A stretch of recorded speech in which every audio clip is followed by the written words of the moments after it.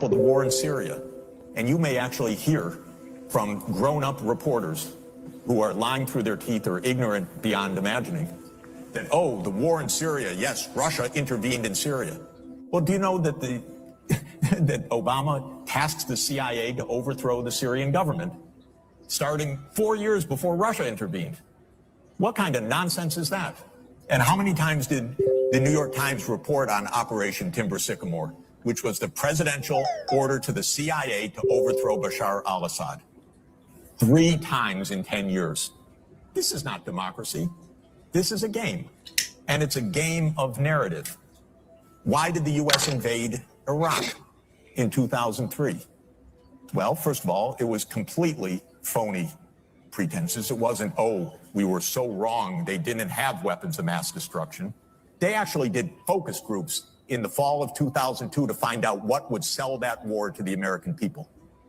Abe Schultzke, if you want to know the name of the PR genius. They did focus groups on the war. They wanted the war all the time. They had to figure out how to sell the war to the American people, how to scare the shit out of the American people. It was a phony war. Where did that war come from? You know what? It's quite surprising. That war came from Netanyahu, actually. You know that? It's weird. And the way it is that Netanyahu had from 1995 onward the theory that the only way we're going to get rid of Hamas and Hezbollah is by toppling the governments that support them. That's Iraq, Syria, and Iran. And the guy's nothing if not obsessive. And he's still trying to get us to fight Iran this day, this week. He's a deep, dark son of a bitch, sorry to tell you, because he's gotten us into endless wars, and because of the power of all of this in the U.S. politics, he's gotten his way. But that war was totally phony. So what is this democracy versus dictatorship? Come on, these are not even sensible terms.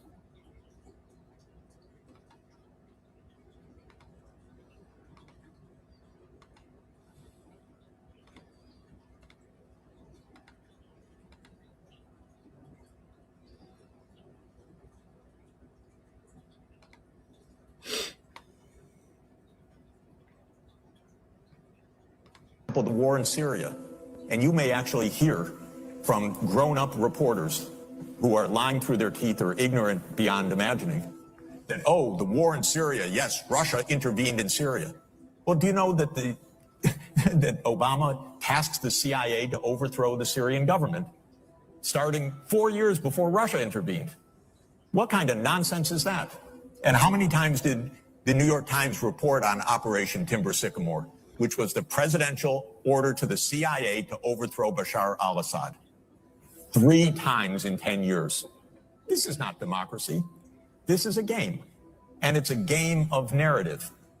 Why did the U.S. invade Iraq in 2003? Well, first of all, it was completely phony pretenses. It wasn't, oh, we were so wrong, they didn't have weapons of mass destruction. They actually did focus groups in the fall of 2002 to find out what would sell that war to the American people.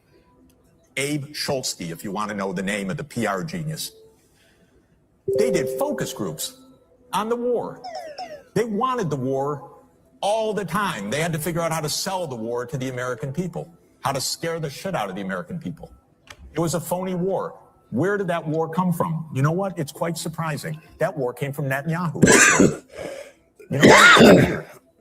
And the way it is that Netanyahu had from 1995 onward the theory that the only way we're going to get rid of Hamas and Hezbollah is by toppling the governments that support them.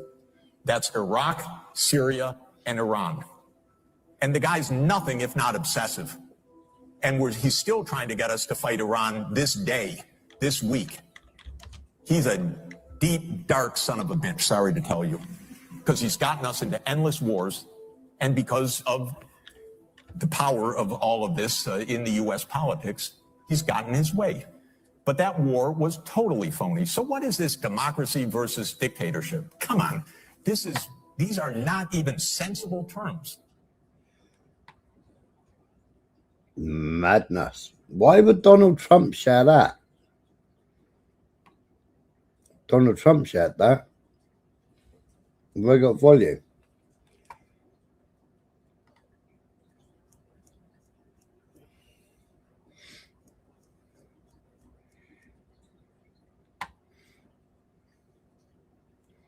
Oi, Spike. Mr. Dunser, Blunt.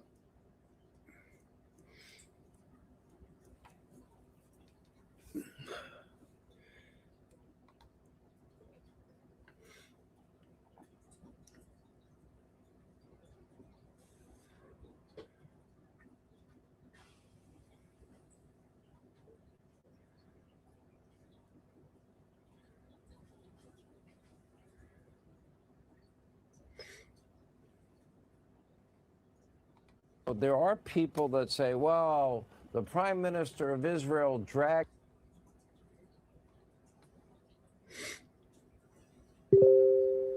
There are people that say, well, the Prime Minister.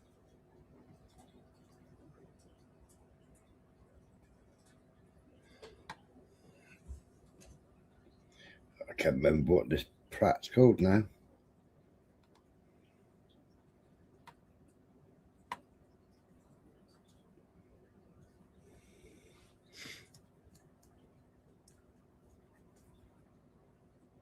I see earlier on GB News exposed themselves, didn't they?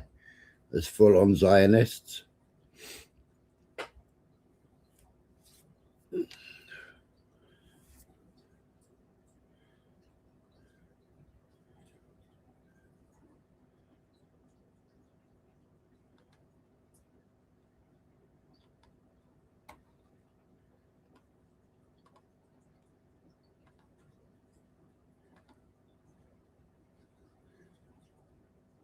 I'm with it today. There are people that say, well, the Prime Minister of Israel dragged Donald Trump into it. And as somebody that's been friends with him over 30 years, nobody drags Donald Trump into anything, number one, but I want to get your reaction to that.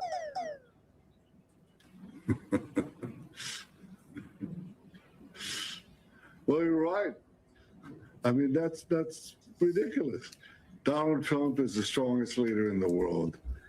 He does what he thinks is right for America. He does also what he thinks is right for future generations. And frankly, we're partners in that effort because I've devoted my life to securing the life of the one and only Jewish state. And believe me, it's been a struggle. I've known the pangs of war. I lost a brother in war and in battle. I myself fought terrorists and was wounded in liberating hostages from a hijacked plane. I held a fellow soldier in my arms when I was 18, and he died in my arms. I know the cost of war. But I know sometimes that war is necessary to protect us from the people who would destroy us. And that's what... Yeah, I can't remember who they got their money from. They got funded, didn't they? Was it Qatar that funded them? I can't remember. They got big funding, didn't they? But then that's who funded Tucker Carlson.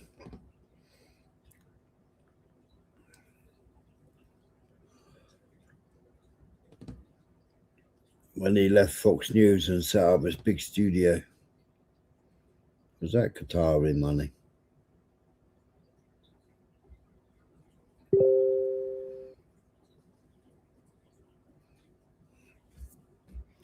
I seen Mr. Shields out here again.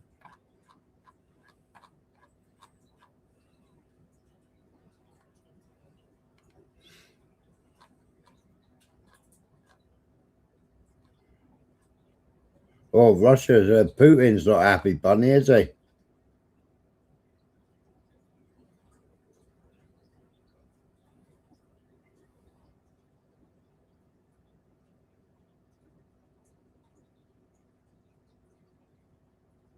Yeah, exactly.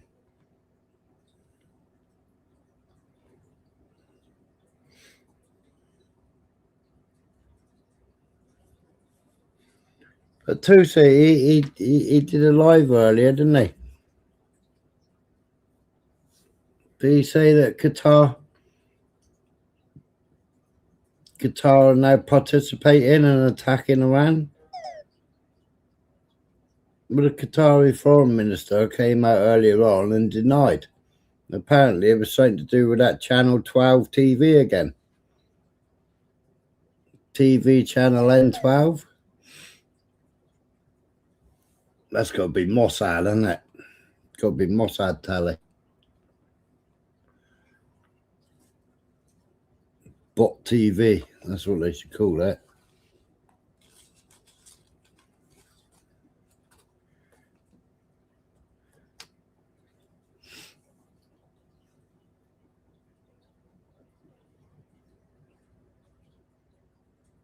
The Qatari foreign ministry denied that it carried out strikes against Iran. We did not participate in the attacks on Iran.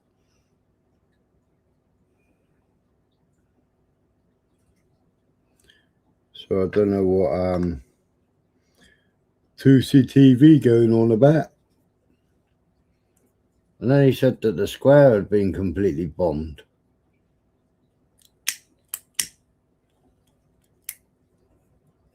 Tehran Square. Well, they must have cleaned it up quite quickly because they've been bloody protesting in it today.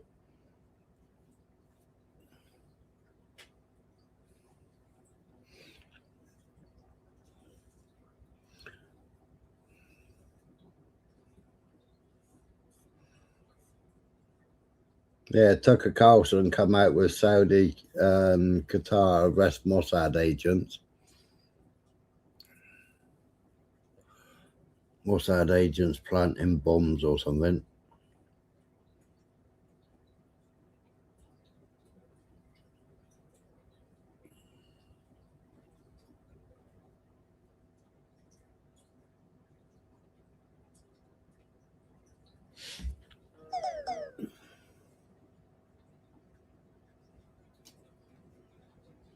Yeah.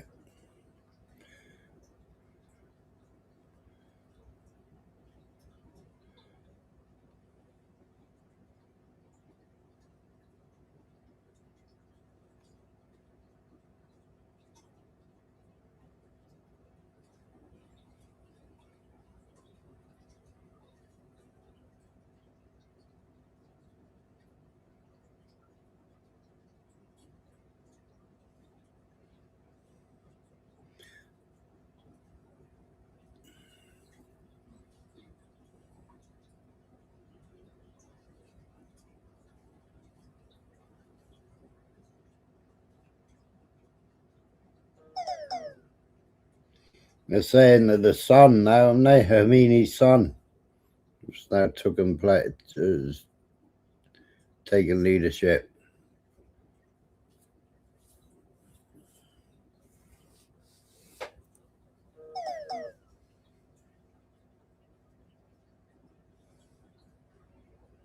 But is he still alive? And somebody messaged me earlier and said that Tusi said that all the new leaders or who they were going to vote in for new leadership have all been killed. I haven't seen or heard anything. I haven't seen or heard anything about it. Anybody else?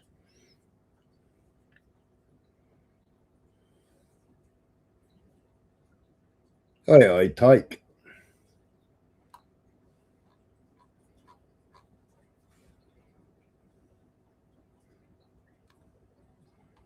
What do you think of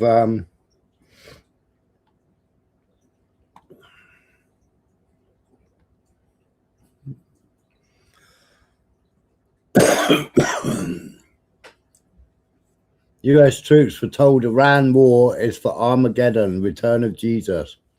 Advocacy groups report commanders giving similar messages and more than 30 installations in every branch of the military.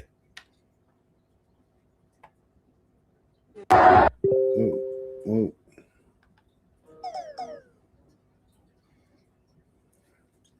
American soldiers are being told that by their commanders that a war with Iran is Armageddon. and the return of Jesus, and that Trump is the anointed one of God, according to American journalist Jonathan Larsen. According to his information, the commander of the U.S. Army combat unit told junior officers that a war with Iran is part of God's plan, and that the President Donald Trump was anointed by Jesus to light a signal fire in Iran, which will trigger Armageddon and mark his return to Earth.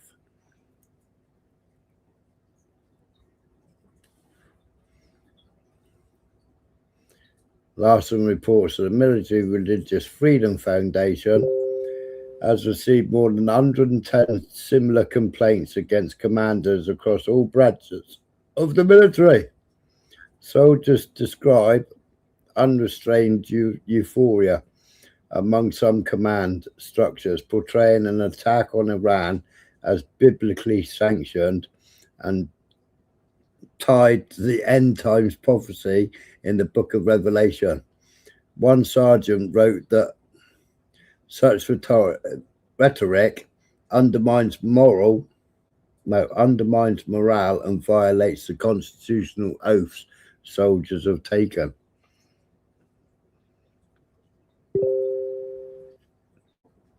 What is going on?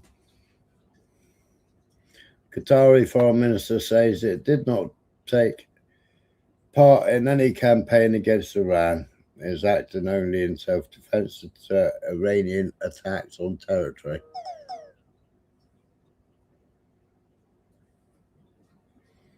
Well, Trump says he's not happy with the UK. What a load of bollocks. And I'm not, by the way, I'm not happy with the UK either. That island that you read about, the lease, okay, he made it for whatever reason, he made a lease of the island. Somebody came and took it away from him. And it's taken 3-4 days for us to work out where we can land there. It would have been much more convenient landing there as opposed to flying many extra hours. So we are very surprised. This is not Winston Churchill that we're dealing with. Mr. President, what's your expectations for Apparently, he said he's going to run out of Spain. He's going to land in Spain and work out of Spain. And fuck Spain, you can live with it. He hadn't asked for permission. He just said he's going to do it, apparently.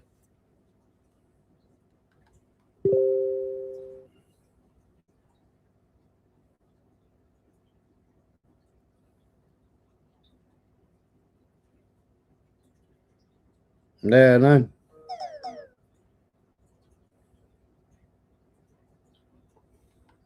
ראיתי את זה בלייב, רצתי לפה. אין בית. לי רק קיר נשאר. That's another piece of Israel.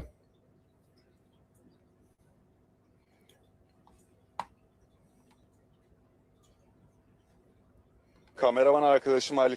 This is CNN. They got arrested. This is Israel. Kahraman bana bu bilgiyi hemen hazırladı baktığımızda. Şimdi burada çok sayıda okay.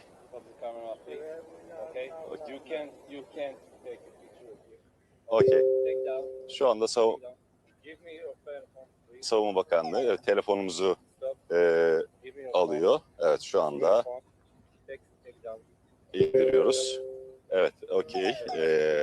GPO kartı. Stop. Okay.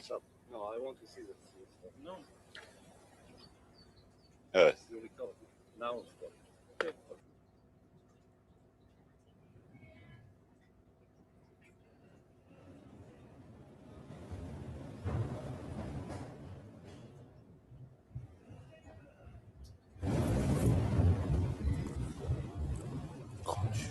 Evet, İsrail'de CNN Türk yayınının şu dakikalarda engellendiğini Güvenlik söyleyelim. güçleri müdahale etti.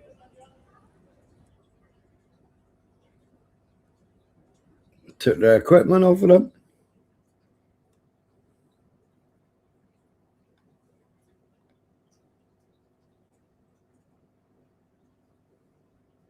What's Rubio They are say? producing, by some estimates, over 100 of these missiles a month. Compare that to the 6 or 7 interceptors that can be built a month. They can build 100 of these a month, not to mention the thousands of one-way attack drones that they also have. Iran can make over 100 ballistic missiles a month. We can only make 6 or 7 interceptor units and the thousands of one-way attack drones. Wait, what? Did Marco Rubio accidentally say the quiet part out loud? Oi, oi, November man.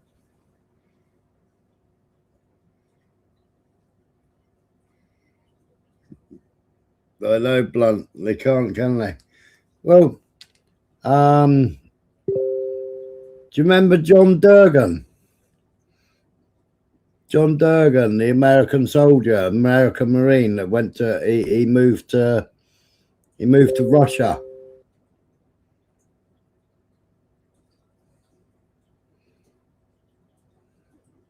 He's got something like 740 files. These like 3 cents.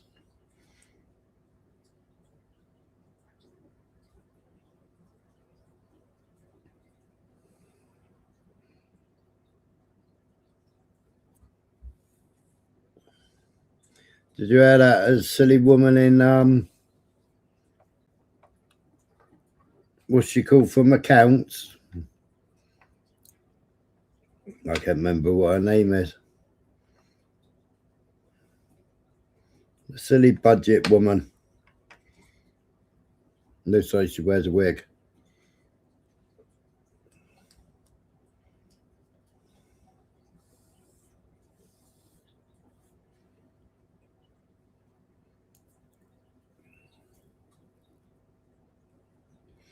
Yeah, imagine so, Spike. But she said she's going to freeze the 5p until September, was it? She can freeze it until September. But then somebody asked her, is she going to freeze the tax on it?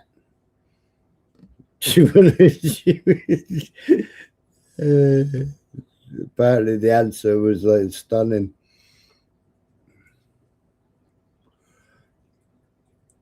It's when the price of fuel, we still get the 5p off, but we're gonna the government are going to carry on with the high taxes on it.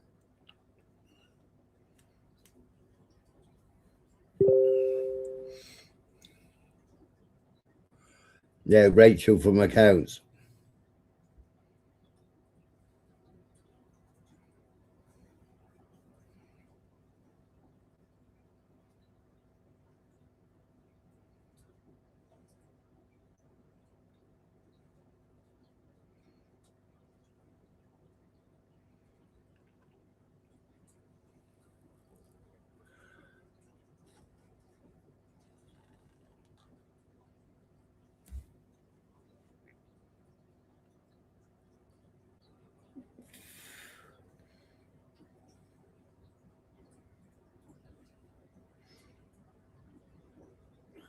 Oh, there's another one. US commanders across more than 30 military bases told their troops Iran war is part of God's plan and linked to the Armageddon.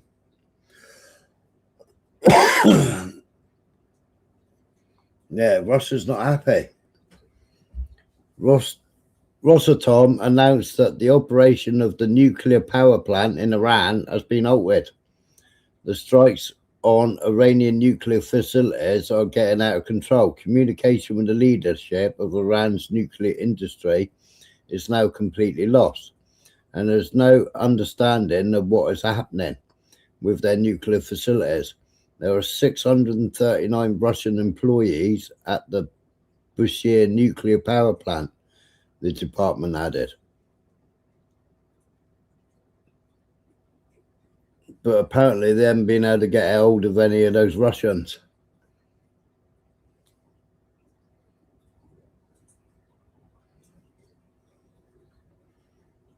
You think if there was 639 of them, surely they wouldn't all be working at the same time, would they?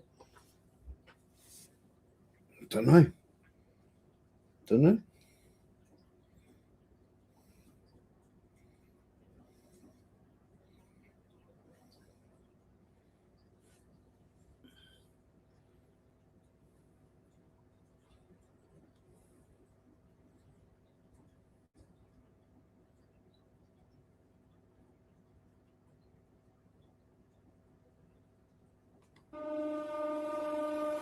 How are you? Are you safe? I personally safe where I am in Lebanon. Yes, relatively at the moment. Yeah, I'm not entirely convinced that they didn't know that this would be the outcome. You can't discount the number of kind of what I call end-time Jewish Zionists and Christian Zionists that believe that there is a necessity for an Armageddon in the world to bring the second coming of Christ into reality. And, you know, the Trump administration is packed full of those characters. Okay, but then, just to be fair, though, we know that the US and Israel don't have nuclear weapons. Because Israel is a component in the entire Zionist movement, which is rapidly dragging the world towards Pax Judaica. Vanessa, who's calling the shots here? The Zionists. Epstein was was an Israeli agent. The depravity of your own governments, before you stop looking somewhere else and wanting them to interfere in another country, turn against your own governments, do something useful.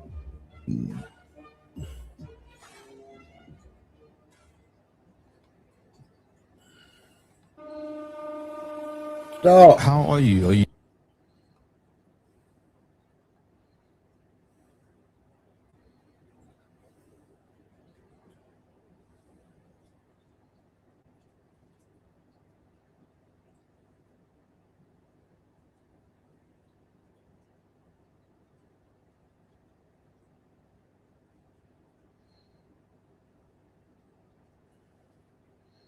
Edmund de Rothschild. Well, we know the Rothschilds have got ties to Epstein. I don't know why I saved that.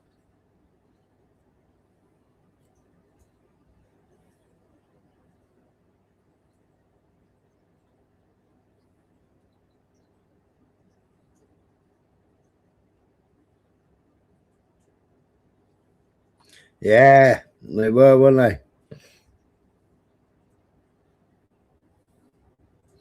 Trump says US could enter Spain, use its military bases against Spain's will.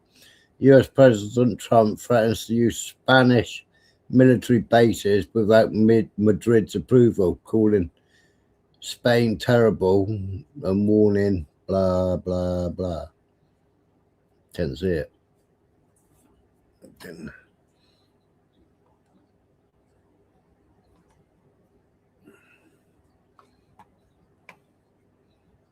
Go off my page and go back to that page.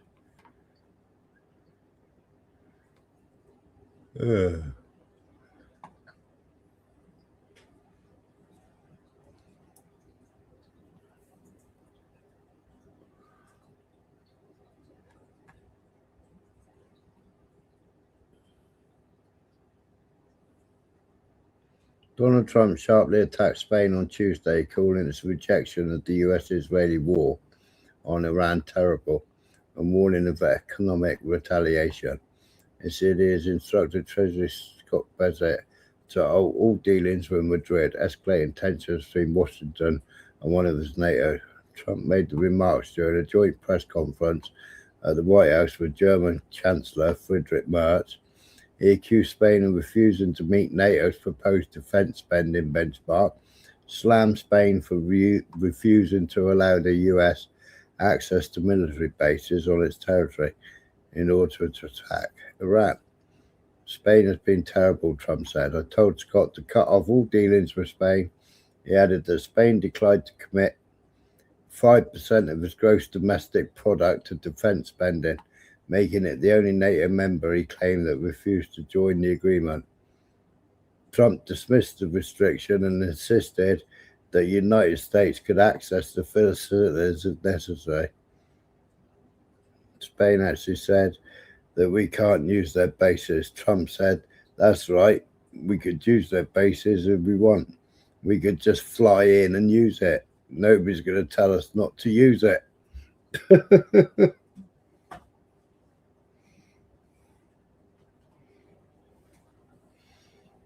The bots, what's happened to Dragonfire? Tell me more.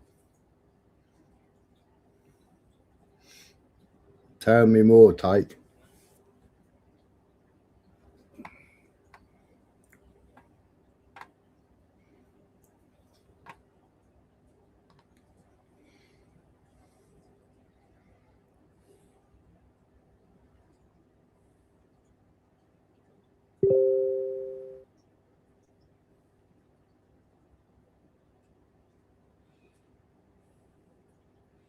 No, where's military wave?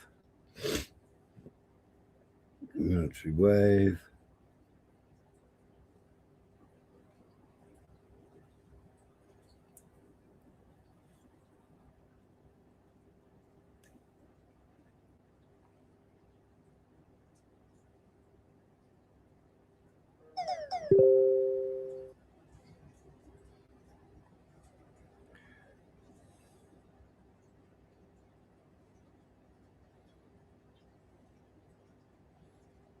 That's midnight. That was last night then.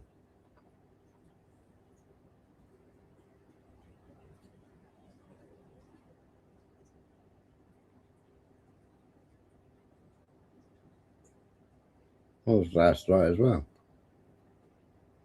Don't remember seeing this. איזה קטע, נפל פה רסיס ליד הבית שלנו. מישהו פה לוקח ביגוד על הרסיס!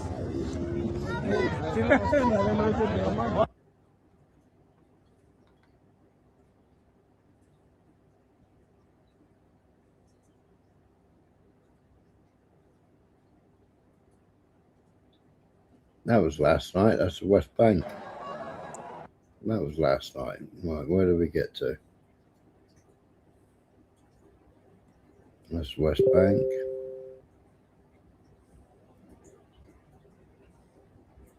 That was midnight.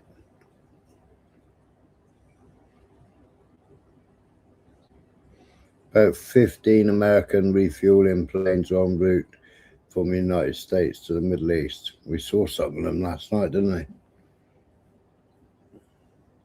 we? Israel, a failed state.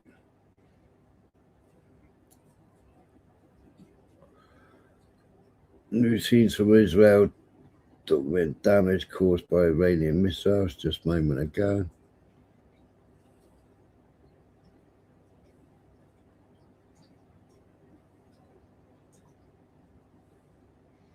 Movement of US, yeah, that was last night, wasn't it? See, that was 12:30. Where's today's?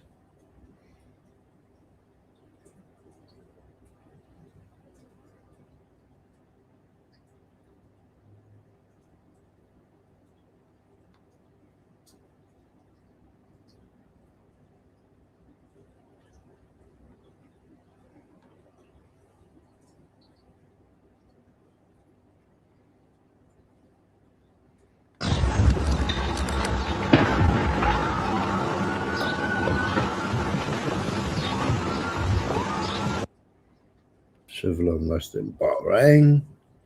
Local sources, Peninsula Shield Forces, anti-riot forces spotted in Bahrain, traveling from Saudi Arabia. It's the same forces used to repress the Arab Spring. No sound.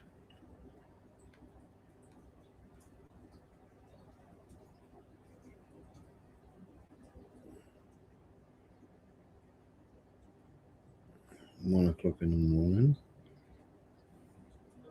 I can't even remember what time I went off. What we got? The only thing that got it, the offshore gas and oil deposits off Gaza to look forward to. I imagine the defense missile stocks are falling and the fuel in the jets is now a problem for America. Real Christians don't support Israel. There's a lot of fake Christians on here supporting Israel. Exactly, Blunt. These weird Christian evangelists and Christian Zionists.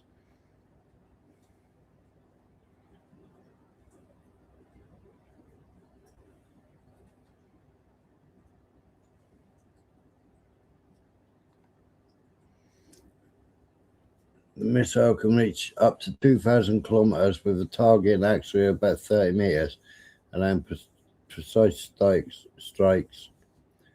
I can't speak tonight on strategic targets across a broad regional range. 2,000 kilometers.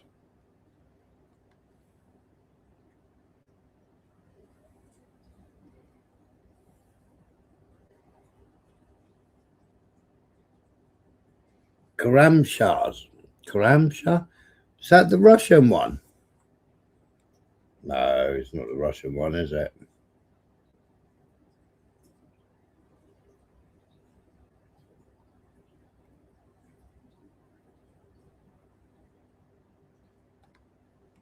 Not the Russian one, is it?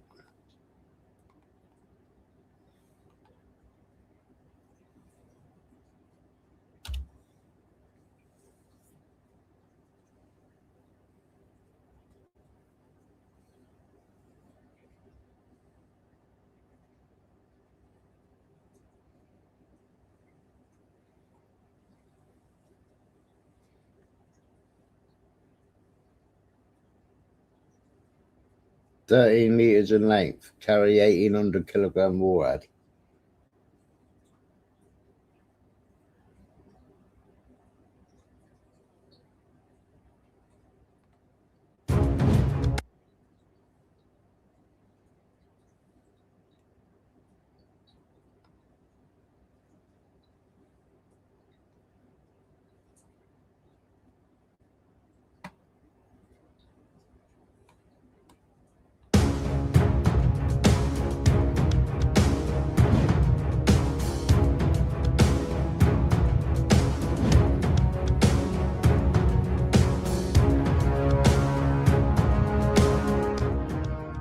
Iran has recently shared a new video of one of its most powerful missiles into the global spotlight.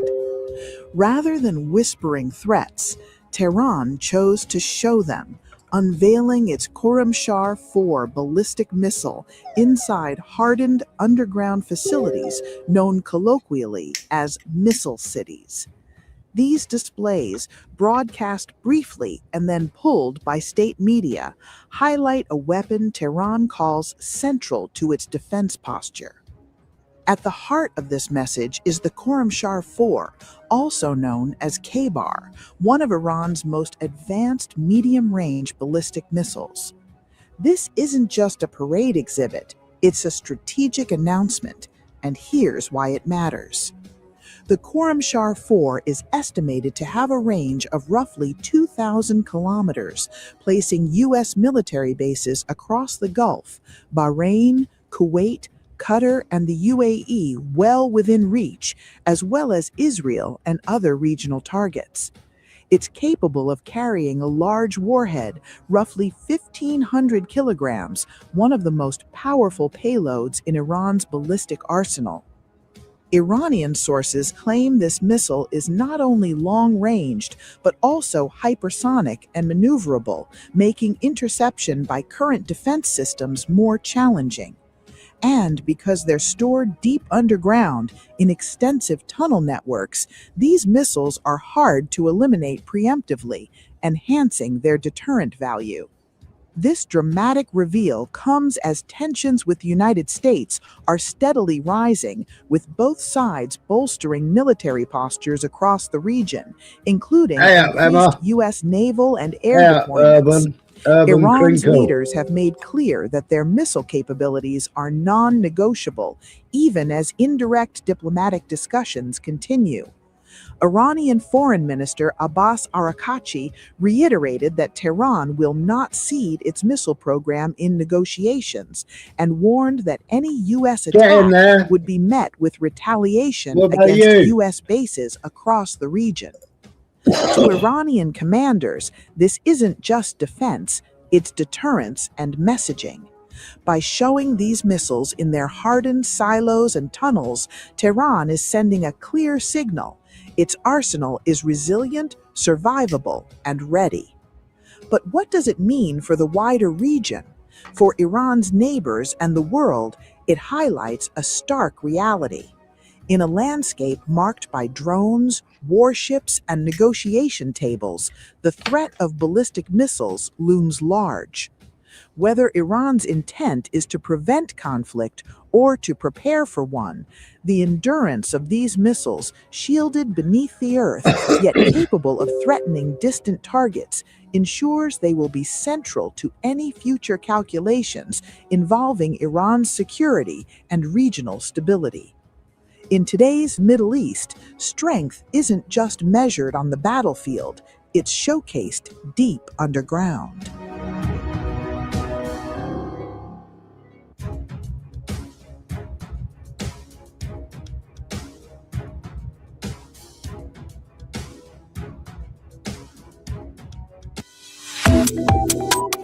Subscribe. I wonder why they paint them. Evening, Sky. Urban, why'd you keep tight? Get out and walk, you motherfucker. Why'd you keep typing? Trust me, bro.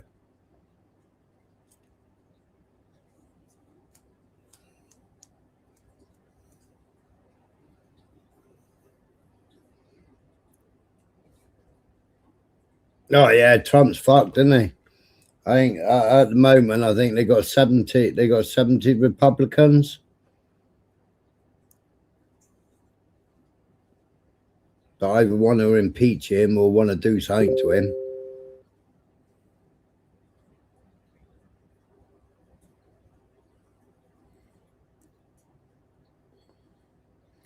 IRGC ground forces say they launched 3 simultaneous. So they're still going.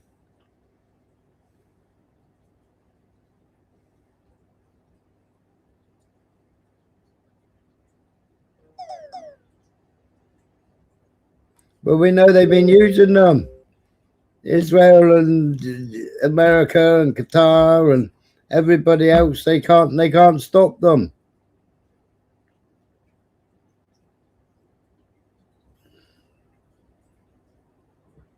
That's the ones that Trump and Netanyahu want them to stop making.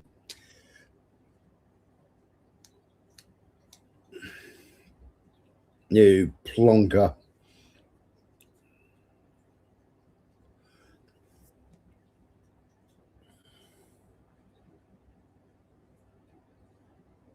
The United States conducted this operation with a very clear goal in mind. I haven't got a chance to see a lot of reporting.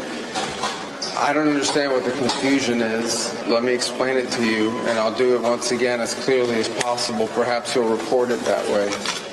The United States is conducting an operation to eliminate the threat of Iran's short-range ballistic missiles and the threat posed by their Navy, particularly to naval assets. That is what it is focused on doing right now, and it's doing quite successfully. I'll leave it to the Pentagon and the Department of War to discuss the tactics behind that and the progress that's being made. That is the clear objective of this mission. The second question that's been asked is, why now? Well, there's 2 reasons why now.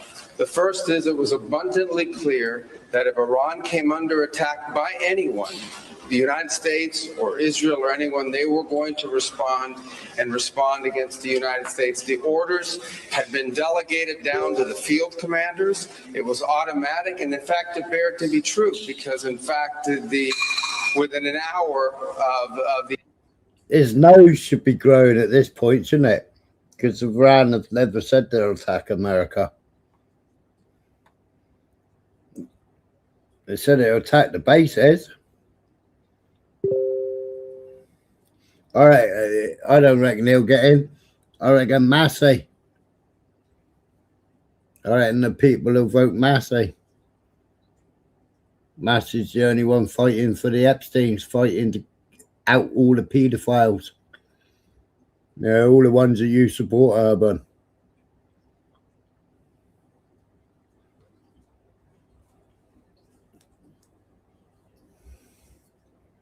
Everybody's behind Massey. The initial attack on the leadership compound, the missile forces in the south and in the north, for that matter, had already been activated to launch. In fact, those had already been pre-positioned. The third is the assessment that was made that if we stood and waited for that attack to come first before we hit them, we would suffer much higher casualties. And so the president made the very wise decision. We knew that there was going to be an Israeli action. We knew that that would persist. Yeah, because you told Israel to bomb first. If you start bombing, we'll join in, you said. We'd rather you start first.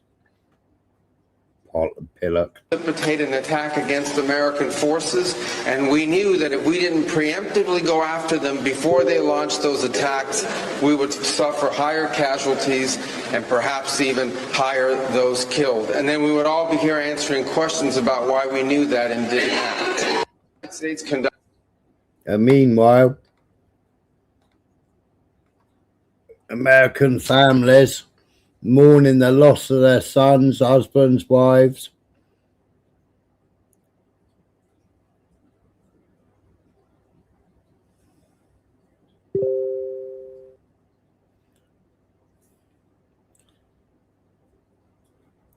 Trump and Rubio and all that lot, they're all at Mar-a-Lago, all dressed as fluffies, having a little party.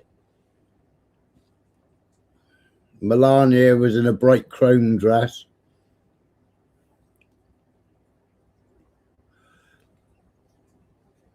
Who's the crime victim?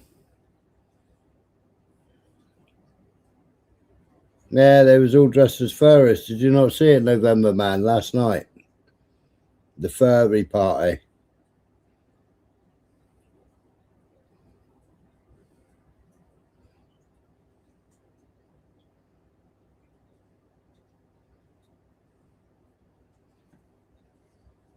Jake, are you doxing somebody in my chat?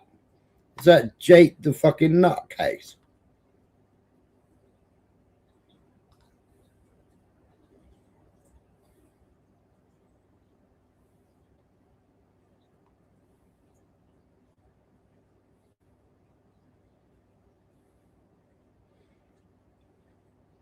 Is that Jake and Kaylee Skyworks?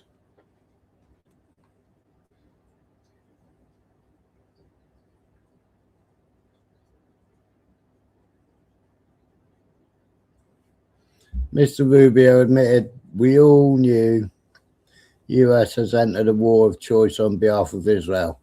There was never any so-called Iranian threat. Shedding of both American and Iranian blood is thus on Israel's firsters. American people deserve better and should take back their country. That was the Iranian.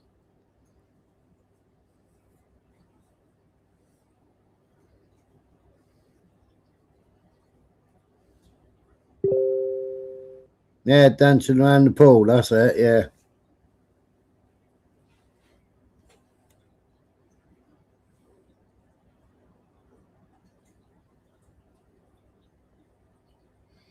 So there's still rocket launches. Israel on front, detection of rocket launches towards. So incoming missile attack from Iran towards Haifa. Right, so we'll get through this lot.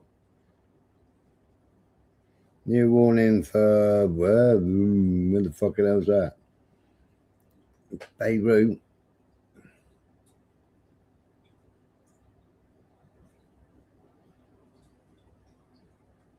Yeah, this bloke is a pillock, isn't he? Freedom is precious, but it has to be protected. And we have to understand that we're fighting here We're fighting here the bad guys. We're the good guys.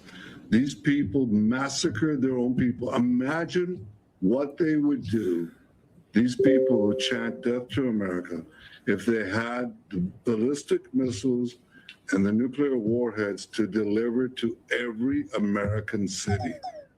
We've already threatened America twice with the Samson option. Twice you've threatened America. We played it last night. I think one was in 75 or 73, you threatened America. And one was later on. Not so, was it during the 12-day war? He threatened Trump.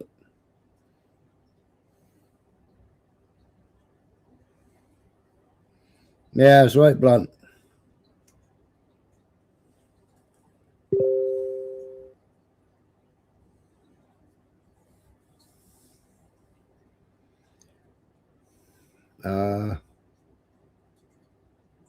Now, whose side would you take if Iran was going to beat Israel with the bat?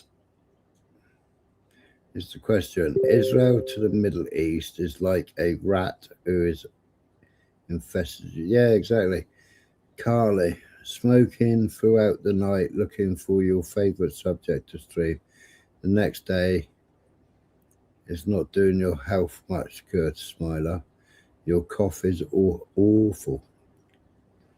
Yeah, the antibiotics ain't helping.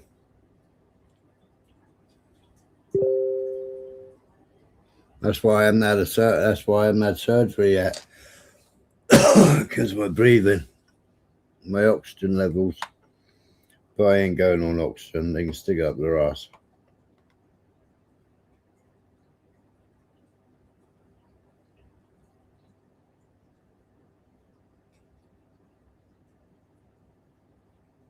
Sean Hannity, that's it. He's a twat and a half, he is. Him and Tucker used to be really tight. But he kept shutting Tucker down, didn't he? But then Tucker, I was still swear he's compromised. He used to wear the Kabbalist little red band, didn't he? Little red thing round his arm, his wrist.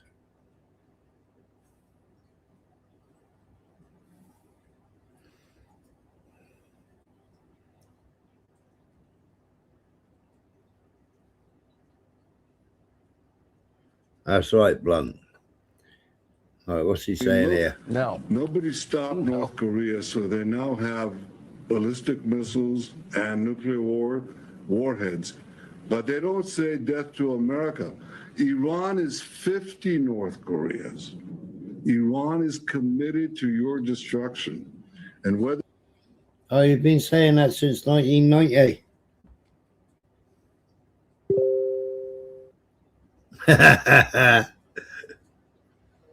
You've been saying it since 1990, hasn't he? Evacuation orders issued for 59 villages in southern Lebanon, and we will soon act against the activities of Hezbollah. I mean, why are they bombing the shit out of Lebanon?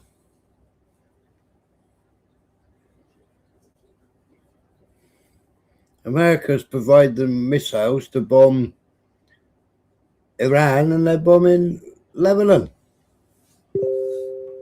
Taking over for the Greater Israel Project, aren't they? Sirens blaring in Haifa. Spain's member of the European Parliament, Irene, whatever,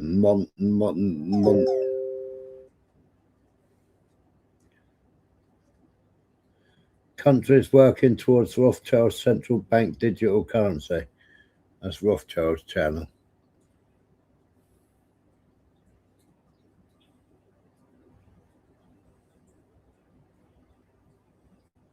Eight drones intercepted and destroyed. Kuwait announces the arrest of a number of citizens after they posted scenes and clips of Iranian operations targeting American interests.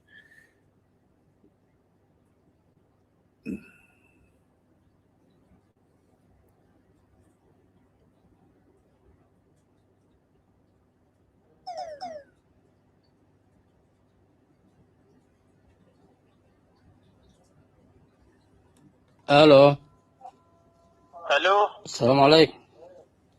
عليكم السلام تفضل. كيف حالك يا طيب؟ طيب تفضل. كيف الحرب عندكم؟ نعم الحرب ما عندنا اي شيء الله يسلمك. كيف ما عندك أي شيء؟ التلفزيون شغال طول اليوم، عاجل في البحرين، عاجل دق مطار البحرين، عاجل القاعدة الأمريكية في البحرين. لا الوضع طبيعي ما في اي شيء طبعا اخوي. تقول والله اي نعم. إحنا نبي نساعدكم. من يساعدنا؟ إحنا نبي نساعدكم من اليمن. انت ساعدنا من اليمن؟ يه. ساعد نفسك يا اخوي. لا والله مساعدين، إحنا خلاص ما عاد في عندنا حرب الآن عندكم. لا الحمد لله وضعنا طيب. لا والله ما بوضع طيب الآن، الدور عليكم ذوقوا ما ذقناه. يعطيك العافية اخوي. لا لا الله يعافيك إن شاء الله ويزيدكم يعطيك العافية. ويسلط عليكم جميع الصواريخ ما ظهر منها وما بطن أخي. Where's the bloody translation?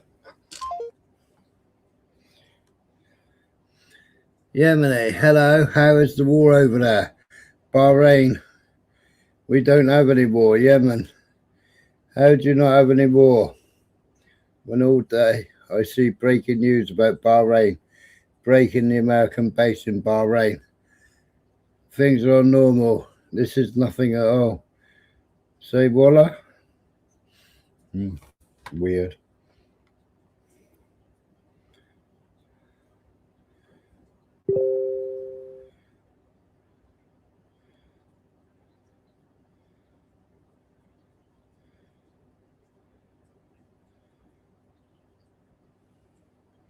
Bahrainian citizen documents targeting the King Fahd Causeway linking Bahrain. هذا الجسر ضربوه من هني. هلا يبا. كنور هناك مال النار ضربوا الجسر بالنص. They could have bombed it a bit earlier, couldn't they?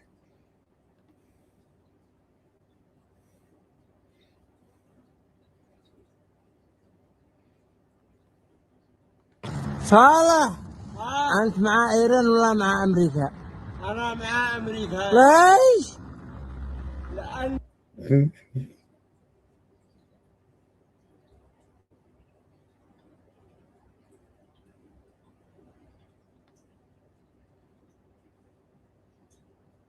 I didn't realise they were that big, did you? Hey up there, sir. Is that the one, you mean the one with Mike Huckabee?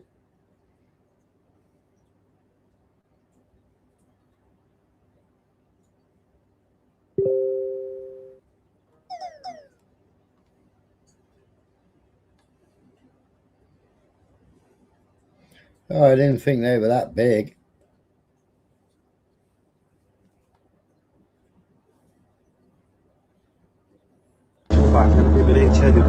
تيني هاي. الله أكبر. الله أكبر. الله أكبر. الله أكبر. الله أكبر. الله أكبر. وقفوا خلص ضربوه. الله أكبر.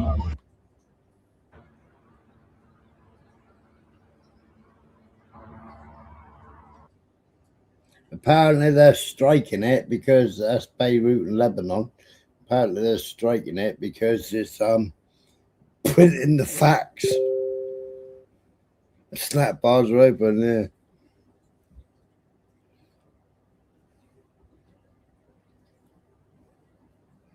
Is who a predator? Translation, please. Sorry, blood. I didn't realise there was no what's it called. So I went and made a drink. I thought there would be because it was a hacked conversation. I thought they'd put the translation on the screen.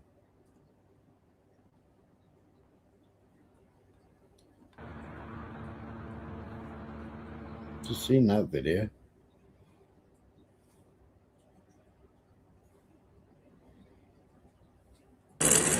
هذه حيمار يا شباب.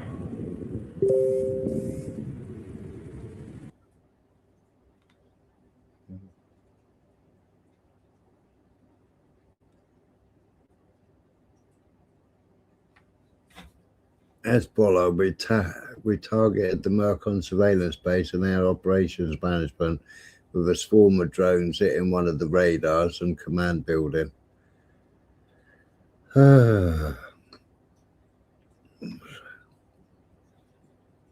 Due to ongoing regional tensions, the U.S. Embassy in Kuwait has cancelled all appointments for U.S. visas and American citizen services till further notice. We will communicate when the embassy returns to normal, as well as information on how U.S. citizens may request emergency passports or travel if needed.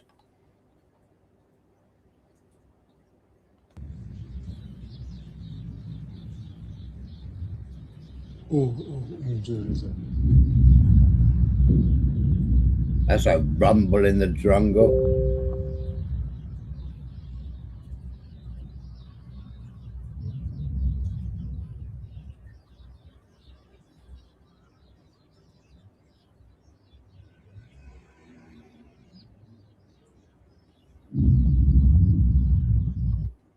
No, it was R9 Reaper, wasn't it? MQ9.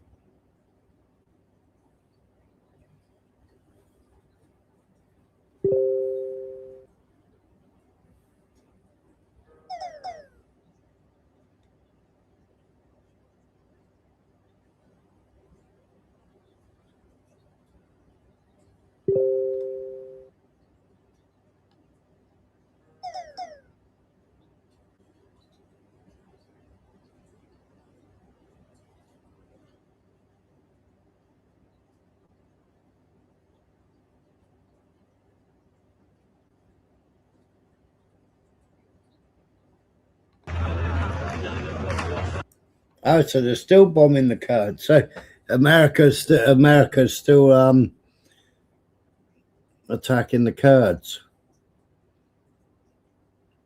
And the Kurds that had ISIS locked up for years.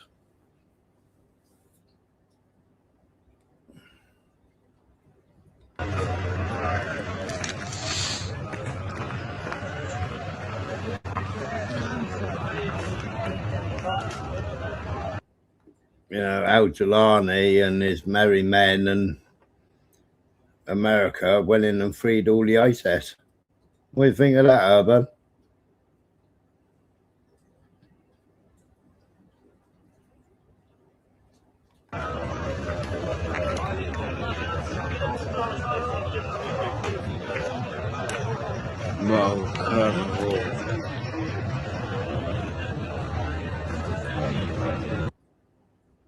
What do you think of that, Urban?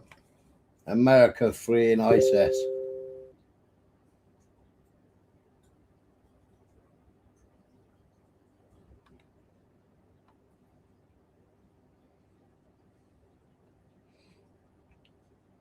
What do you think of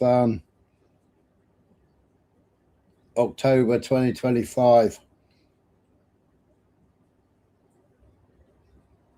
Starmer giving Al-Jilani, Al-Qaeda, £254.5 million.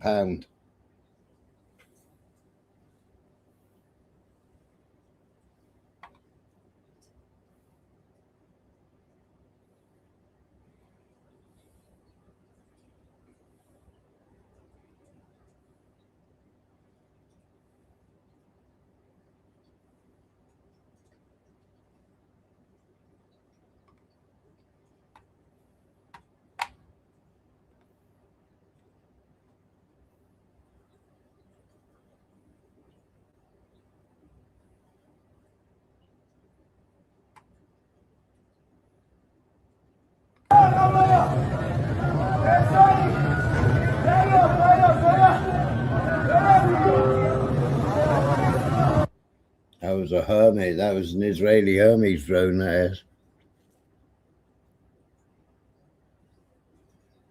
Must in Bushra in Iran. That's in northern Tehran. Israel fighter jet. Drop that bomb.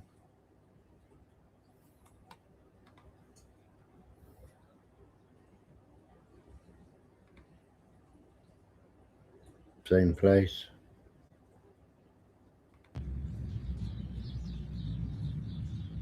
We've seen that just now, haven't we?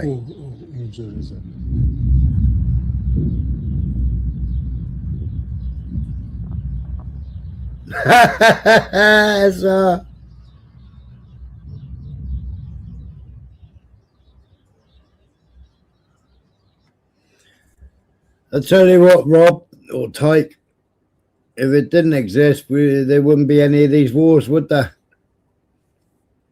There wouldn't be, Israel's guilty of killing the most children in the whole Western world. In the whole world. Kill more than Ukraine.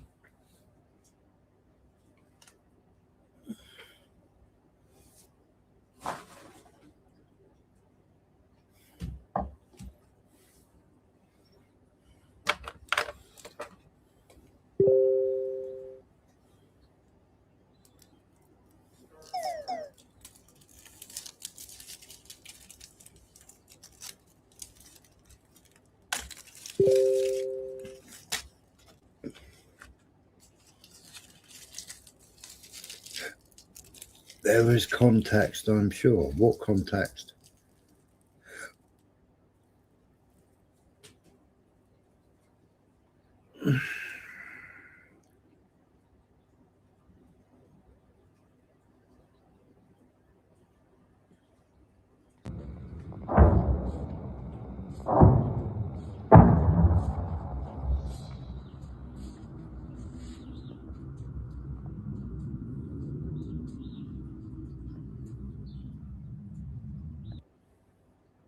That's in Galilee, occupied Palestine. Isn't it mad how just calm they just walk towards walk towards the patio or walk towards the window to video it?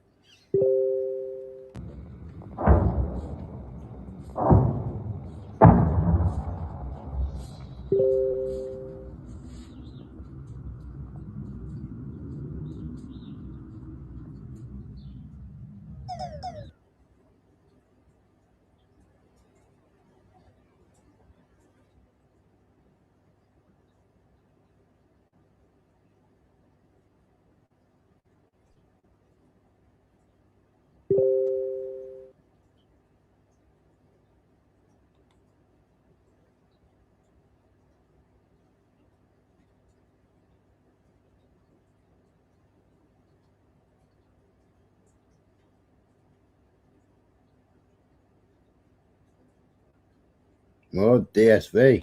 DSP. How many more day kids, adults, babies, how many people went homeless, how many more arms and legs lost, how many more lives ruined. These are sorts of questions I've been asking. Watch out, truck coming. It's worthless. You don't care. You're not devoid of common sense. One of the biggest logistics companies in the fucking world. So, if you continue to be the logistics wing of a genocide, people like me and my associate over here will climb on top of your lorries and spray them with horrible anti-crime paint. It's going to be a massive hassle for the people who work for you, unfortunately. It's going to cost you loads of money. We'll keep doing it until you drop Elvis systems.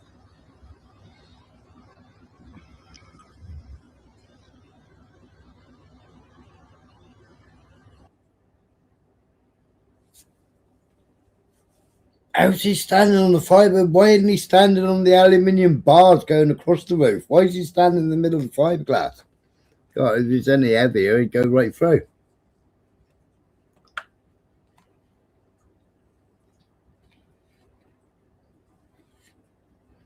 What's this?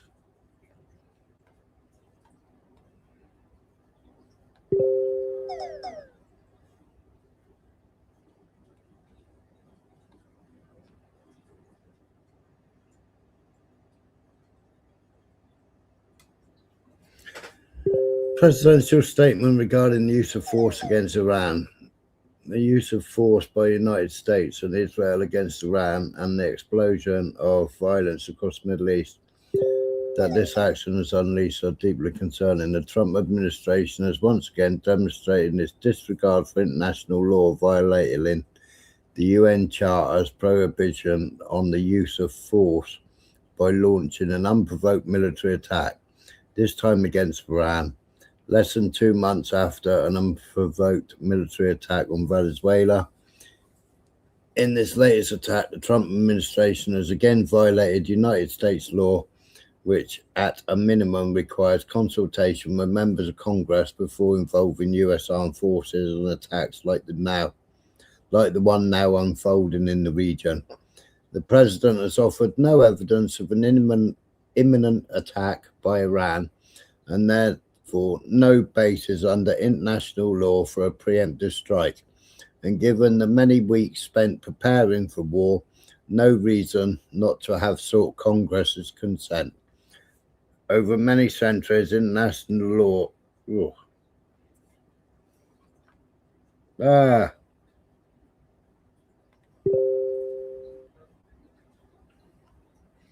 evolved. It fits and start. I'm gonna sneeze.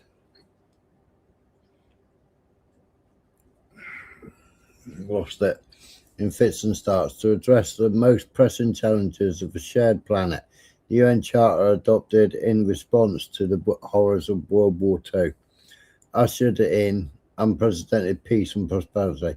While its promise is not always realized, international law offers a tool for people the world over to work together, above all to maintain international peace and security. The fundamental values that the international law seeks to advance must be protected and respected. For decades, Iranians have suffered egregious human rights violations. They have demanded and they deserve freedom and democracy, but such aspirations are rarely advanced through the violation of international law. To hold otherwise is to invite a more chaotic and violent world. All parties to this conflict are urged to respect international humanitarian law and to respect international legal order, which provides a clear framework for addressing disputes between sovereign nations.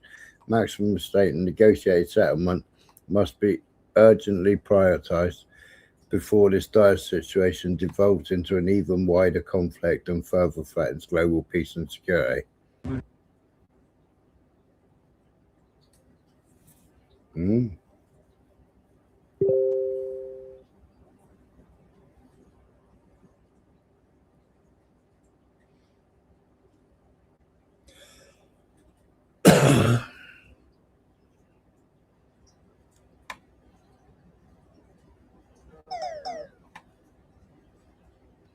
What's going on in the chat?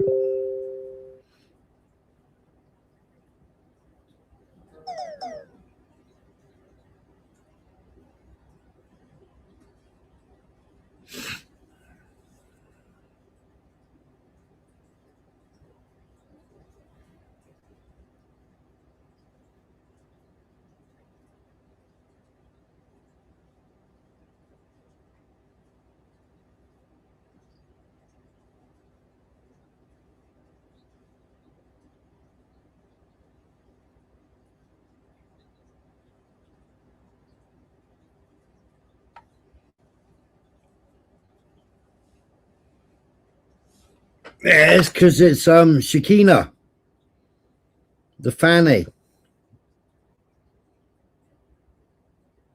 What did you see it as, SR?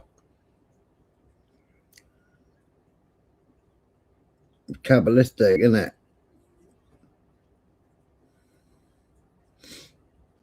It's Shekinah.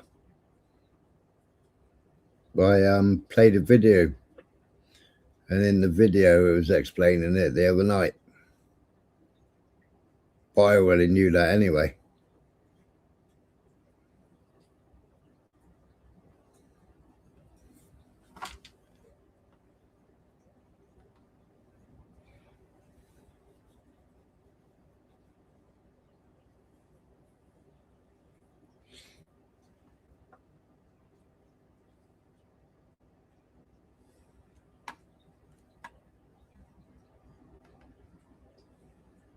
Over the years, I have given you many optical examples of the inverted pyramid of death.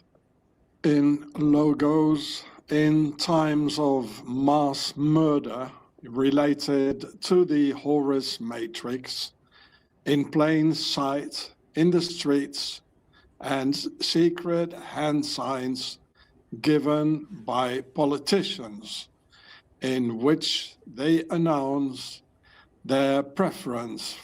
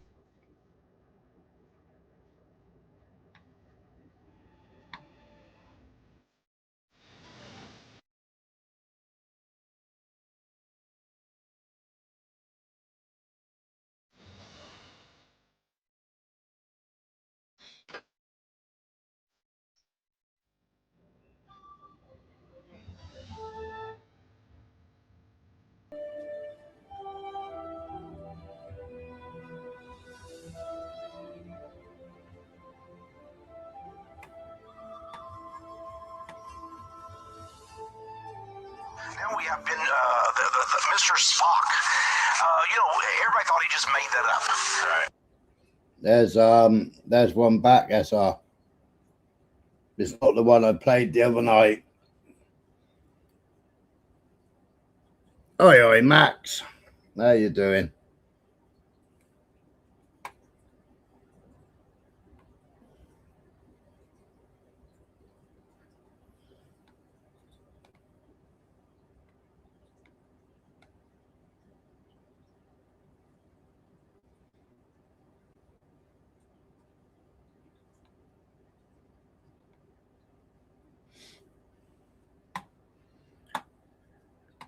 So that was American Society of International Law.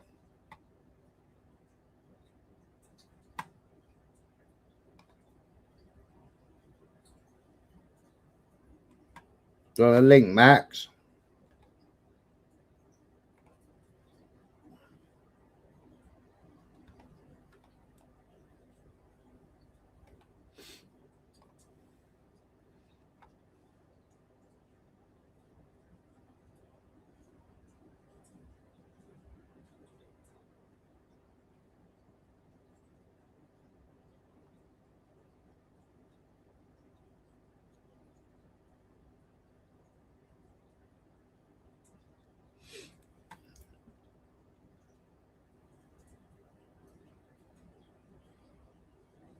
That's oil refineries.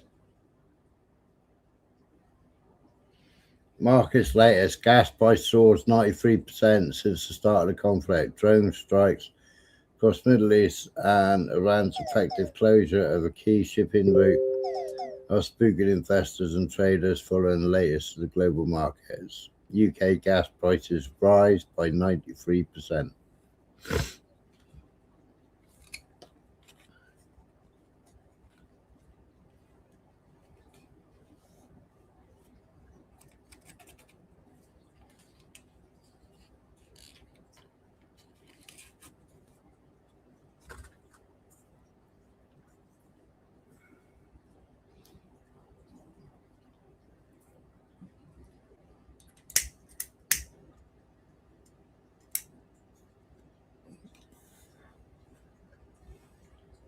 Yeah, when was the last war that wasn't funded by the Rothschilds?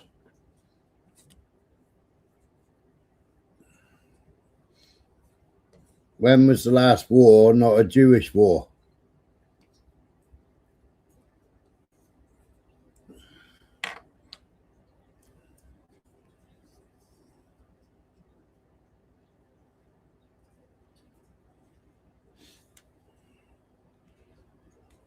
Try and find that tyke.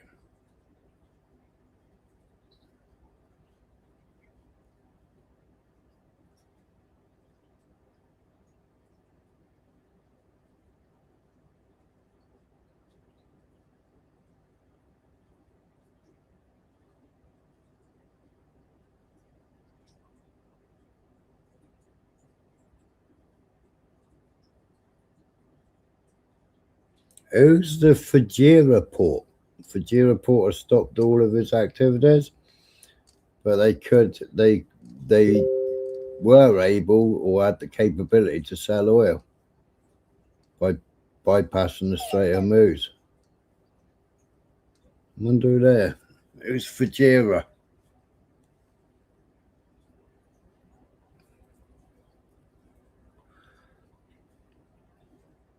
I'm talking about that we were involved in.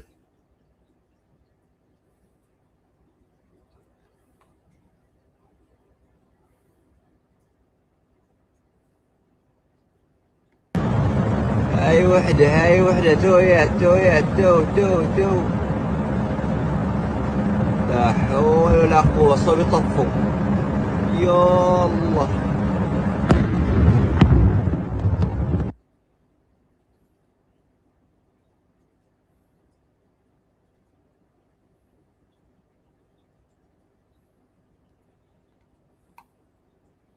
Oh, that was in Omani.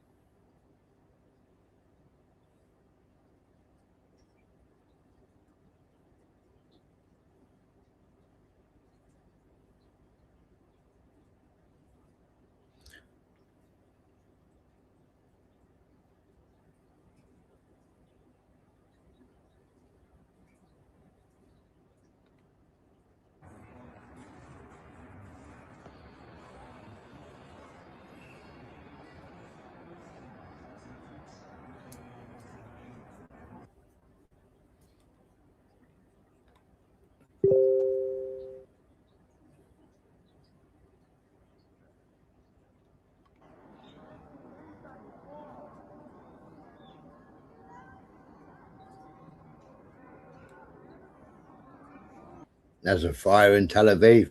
That was probably them just doing a sacrifice.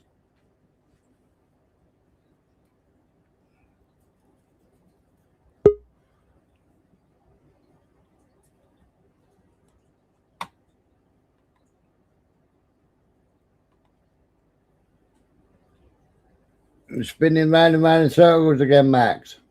There you go. All right. Testing. Max? Nope.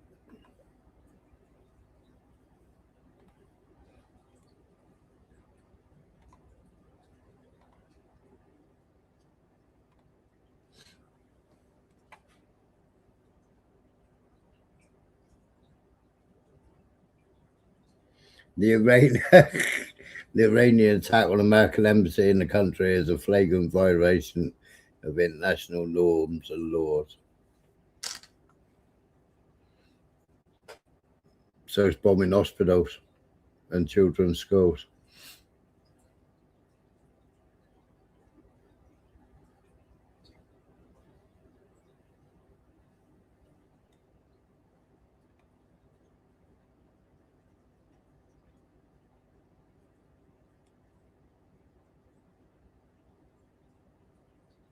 No, they're invading Ramla. They're invading Palestinian houses. They are IDF. תסתכלו, יש פה שוטרים, אנשים פה מתו. תסתכלו, כל תסתכלו, אני עולה, שתוק. That's Beersheba. Photographer indicates that their casualties at the scene. They'll be arrested, they will. Britain to send warship to Cyprus, HMS Duncan. Have you heard this?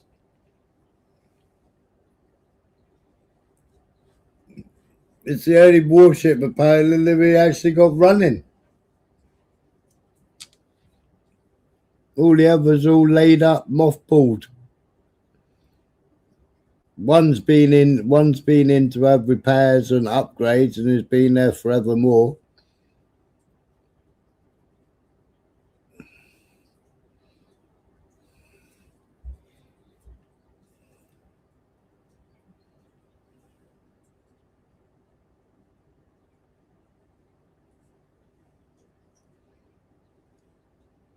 Yeah, that was a funny thing, that was.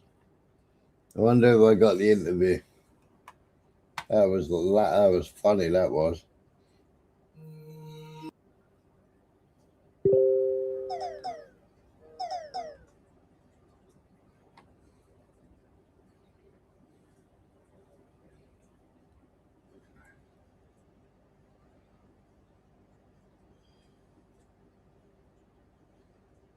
Russia officially announces full support to Iran against US.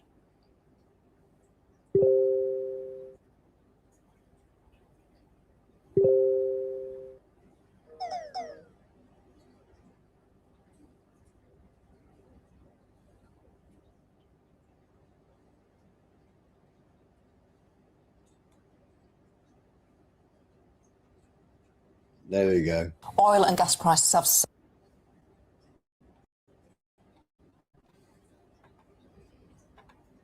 GB News shills.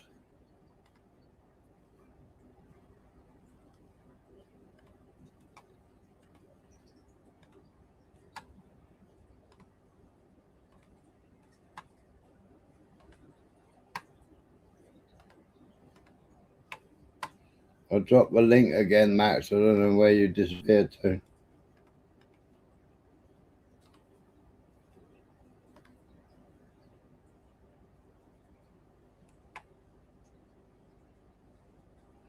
This is GB News. You got to listen. You got to listen.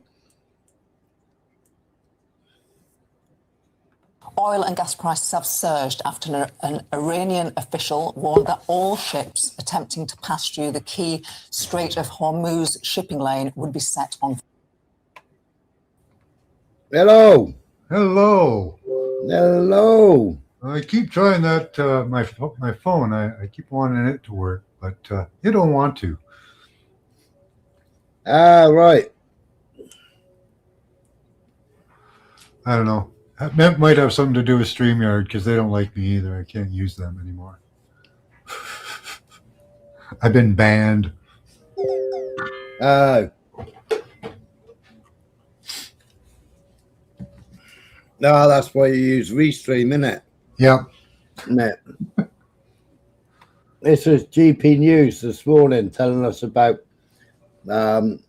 Britain to send warships to Cyprus. This is funny, this is. But then you got him as a commentator, and then you got this other person speaking. It just goes to show how bad they are. Oil and gas prices have surged after an Iranian official warned that all ships attempting to pass through the key Strait of Hormuz shipping lane would be set on fire. The conflict in the Middle East has seen UK gas prices surge by more than 46%, pushing it to the highest price for 3 years. Joining us now in the studio are two people, business journalist Ian King and GB News national reporter Charlie Peters, who I'm going to start with. Just bring us up to date with the latest situation in the Middle East, Charlie. Well, our personnel and assets in Cyprus at RAF Accra Syria are now in serious... You got to listen to this one, Blunt.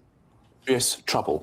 At the very earliest, we could have a destroyer in that area within a week. And the reason why we need that asset there is because destroyers have the anti-ballistic missile capability. At the moment, we've been scrambling Typhoon out of that runway to intercept drones, and they could also shoot down those low-flying, slightly slower cruise missiles, which haven't been fired towards that location at the moment. It's very difficult to stress just how susceptible we are to that form of fire that Israel and other nations incredibly in many Gulf states, but the UK at the moment cannot sufficiently defend its personnel at that base. So this is footage of HMS Duncan taken recently, I'm told, but I have seen it laid up in dock from a source in Portsmouth from a source in the last hour. So it's still not left the United Kingdom. If it is going to get there, it'll have to get a move on very quickly, which has left us in this remarkable political and military strategic situation where the United Kingdom has, for the best part of 3 years, in a sense, downgraded quite aggressively its relationship with Israel. We've recognised the state of Palestine. We have suspended arms deals with the country, which we are now relying on to protect UK personnel and assets in the region. I was just on the phone with some... We're relying on Israel to protect our Qatari. Oh, yay. And listen, he just got off the phone with some IDF troops in Israel just over the last couple of hours. One of them told me, says, we don't care if people are behaving stupidly towards us, such as Britain or France, or acting negatively towards Israel. We won't hold it against you. We will still defend your base if it's necessary. Right now, the only state... No, they won't. They'll send Mossad there and bomb it. Well, they'll take it over. That would be fine. Then they got an Israeli base. Yeah. They're not going to stop those missiles. They've already brought out their next gen of missiles that have evasion capabilities. Yeah. They're evading. They can't stop them entering Tel Aviv and bombing Tel Aviv and bombing Israel to pieces. Oh, they got their lasers now. I don't know where they're putting their lasers. Right. They better have a buttload of them. All right. Yeah. Why are they not sabotaging the... Well, they might have done already, Blunt. Yeah. Americans didn't want it, did they? They were throwing their T-shirts down the toilets and flooding them. Those things are... Yeah, ships are just big targets now. Yeah. In the age of drone warfare, the ship is just a target. You put an AI into a missile, which doesn't take much, you know. They still haven't repaired the ship. Yeah.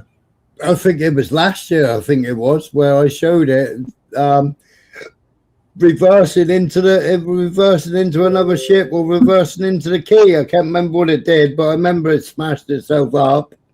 Mm-hmm. They still haven't finished repairing that yet. That was a big Navy ship.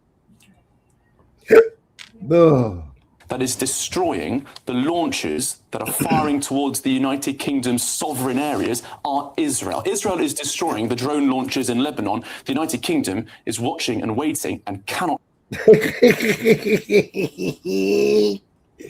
actually defend that base. Sean, I've got to ask you, as someone who observes how these issues build up, why we allow America to go so far ahead in amassing this huge mass of material and warships in the Middle East, and we seem to be nowhere near it. We've got HMS Duncan, we're seeing images on screen just moments ago of that ship in...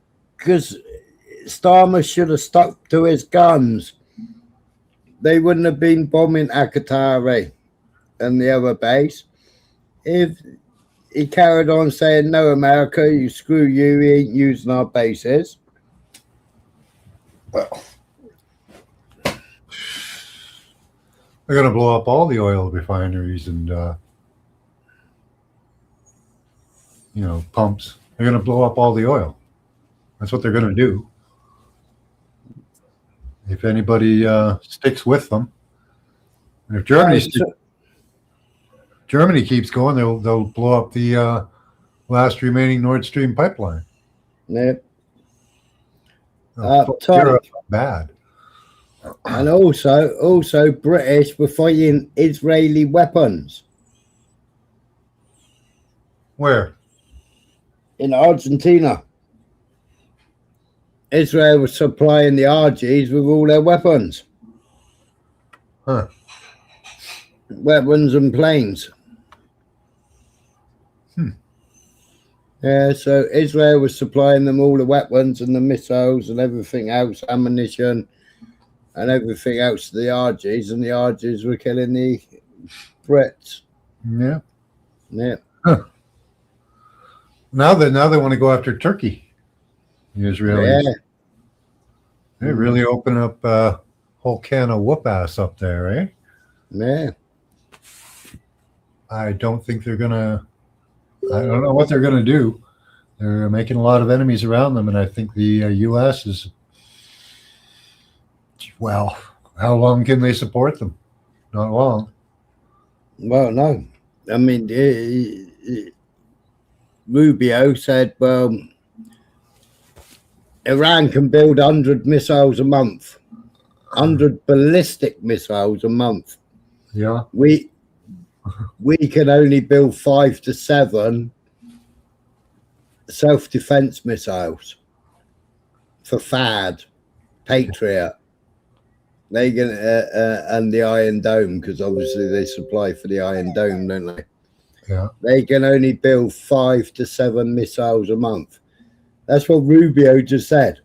I played the video earlier. Hey, up Strictly. Hey, Strictly, yeah, you're fucked. If that's all you can do, you're fucked. Yeah. You know, they gave all their weapons to Ukraine. Mm-hmm. You know, defending against Mother Russia there. Now what do they got? They got fucking nothing. Yeah, but Russia showed everybody up, didn't they? Look at it. They turned out the was it the T-86 or T-96? Was it the T-96? They've turned out about 4 different new tanks. Hi, Beyonce. And armored vehicles. Hey up, Beyonce. Show those to me after. Be interested. Yeah, they did, and they ramped up drones. You know, when they had the sanctions and everybody was pulling out. So yeah, Russia made its own McDonald's and it built its own car manufacturing, luxury vehicles as well. Yeah, I watched there's a family, the Skizos family. They live in Russia. Yeah, Putin was giving them out as gifts for people. Yeah, everybody's saying that their military is depleted. I really don't think so, because they threw a few 100,000 prisoners at them to start. Say that again. I missed that. They threw a few 100,000 prisoners at them in the start there. They were using prisoners and other people who wanted a chance to fight. Yeah, using their really good troops. Mm. Just jumped in Candice. 70k. That's quite low for us, 70k.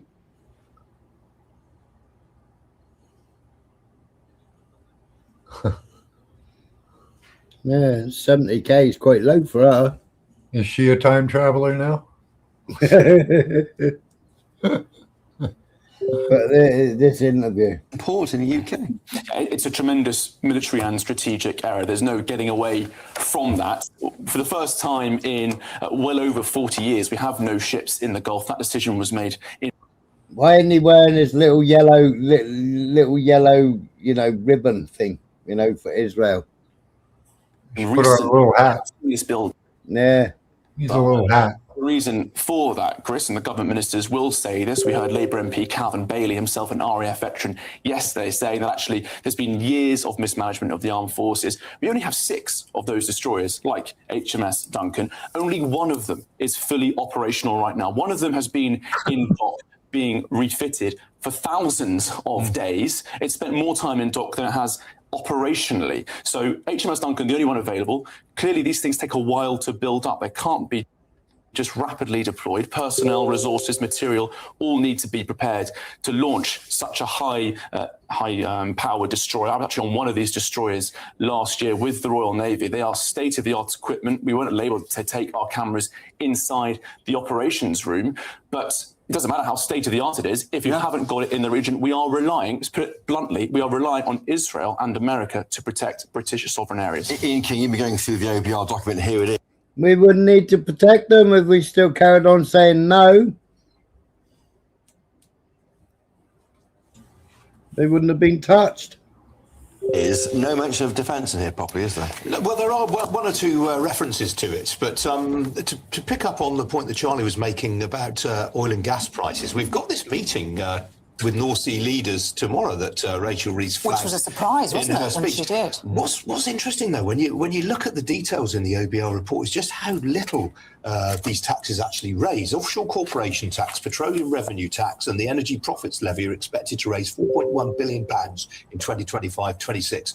That's 0.1% of GDP, and that's going to be down 5.4% on last year due to lower oil and gas prices. Well, the fact that we're seeing prices already increasing now potentially raises a bit of money, but the point is, it's all the jobs that go with that. That's what there are some 30,000 people still working on the UK North Sea oil basin. And those are well-paid jobs. And the trade unions are absolutely sort of at loggerheads with the Labour government on this, aren't they? They're saying support these workers because, as you say, they are good jobs. What I think really makes it hard, though, for the government is obviously there were indications that the Chancellor, November 2025 budget, the Chancellor said that the 5p cut to fuel duty was going to be unwound in 3 stages. First reversal planned for September 2026. Duty rates then planned to be uprated with RPI from 2027-2028. We've obviously had a freeze in fuel duty since 2010. George Osborne's done it. No Chancellor has dared to unwind it. That is the poor old OBR, by the way, has to assume every year that it's. Apparently, the OBR, she come out with all this bollocks, OBR, and then there was about 15 people left in Parliament. One bloke got up with his tablet and he went OBR something like 503A or 503B or something or other, and he read it out, and it was like, well, the OBR is a load of bollocks because it's only speculating, it's only foreseeing what might happen, and he just wiped the floor with her, Rachel, from accounts. She got up and she had a little spit of a dummy.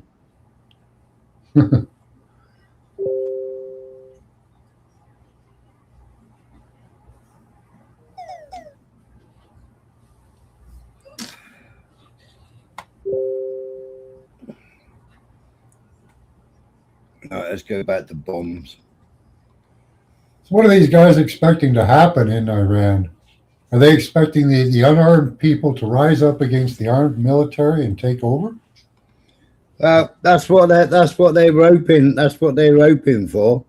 They're hoping to overturn the Iranians, get the Iranians to go against the IRGC and the leadership, and install Pahlavi. But it's like completely backfired on them, and it's like completely backfired on them all around the world, basically. I mean, there was a pathetic, I seen what's he called, did a thing today with the Iranians, that support Pahlavi, people like Tusi and all, but there was a pathetic turnout for it. Yeah. Absolute pathetic turnout for it. Well, that king guy or prince or whatever. What's the Shah Pahlavi. Yeah, says he doesn't want to be in power. Yeah, the one that he contacted the Queen and everything else, and he had a crown made for himself and all that lot. No. And then had a wedding, but his wife to be had already left him. And she had to come back from Egypt, leave her new partner to be crowned and all this bollocks. Oh, it was a big farce. It was big farce. But yeah, all this, But he had the Savak police. They were called the Savak. I played a documentary on the torture. How they was arresting citizens and torturing them, because they went against the Shah. Yeah, Yorkshire went on tight. Get on tight. It's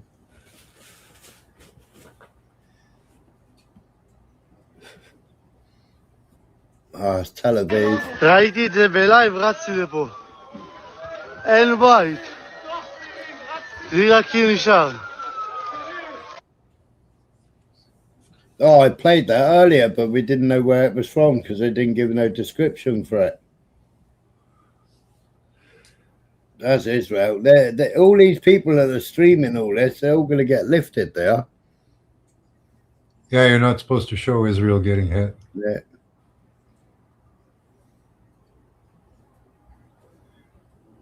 The kids at work think that, America's doing fine, the bases are fine, Israel's fine, and it's only Iraq that's getting hammered. They're just getting hammered. Mm. Okay. American supply plane is in the Sinai.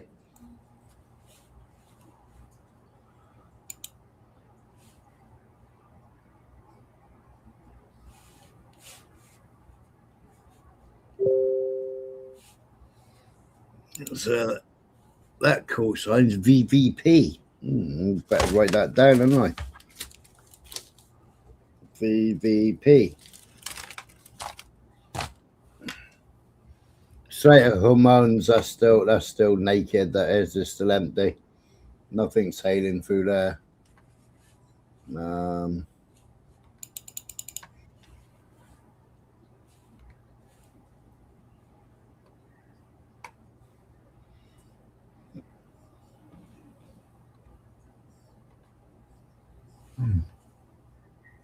Share screen. Did Haifa get hit? No, nothing. They're all still at anchor. Look. There's definitely more than 150 ships there, though. I think there's 7. I think that they've burnt now. 7 ships that have been set. 7 tankers that have been set on fire.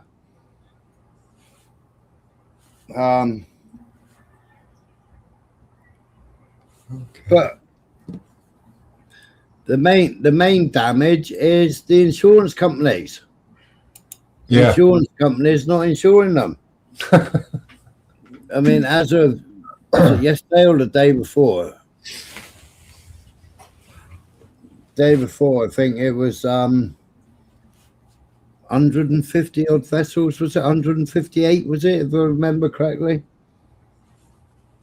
That couldn't sail because they got no insurance. Yeah, they did that in Canada for the truckers, didn't they? Mm-hmm. They told them all they had to get out of Ottawa, but they couldn't get out because all the insurance companies cancelled on them.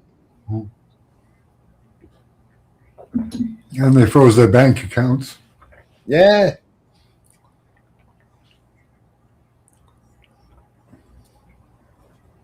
Froze the GoFundMe as well. Yeah. $10 million. Yeah. Bear with 2 seconds. I just need a pee. Yeah.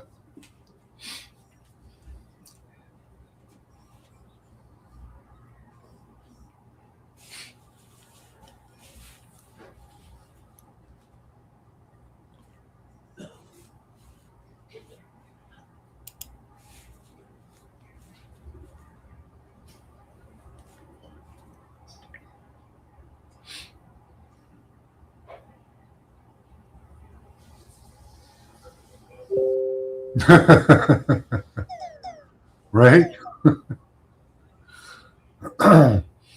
Probably owned by BlackRock, most of them.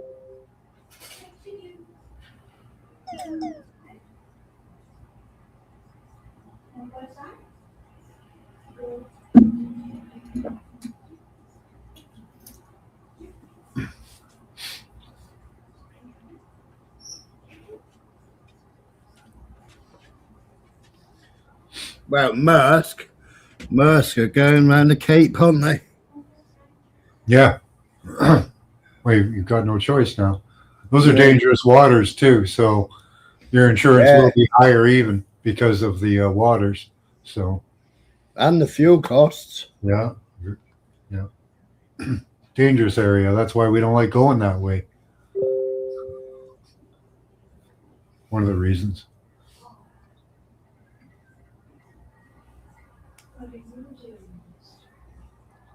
Plus, you got a lot of pirates down there. Strata tanker. This actually could end up being very good for the Middle East, though. Have they gotten rid of all the American bases in the area? Yeah. Yeah, so all they've got now to work from is Israel and their ships and whatever countries are going to support them. Yeah. And even the countries that want to support them, they don't have bases, so... What did I say that was? VVP, didn't I? Yeah.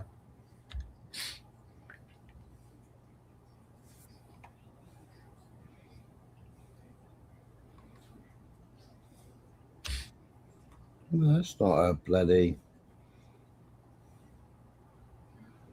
This little Cessna.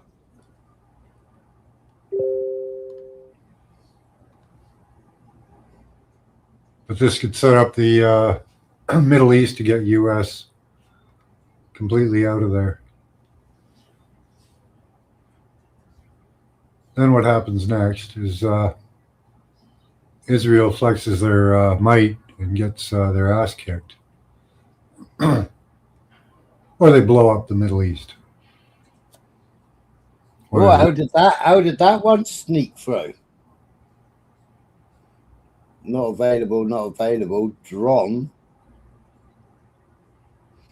A drone. Hmm.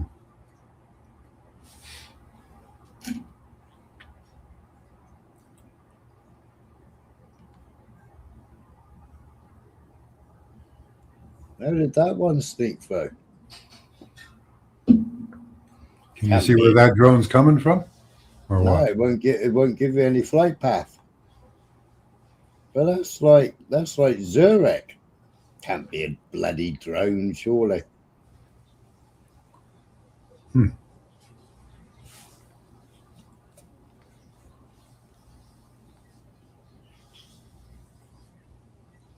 That's a super Oh, Hercules. sorry to hear that.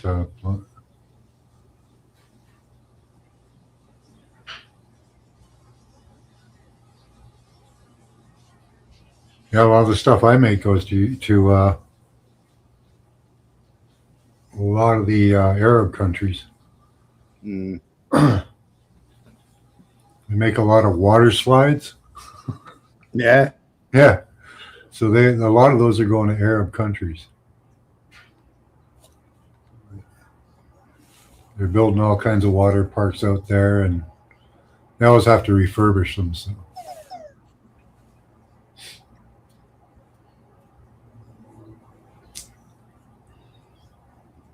Yeah, he also said he'll just use the bases strictly. Hmm. They can't stop us if we just land. British Maritime Authority report an incident. 137 nautical miles. I'll have a look at that in a minute.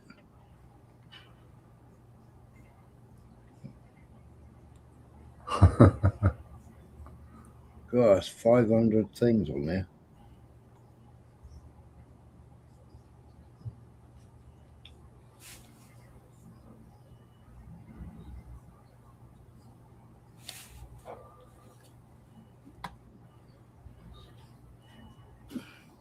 Report of an incident 137 miles east of Muscat. Explosion heard near a ship off Muscat. Where the hell's Muscat? Well, how many troops does Turkey have? If they just walked into Israel, what would happen?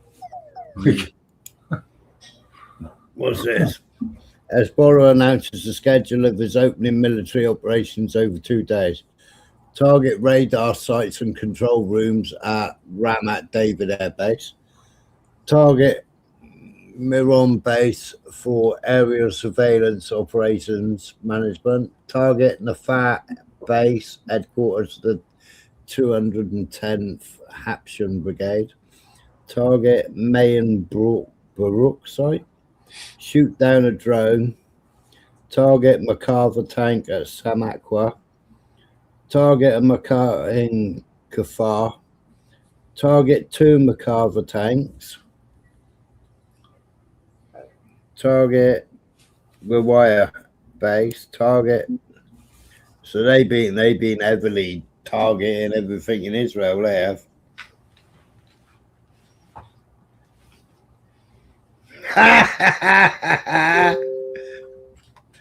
Oh, that's funny as a.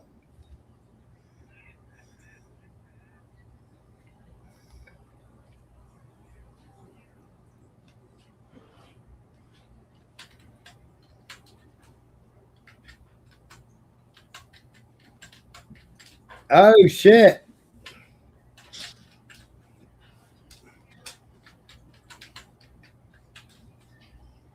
That's not so good, Tyke.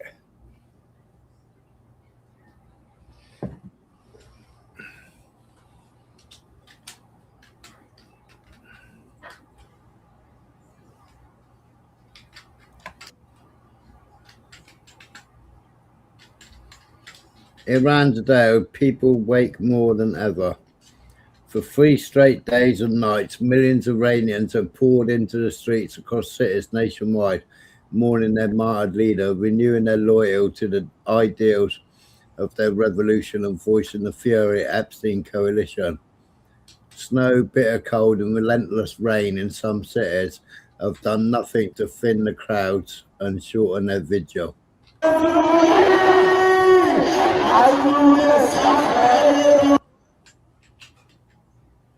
That was a bit loud in the old ears, wasn't it? Yeah.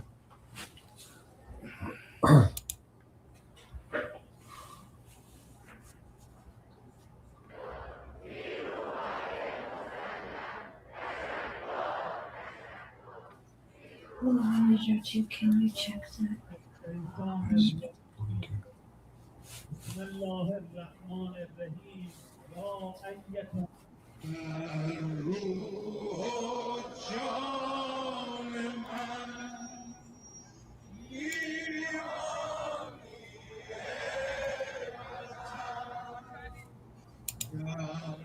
I don't trust this SNN TV though.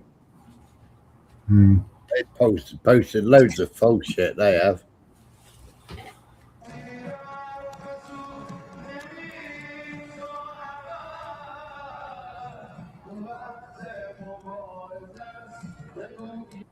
And a lot of places are posting old stuff too. Yeah.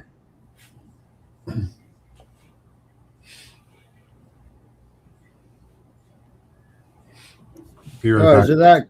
is it that cold, Beyonce?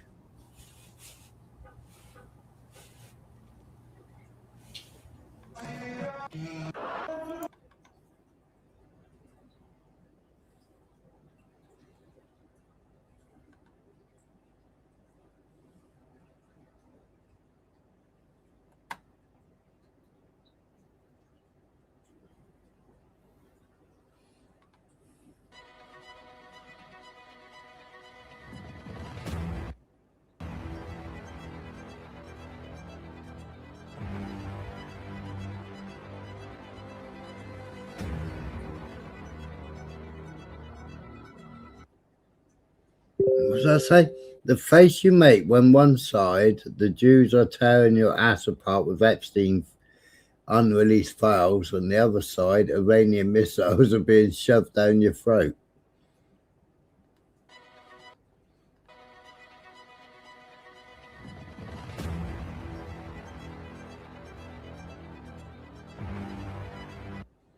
Boy, he looks like he's breathing hard, doesn't he?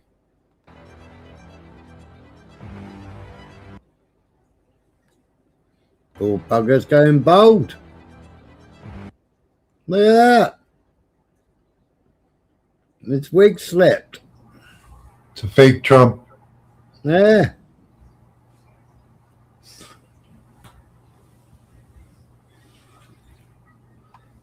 Is it AI? Well, they all use fakes, AI, body doubles. Because if he's walking through, why haven't these lot turned around? Why are they still looking forward? Strange.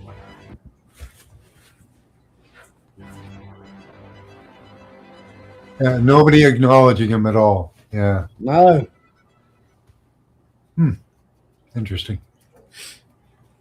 Is he in that camera? There's a screen light. Is he in the camera?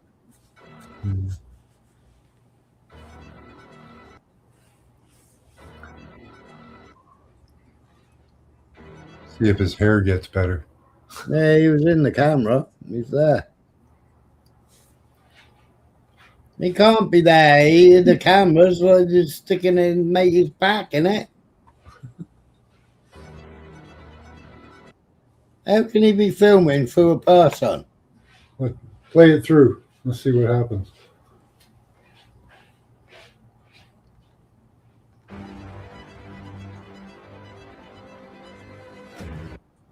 Hang on. That is. That's it. He doesn't. What's the look at that cat. Look at that.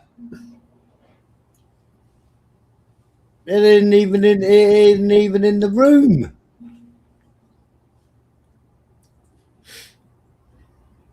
You can't even see the golden drapes. What the hell is he watching on his camera lens? Because I can't see no blue there.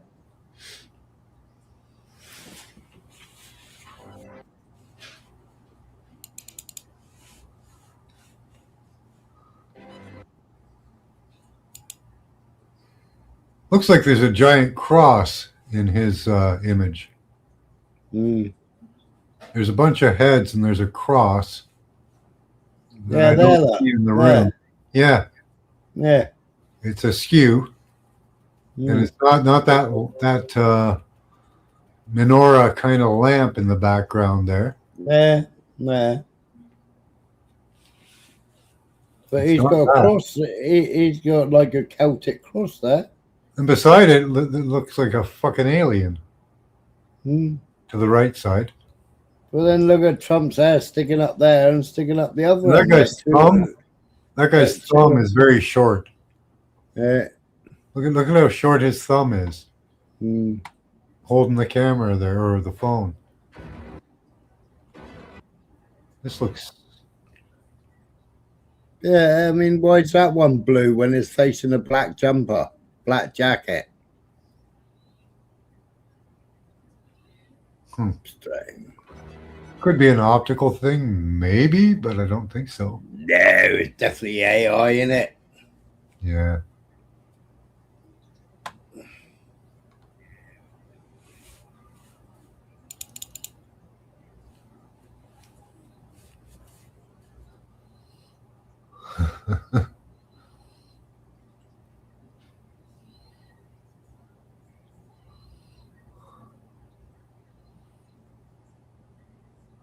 Yeah, strictly.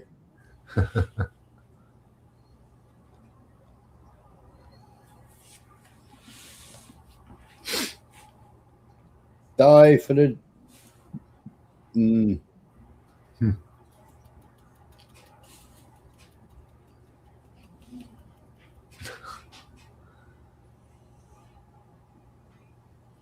Yeah, the approval of people going to war for in Iran is pretty low. Yeah. Well, it was at 21% yesterday. Oh, shit. Not that that'll stop them. They really don't seem to care anymore what people think.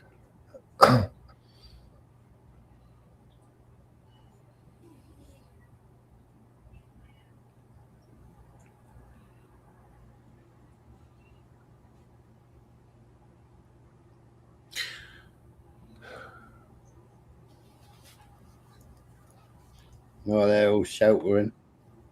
Yeah. And then they're bringing in these lasers and people are thinking that that's going to be the saving grace.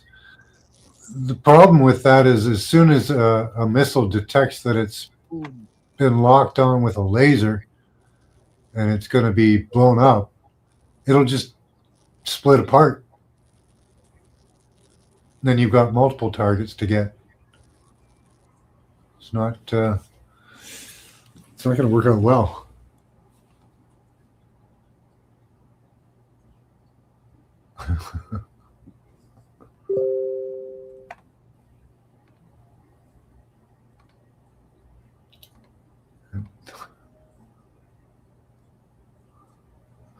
But I was saying before, like you could put an Xbox into one of those drones, and because like there's programs like DeepSeek, right, that you can that are downloadable basically to an Xbox, and you can give it whatever instructions you want, and it'll follow them just like any other AI. So if you tell it to be evasive, if you tell it to, any type of target, it can get a map in its memory and follow the terrain without having connections. So these things can operate completely autonomously. They're not going to be able to hack them. They're not going to be able to shoot them down.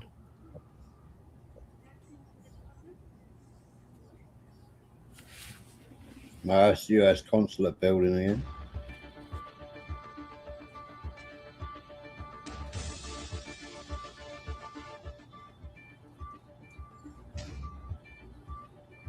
Future's got to be ballistic missiles with AI in them. Yeah. Because we're with these small drones and missiles, we're keeping people out of regions. So we're going to have to separate out to our regions possibly. And then you're just going to have to make ballistic missiles to do anything. I don't think these ships are going to fare too well in this war. You're not going to be able to attack the same way.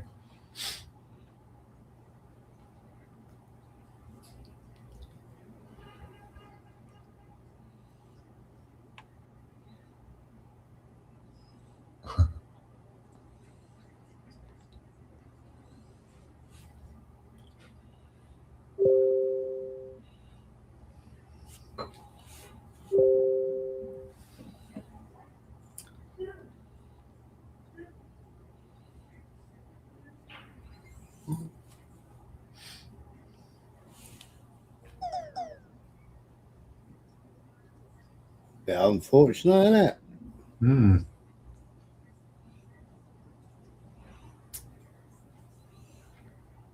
Those nations that are poor actually have more energy. They're more open and they're more cohesive. All right, so let me give you an example. This is what we call the Shahad drones. Shahad drones. Each of these drones costs $50,000 at most. Okay, at most. It can go as cheap as $35,000 US. But one of them is $50,000. As you can see, you can fit a lot of these drones to a truck that can go anywhere in Iran, and they can hide anywhere. All right? So the thing to understand is, first of all, these drones are cheap.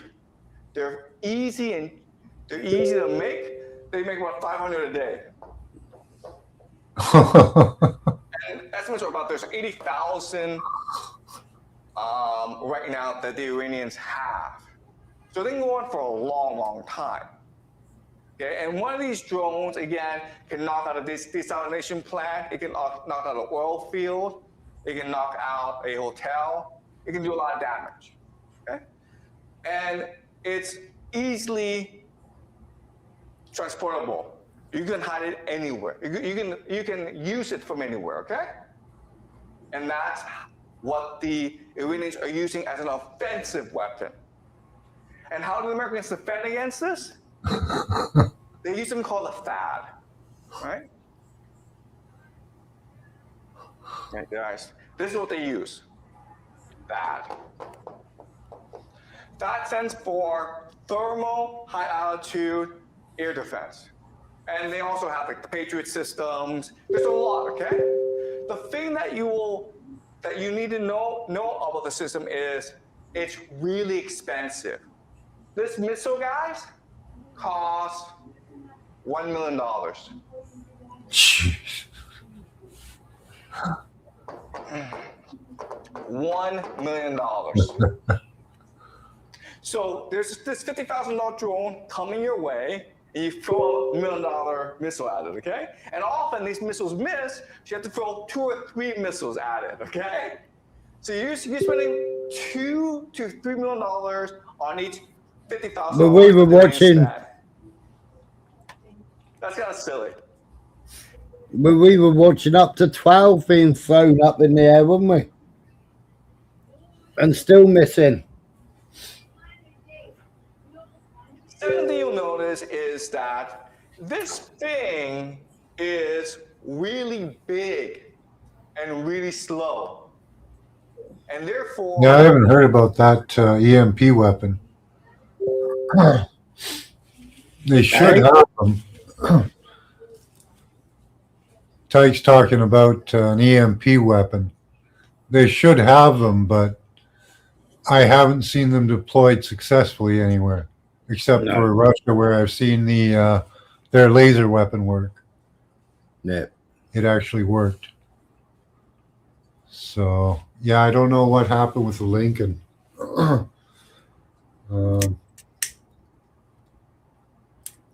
But didn't it take damage?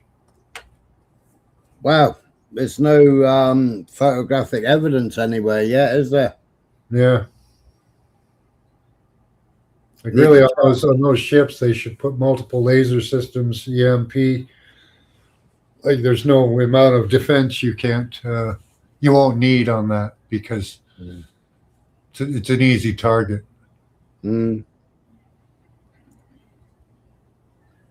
Really move it around.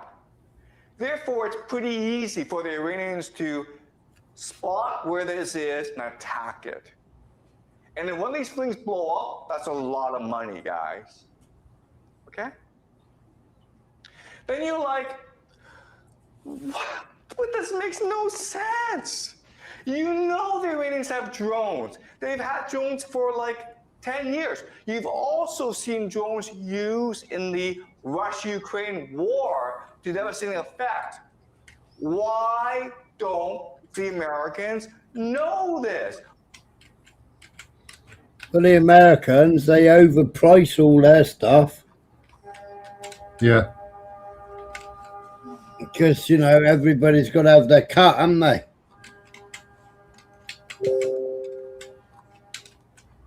Mate, who was talking then, Professor Jang. I watch him on... It is the biggest single American... I watch him on YouTube. He's brilliant, he is. I laugh at some of his pronunciation, though. It's worse than mine. And that's saying so, Beyonce.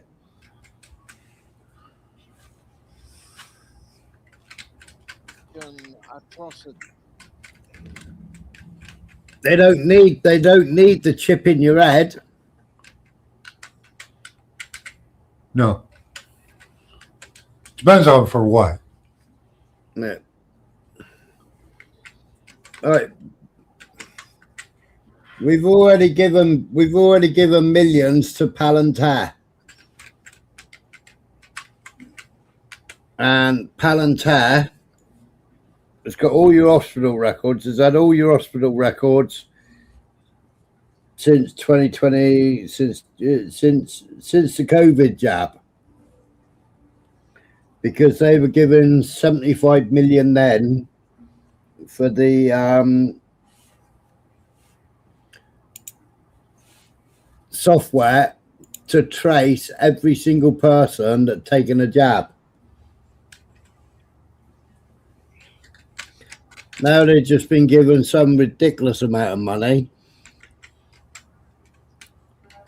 I think it's 7 or 8 police forces are now using Palantir software.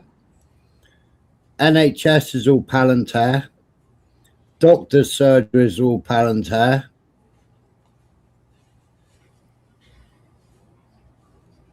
Everything's going over the Palantir. Now, your doctors, it's got your mobile phone number. How many people have got a landline? I only know one person. We used to have landlines at the garage, but they weren't landlines, they were VoIP.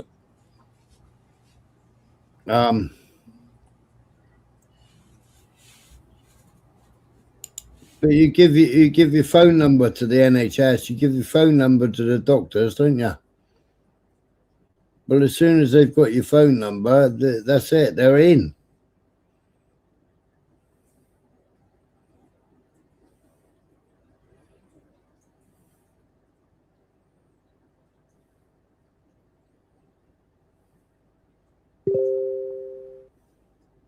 You drop into a supermarket, you got your phone in your pocket, and they got your photograph on a screen.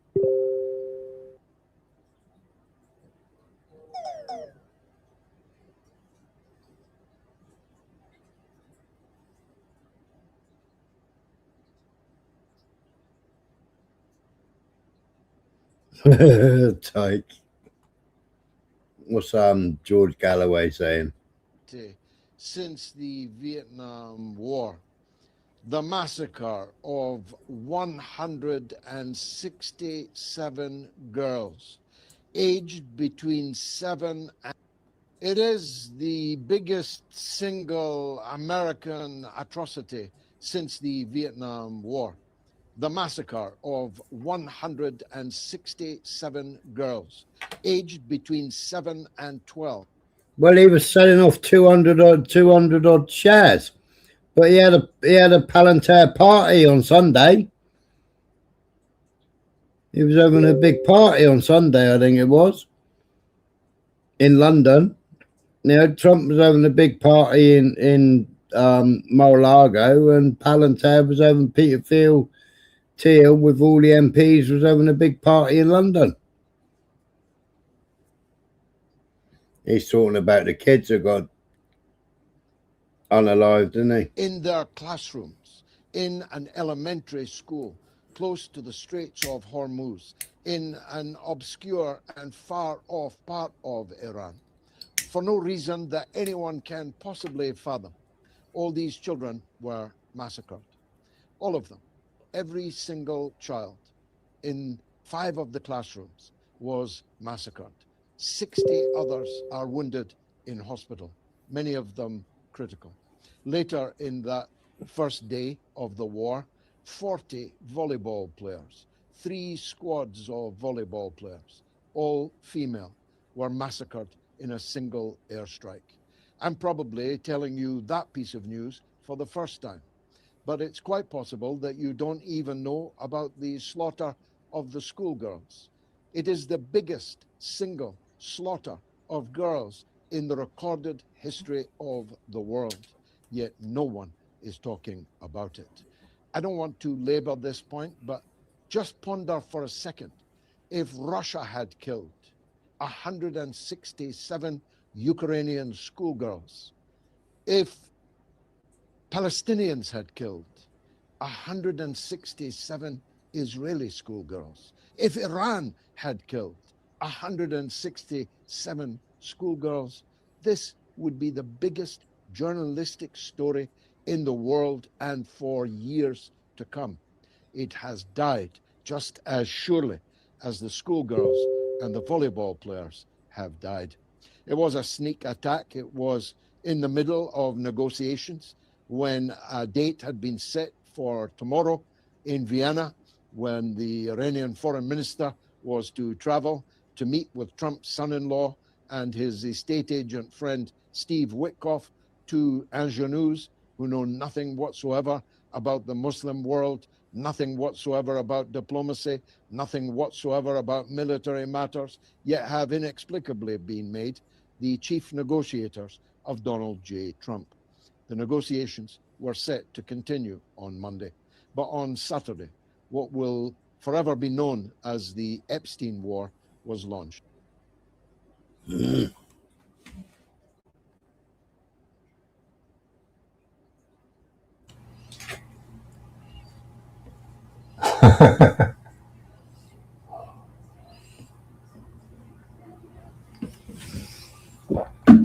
Yeah, is Egypt? Are they on board with Israel or what? Don't know. Because they're going to get taken over by Israel too. Yeah. Apparently, they've admitted that the Greater Israel Project is real, and that those patches on the IDF soldiers is real. Like, we didn't know that, but people are starting to admit it to themselves now.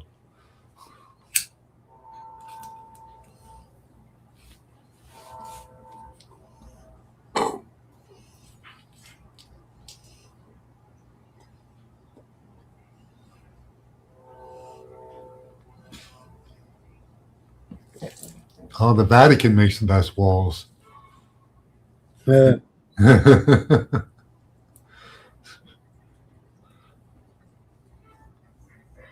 is all today, this is.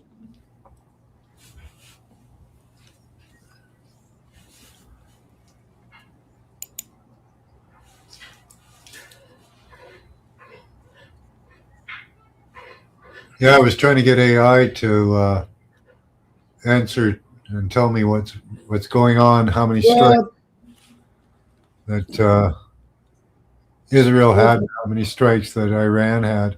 It's freaking lying. What the fuck's that got on? What's it wearing? It's like some funky kimono.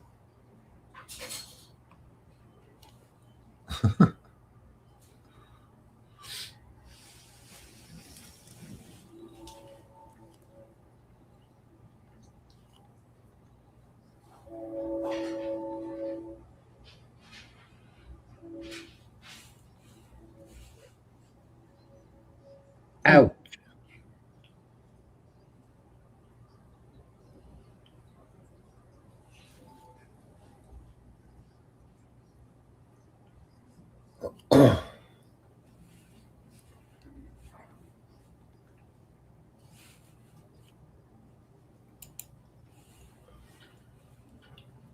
Oh, no sound for the drone. I like the noise that they make.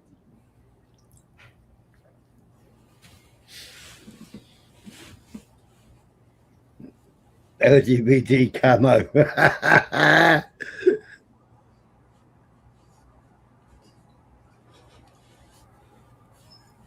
This is funny. Israeli and U.S. strikes on Iran, 2,000 strikes against Iran as of March 2026. How many strikes happened in Iran? Iran has launched hundreds of ballistic missiles and drones in retaliation, though many have been intercepted. We're not going to give you a number. They've only had 36 direct hits, and they're all in populated areas. Israel are good people, only hitting military targets and leadership, infrastructure, and strategic sites. That's it. They didn't hit hospitals or anything else. They're the good guys. Come on.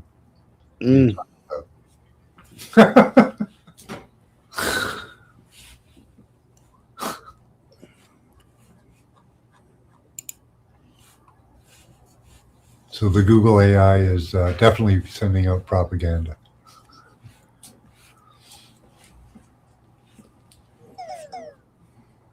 Was Richard Blumenthal.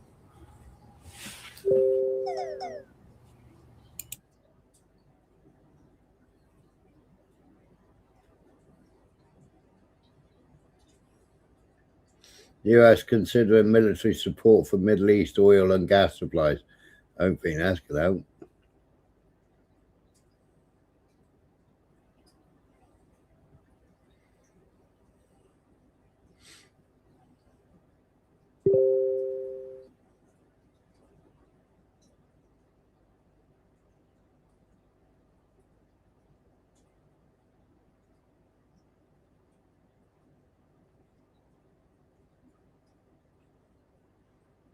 They're demonstrating again.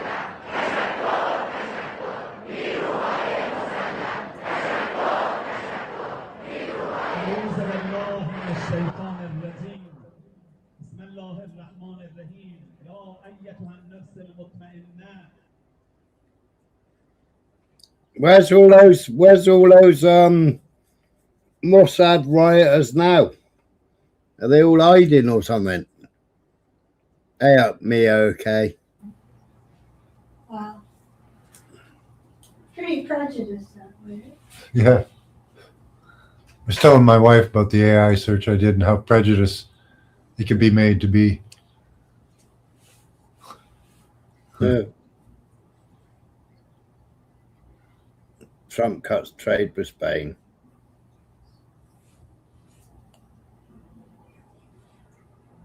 Hi, me.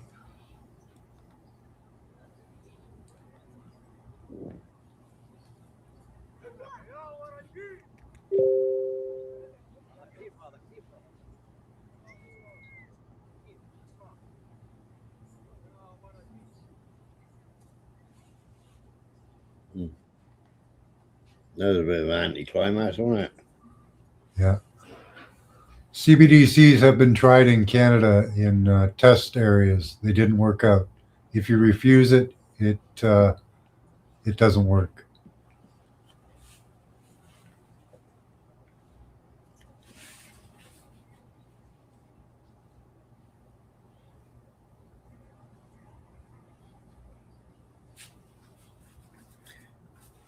He needs putting down, he does. The biggest prize of all is that when they fall, talk to Saudi Arabia today. When this regime collapses, there will be a sprint toward normalization. Bibi said last night that he wants to work with Saudi Arabia to take up where they left off under President Biden. He's giddy about the amount of money he's going to make. To Saudi Israel, which is the biggest prize of all. So this regime. Hey? He's giddy about the amount of money he's going to make from Israel and his investments. Yeah. Oh, yeah. This guy's total war hawk. Regime is going to collapse. What do they say about him? There isn't a war he didn't vote for. No.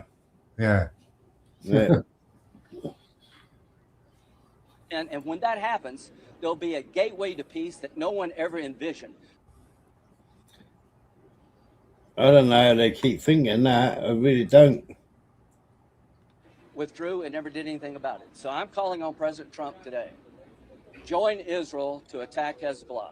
Avenge the Marines. America never forgets. Those 220 Marines and 18 sailors' families, we want to go after the infrastructure that killed your loved ones. Their IRGC assets in Beirut as I speak. President Trump, come up with a new operation called Simplify. Fly with Israel and go after Hezbollah, who has American blood on its hands. Not only take the mothership of Iran down, also take the proxy of Hezbollah, settle the score.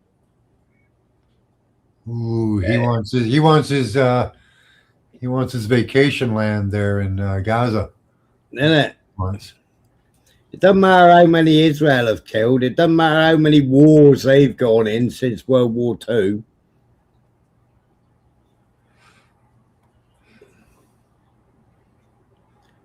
Lebanon's Hezbollah announces that it targeted the Haifa naval base in northern occupied Palestine using what it described as precision missiles. Yeah, I was looking up that the Hezbollah claims rocket drone strike on Israel missile defense site near Haifa. Well, thank you, me. I try to call out if I see deep fakes or not. Israel imposes siege on Hebron. Movement is restricted, 7 a.m. to 10 p.m.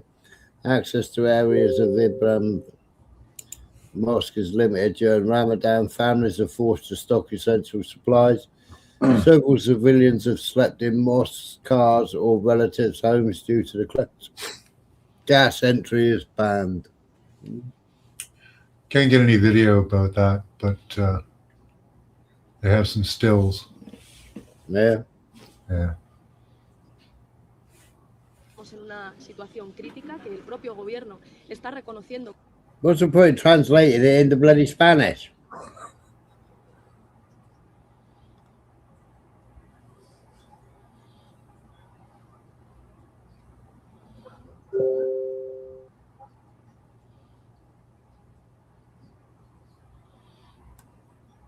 What consequences should there be? Because under religious freedom laws, apparently these can be held, but you've got the Premier saying it's terrible. Yeah, well, I think it's a bit arrogant of the Premier to say to a religious organisation, you can't mourn your spiritual leader, right? Because that's essentially what they're doing. Whether you agree with what they stood for or not, is he going to do it to the Catholic Church, to Buddhists, to synagogues and to other things if their leaders are doing something he doesn't agree with? Is there a difference, though, when he's accused of murdering 30,000 people and executing young boys who may be gay? Well, hang on a minute. But they called him a tyrant, right? But a tyrant is someone who bombs a school and kills 160 children, which is what happened in Iran recently when America and Israel bombed Iran, right? So that's tyrant behaviour. Or when the IDF flattened Gaza and 60,000 people were killed, that's a tyrant activity. So if you're going to condemn one group for killing, condemn everyone for all killing around the world, right? Don't just pick one religion or one group and say, I condemn what you've done and you can't mourn, you know, the death of your spiritual leader when other countries and religions have killed also. Okay, so... Ooh, I bet she's in the shit. No translation, can't understand what you're saying.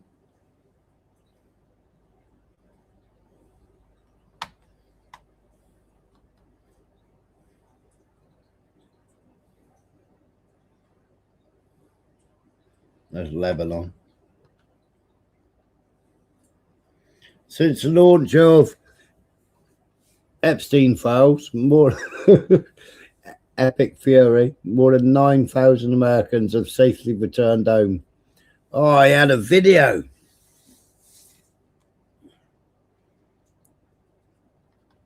Where did I put that video? I'm sure I saved it. That was weird this morning, that was.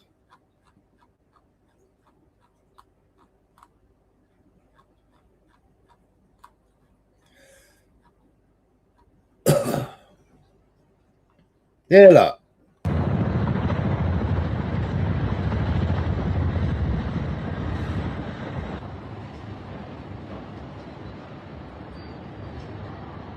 This is in Abu Dhabi. 1, 2, 3, 4, 5 Chinooks, at least.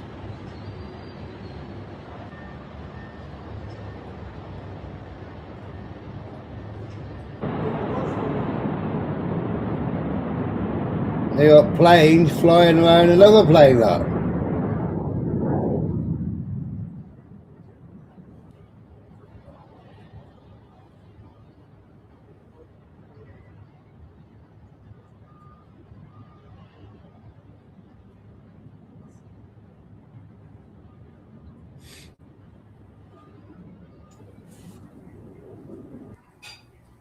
Where's that? Abu Dhabi. No, it's Abu Dhabi.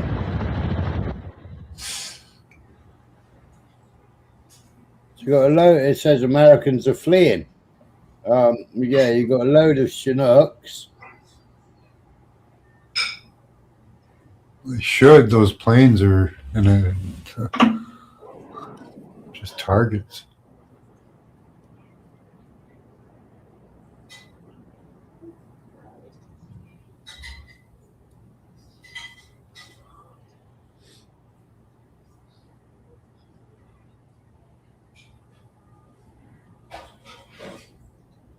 Were they bugging people out or what?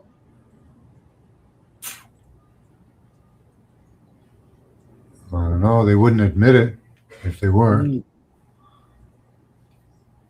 then what's this weird plume? Be restructuring our attack vector.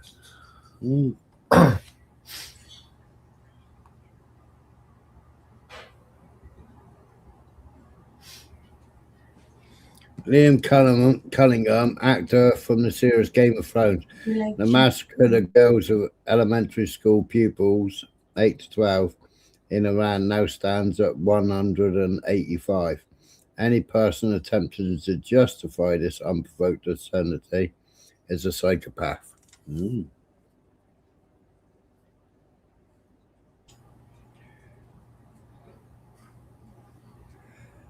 Oh, where did I get to?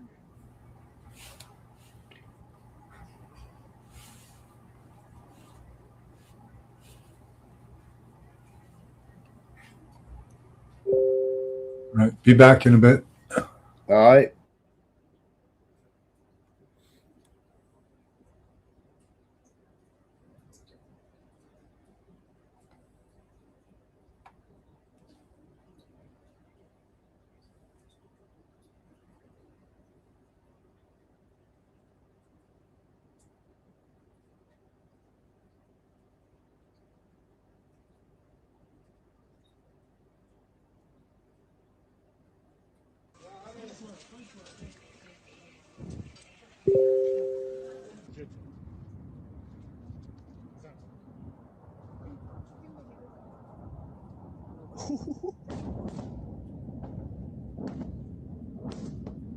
It might be cheaper now, mate.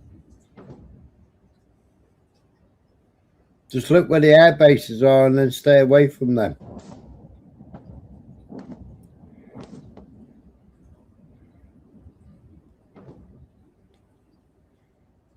That's bombing Tehran, that is. That's the capital.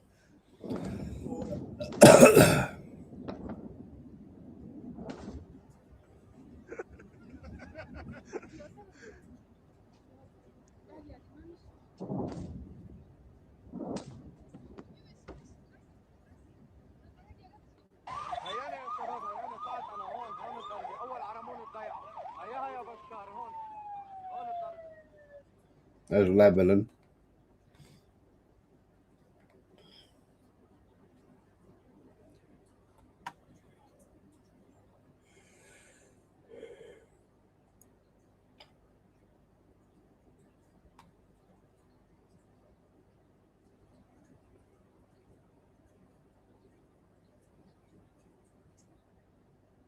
That must be Hezbollah.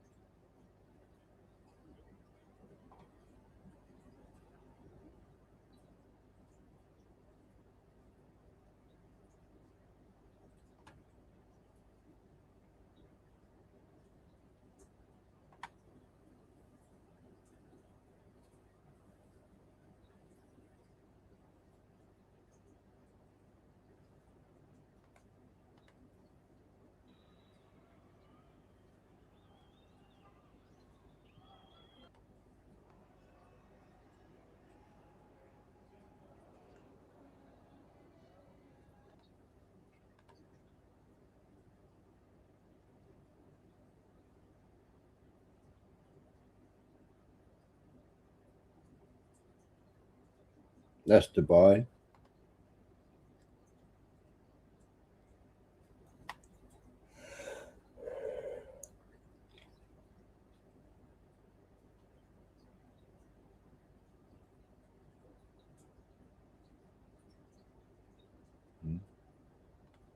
اینجا بخش نوزادان بیمارستان تمام بخشا داره تخلیه میکنه حال ما یعنی از بغض نمیتونم صحبت کنم تو بخش نوزادان جایی رو زده که دست گلا رو بیا نگاه کن این بچه و اون بچه کم Neonatal ward.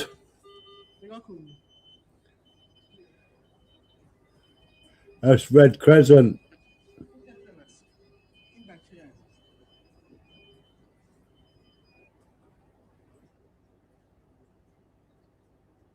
Israel, America bombed the, which hospital was it? Neonatal ward of Iranian hospital. Once again targeting the most defenses and vulnerable population.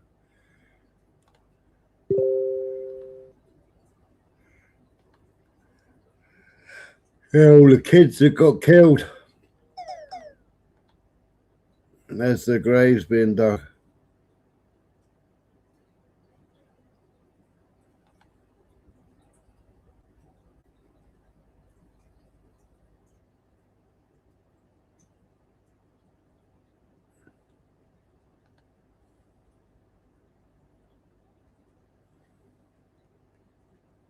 That's Cyprus. British bases out.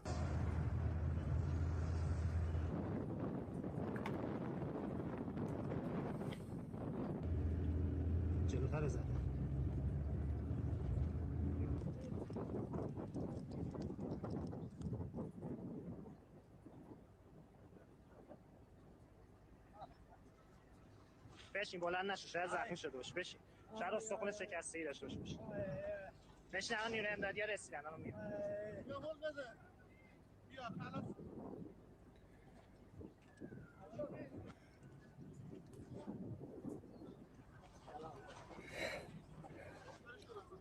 بذار باشه چی شد اینجا چجوری رد میشیم زن بچه‌ها رو اومدن آسیب دیدن هم زن بچه کجا تو آمبولانس ها یا حسین آقا امدادیه بیا اینجا آقا بیا اینجا بیا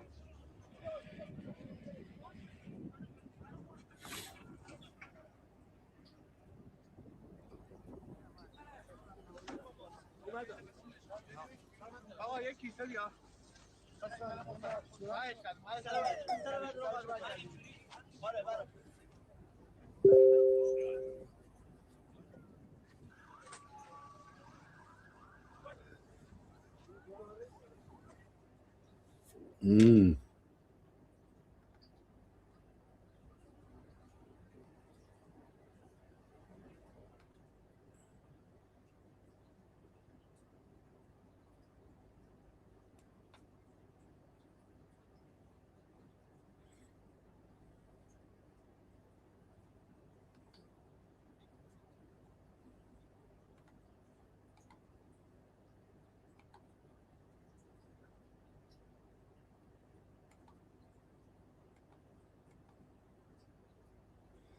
Oh, so that was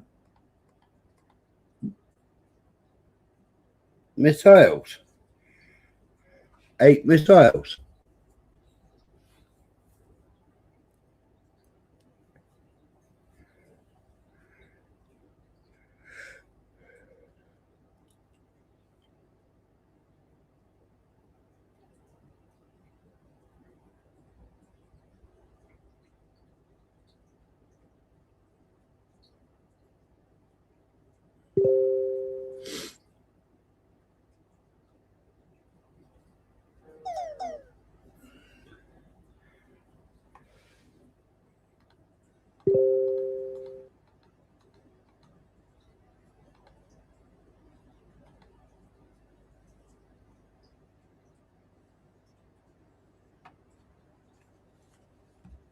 Don't know whereabouts in Israel that is. Oh.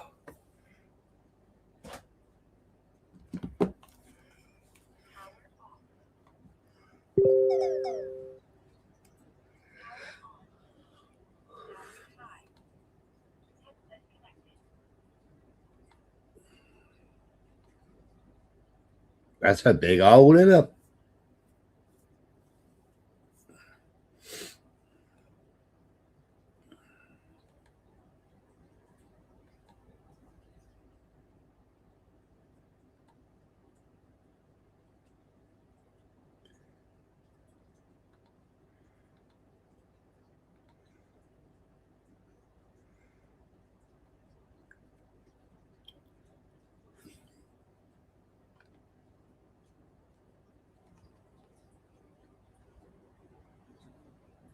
They were having a cracking time.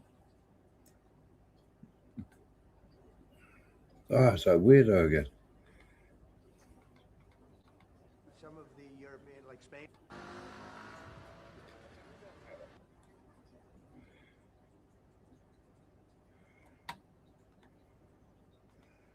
Not very many attacks tonight, is there?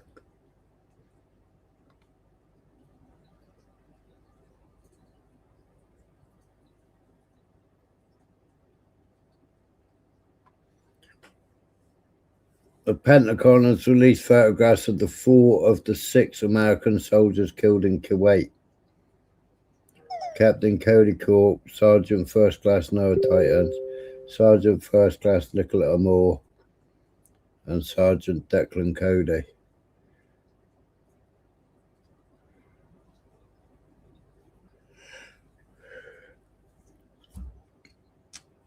They died and Trump was dressing up as a fucking furry animal.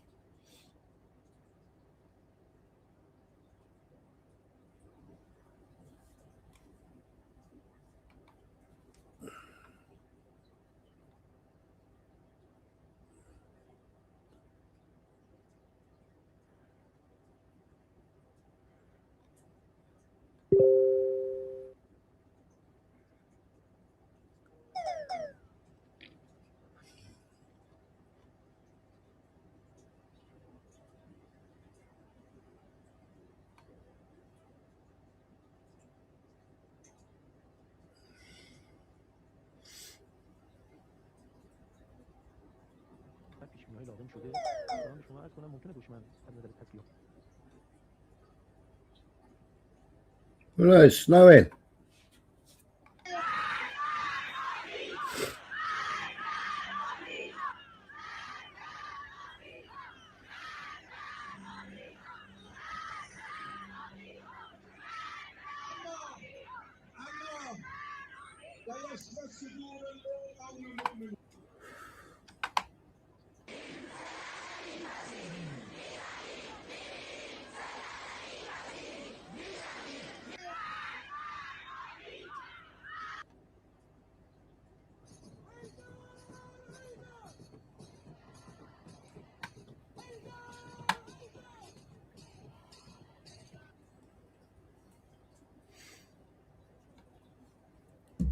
But surely he's got access to all these videos that we're watching. Surely they can see how all the Iranians are out in the streets, standing in the snow, like you said earlier on. You know, Israel and America are dropping bombs, and these lot here are all on the streets. See how far it goes back. It goes right back here, look, out of view.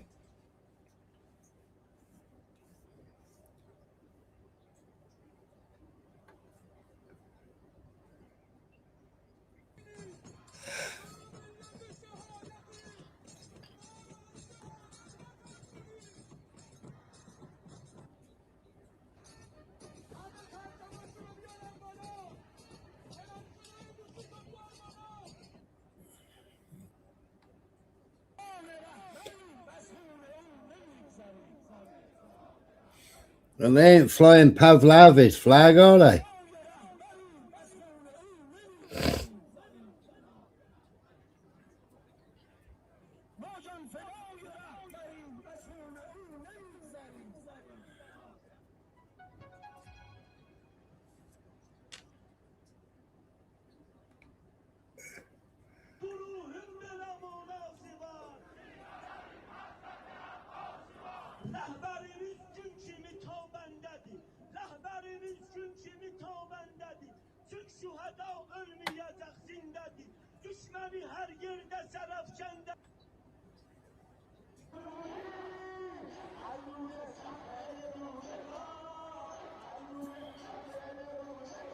Yeah, isn't it, November man?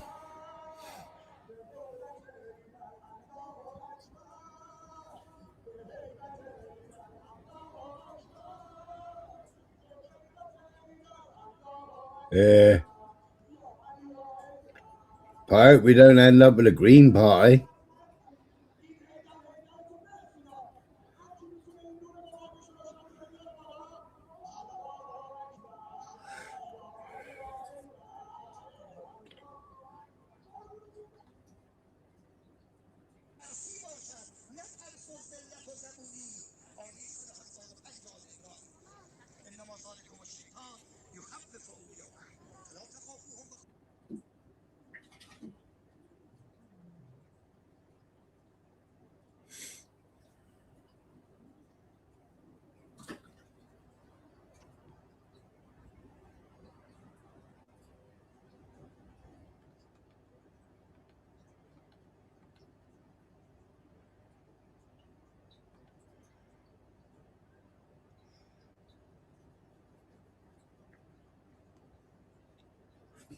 I never imagined those drones to be that big. Yeah, innit? India's top opposition leader, a member of the Nehru family, and wife of former Indian Prime Minister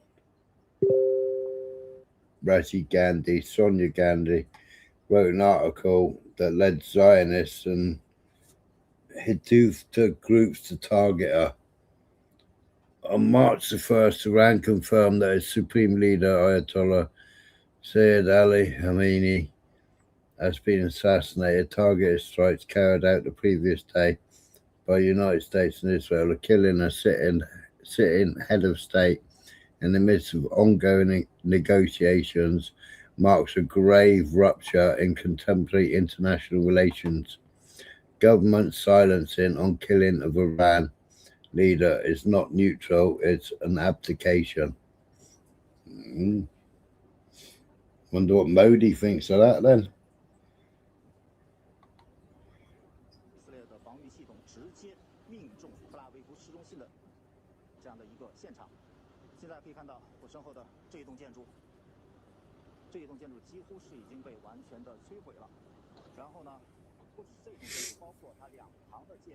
Well, it's a Chinaman showing destruction in Tel Aviv.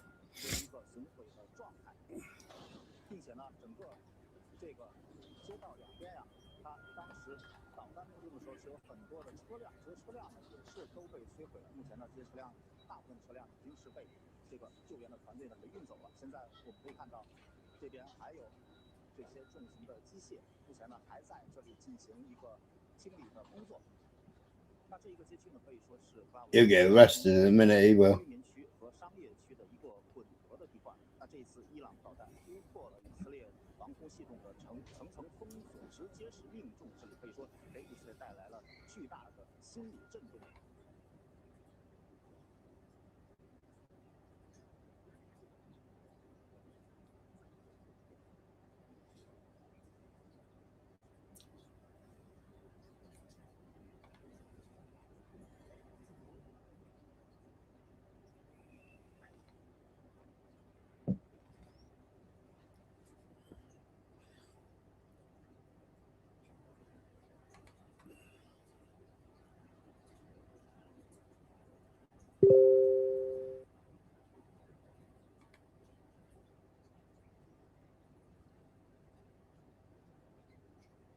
That's in Istanbul.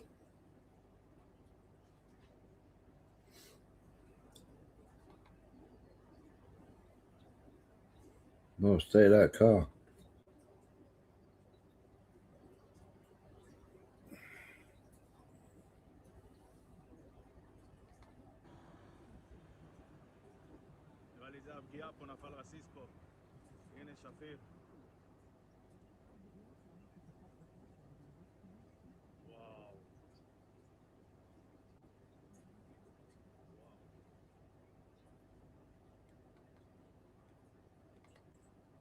הנה זה נפל פה. הנה מות והנה פה. No, that's somewhere in Israel. זה החדר, פה נפל הטיל, הנה החור, אין פה שום זכר. פה נפל. זה החדר שינה, הזקן היה פה במקום הזה, יצאו לבד. כך נראית הדירה, אין כלום.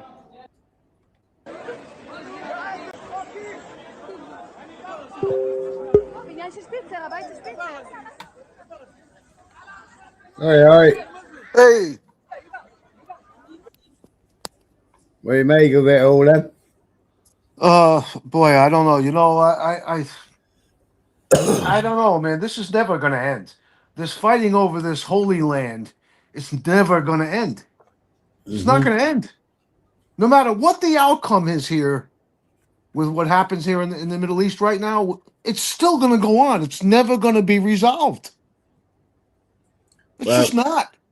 The only way they can resolve it is by taking out all the leadership of Israel, isn't it? Israel Even are the then, warmonger. Israel were the ones who were fighting an 8-front war for, 2 years? Listen, Smiler, I just recently retired as a personal trainer.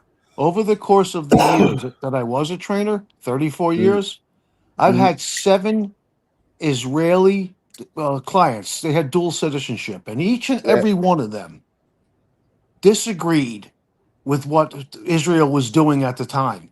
And they all said the only solution is a two-state solution, which Israel will not allow. Right. So I'm getting sick of it, to be honest with you. What about this? What about we say, listen, there's about 3.5 million people in Israel. Not all of them Israelis. I don't know what the percentage is. Most of them are, but not all. We tell everybody, listen, evacuate. We evacuate whoever wants out of there, and we disperse them around. They have a choice of different countries they can go to. United States is one. UK is going to be another. I don't have any issue with Jewish people. I have issue with the Jewish government, the politicians. And then we turn that freaking place to glass, and then that'll be the end of it. Yeah. Well, they've got the Russia blast. That they've had since World War II. It's twice or 3 times the size of Israel, right? That was given to them World War II. Yes. It's 3 times the size, right? Before Herzl died, he thought they were all going to Uganda. This is just utterly ridiculous, man. Like I said, do you disagree? No matter what the outcome is here in the Middle East with what's going on now, it's gonna boil up again. Yeah, of course it is. They Well, still what's want the point? They still want the Greater Israel project. They still want Ukraine. They still want Argentina. Look at all the fires they've been starting in Argentina and buying up the land cheap. Listen, they can't come to an agreement over that Holy Land. I don't know who is right. I think they should share it personally, but that's never going to happen. It's either going to be ownership by one or the other. So it's never going to end. Just not. Get rid of the Holy Land. Turn it to glass then. Then you can't resolve the issue? Well, turn it to glass. How about that? I kind of agree with that. Tell them all to leave or you'll be turned to stone. Yeah. Turned into a pillar of salt. Yeah. You can go live in Venezuela or fucking Russia will have you. They want you because they do. They'll take you. They've already got their independent state in Russia. Yeah. It's called the Russian Oblast. I feel bad for both for the innocent victims on both sides. It's I know, like I said, the 7 people that I worked with closely who were all trained for 2 years. One of them was a woman, by the way, in the Israeli army. On October 7th, when they were attacked, I had an Israeli client. He was sent back to Russia to fight. Guess what happened to him? He died in combat. He's gone. Was this issue resolved? No. It boiled up again. Right, the Jewish Autonomous Oblast was designated by a Soviet official decree in 1928. So they've already had that since 1928. And it was officially established in 1934.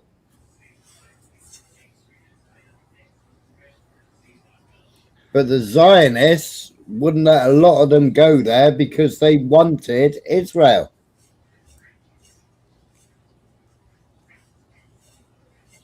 I mean, what solution is there? Can you think of anything? I mean, I think we'll agree on the fact that they should come to terms, make an agreement. You have this, you have that, but the 2 sides will never agree on it.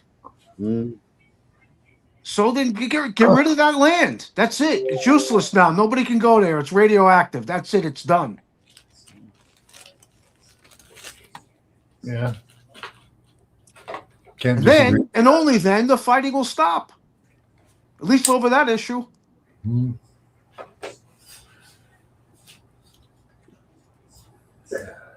There's that. That might happen in the end because I don't see Israel stopping. It's bound to happen. And It's they bound to want happen. now they want to take Turkey. We know what the Greater Israel Project consists of, so and they've admitted that that is their plan. So their new threats on Turkey, come on, they're going to blow up the freaking Middle East. Because eventually somebody's going to say, "Fuck you and your Samson option. I don't give a shit." No, I don't think we should blow up like turn the whole Middle East to glass. Just that Holy Land that they're fighting Well, over. that's the threat. The Samson option is to blow up basically the whole world. That's their threat, right? Is if Israel gets taken, we're going to blow everything up. Jesus said those who call themselves Jews Unbelievable. are the synagogue of Satan. Just unbelievable. No, he said those that call themselves Jews and are not are the synagogue of Satan. You know what? Am I stating fact, or do you disagree? More people have fought throughout the history of man have died fighting over my God's the right God and your God's the wrong God. Am I wrong? Yeah. At this point, it's kind of like we might as well just roll the dice and see what happens, because they're not going to stop. No. So.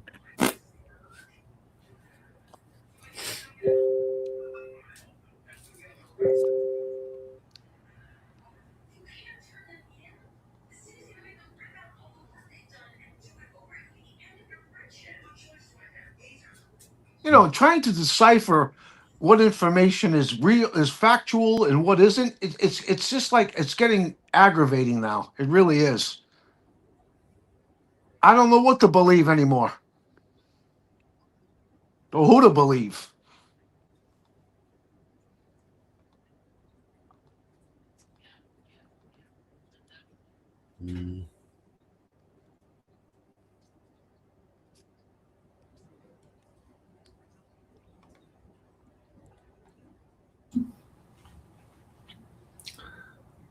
Yeah, it's not you or me that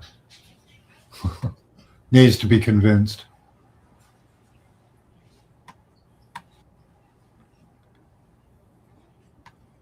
I listen. I don't base. I don't have any issue with the Jewish people. Let me say it. Let me say this. I don't judge anyone. I form my opinion of others not based on their religion, not based on their ethnicity, the color of their skin, the clothes they wear, the way they walk and talk, but solely I form my opinion based on the content of their character and the story. Yep. Oh, I forgot to include sexual orientation. I don't care. Whatever you like, do it. I don't care.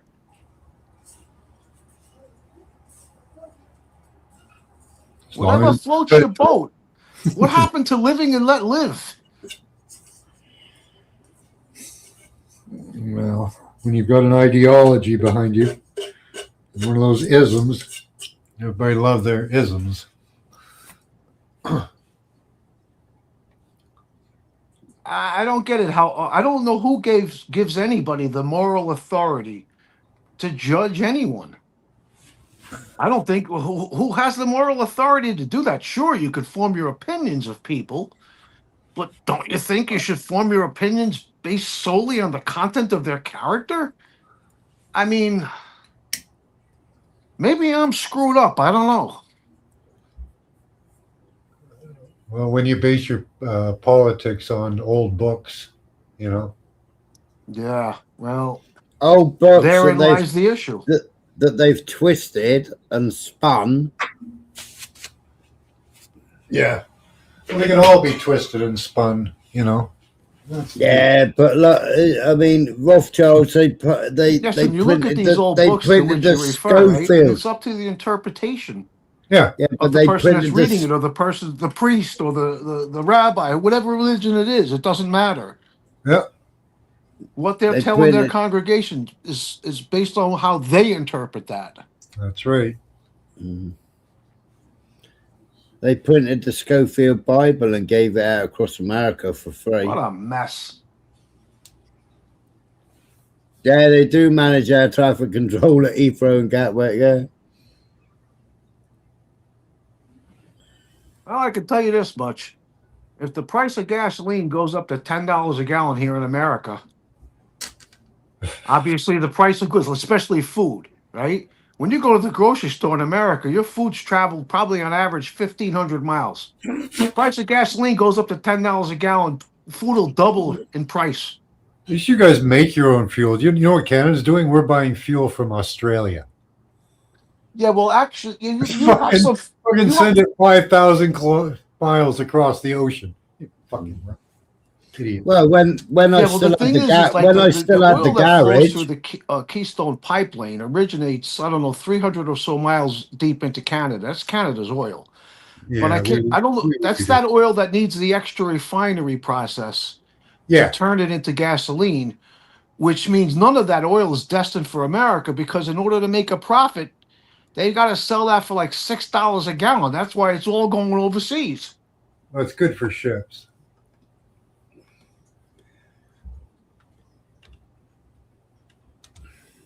It's really thick crude. It's that shale oil, isn't it? Oh, we get that too. But out west, the Keystone would have put heavy crude through. Oh, okay. Well, that's most of that oil that's flowing through that pipeline is Canada's. I know it does pick up some American oil on the way, but most of what's flowing through, that's Canada's oil. That's why we got Alberta trying to separate, because Canada won't let us export anywhere. They keep shutting us down. Anybody that wants to invest, they put loopholes and fucking surveys and fees, so it makes it unprofitable to make fuel in Canada. What are your thoughts on this, Smiler?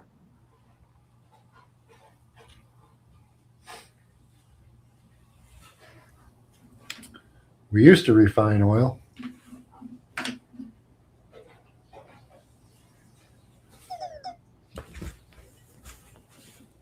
I think Smiler stepped away. Yeah. No, I'm still here. He'll be back. I don't think you can hear me. Strictly. I mean, and then when you're talking about oil, right? We have the technology. We've had it here in America since the 70s. Did you hear Smiler there? No, I didn't. Okay. Are you on an iPhone? Are you on an iPhone? I'll come. Yeah, I'm on an iPhone. So I'll come right back. I'll all right. Reset this. Yeah.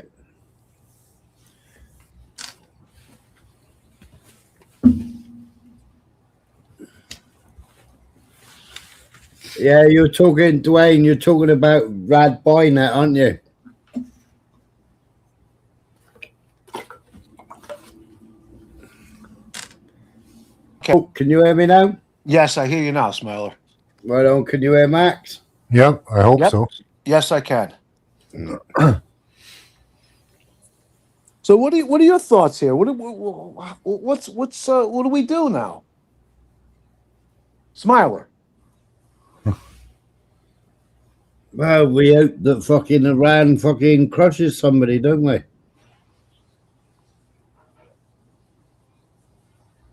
We hope that America and Israel don't install Pahlavi, and then we get a load of fucking foreigners wanting to get out of the country. I don't see how it ends up well. Well, I mean, 70 as of lunchtime today, there were 70 Congress members that were either going to try and impeach him or trying to do something. There's also a couple of letters I've read out earlier, basically where Trump is carried out illegal actions according to Congress or according to the DOJ, according to somebody. No, he's claiming just support because Israel fired first. Well, here's the problem with that, Smiler. Trump was impeached twice in his first term, right? You need 67 votes in the Senate out of the 100 senators to remove him from office. That's not going to happen. Well, they got 70 on paper now. No, they got 70 of the 435 members of Yeah, Congress. yeah. Just first, you got to do that in Congress. That can be done. He can be impeached in Congress for sure, and he will eventually. Yeah.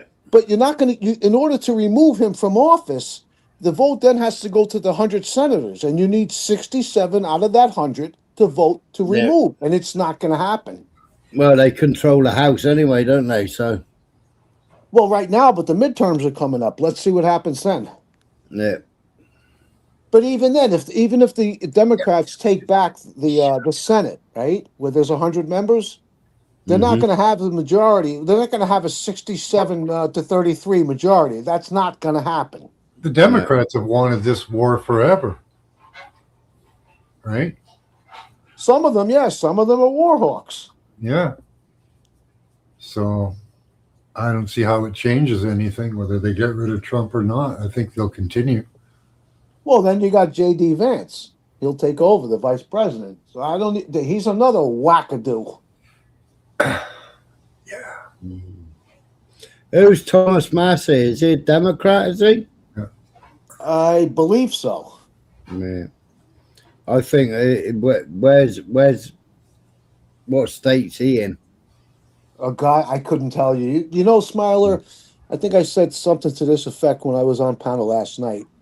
They're flooding the zone with so many different things. It's extremely difficult for me. It's impossible to follow everything and to know where this one's from and what they were. It's too much. I'm overwhelmed with it. Like this, what's going on?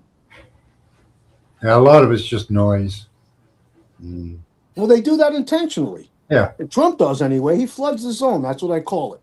Yeah. There's so much going on.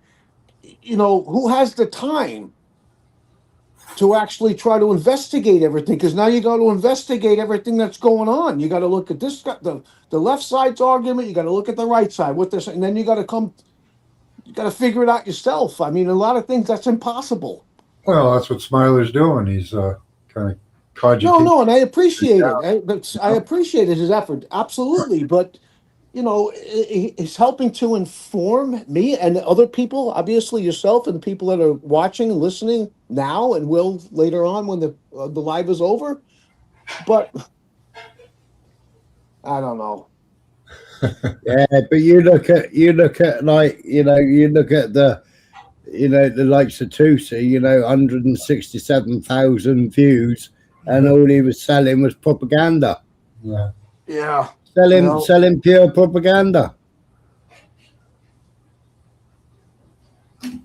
Yeah, that's why you need. And there's hundreds of thousands of small people producing, what they can see, and that's the way it works. You got Trump supporters running around. When he ended his live, he had 124,000 views on his live when he ended the live. He was only live about an hour and 20 minutes. But it was all propaganda, saying that Qatar are now attacking, Qatar are now in the army. Tehran Square has been blown to pieces. Listen, you got Trump supporters running around right now because they see on right-wing media basically the Democrats that are, for lack of a better term, that live in Iran. They're celebrating what Trump is doing. But they're not showing you the people who are the right-wingers in that country who are vowing revenge for taking out the supreme leader. Mm-hmm. They just think everybody in Iran's thrilled now. You can't... Yep. Yeah, but the thing is, it was the supreme leader who was stopping any nuclear. IRGC have always wanted to go nuclear. The president and everybody else have always wanted to go nuclear. Yeah. Now, I think it's Khomeini's son has now come in now behind Khomeini. I'm not 100% sure. But they're going to go nuclear. Yeah, the three. I think there's like three guys that are one of them will arise and take over as a supreme leader, and all three of them, they're all saying we're going to build a nuclear bomb. This is not going to resolve anything. It's going to actually make it worse. But you've got Putin at the moment. You've got 636, I think it was, Russians, yeah, that were building the nuclear power plant. And they can't contact them. That was bombed. That was bombed by Israel. They can't contact them. Oh, They're yeah. trying to get hold of them. They can't get hold of any of them. Way to put some nuclear material into the atmosphere. I heard that today Saudi Arabia and there's another country, I can't remember which one, but they arrested some Mossad agents. Yeah, Mossad, yeah. 2 or 3 countries, yeah. Yeah. North Korea as well, I believe. Yeah. They shot them. Oh, they did. Oh, really? In North Yeah. Korea? Yeah. Oh, I would have thought that they would have tortured them to get whatever they could get out of them before they did that. They knew what they were there for. Well, that's because North Korea have offered Iran weapons, isn't it? Yep.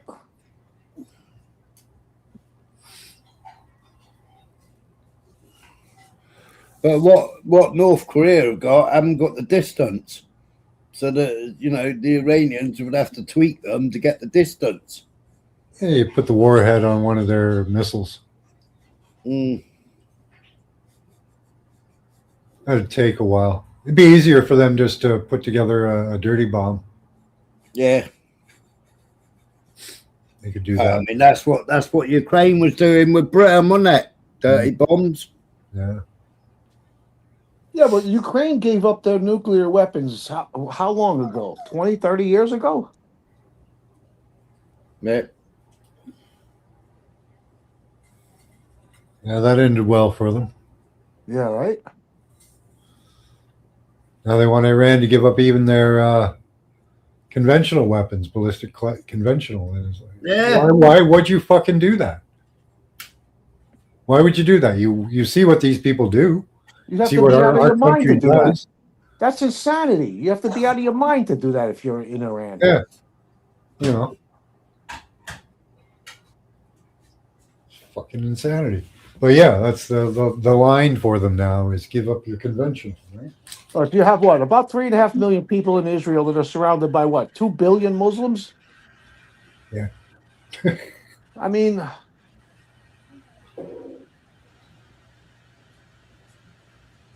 that's what I mean. I really don't see any end to this other than turning it to glass. I don't either. I mean, I'm not a, Israel just won't leave its neighbors alone. They won't. No.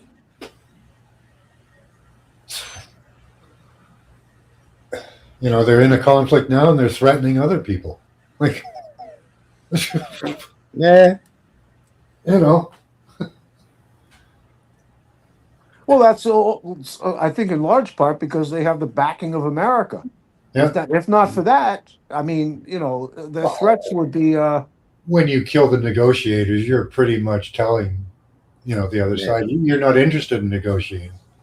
That's right. United Nations is a piece of shit. It's a waste of fucking time. Yep. Right? It's been a waste of time since 1948. Right? I mean, year on, every fucking year, they've moaned about Israel. Moan about what Israel's doing, but they haven't done anything. I mean, the ICJ said, didn't they? They turned them all into criminals and said they got to go back to 1967 borders. It was in their United Nations Charter. What have United Nations done about it? Fuck all. Nothing. Nothing. No. Not a damn thing. Yeah, it's all lip service. Yep.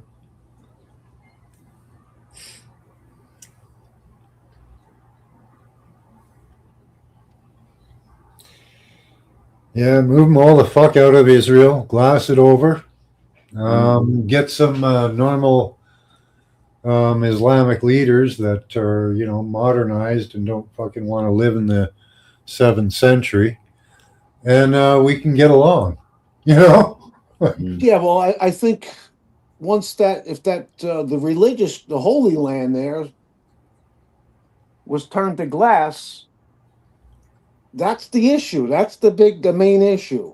Everything else will come into place down the road or fall into place.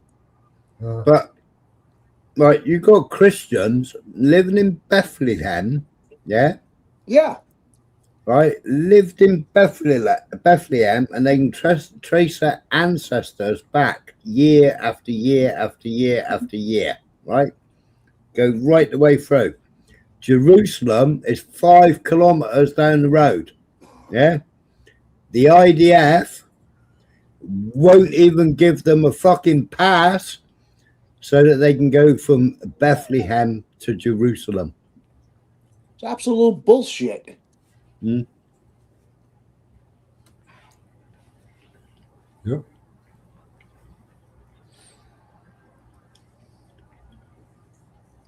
Yeah, the Jews in New York don't believe that Israel should really exist. No. I'll concur with that. And I live here in New York City, and I know a lot of Jewish people. Yeah, there's a million of them there. I think, isn't there a Smiler? I'll tell you what, though, the Hasidics, they have a whole different stance. They don't agree with what we're saying here right now. I can tell you that. No, they don't.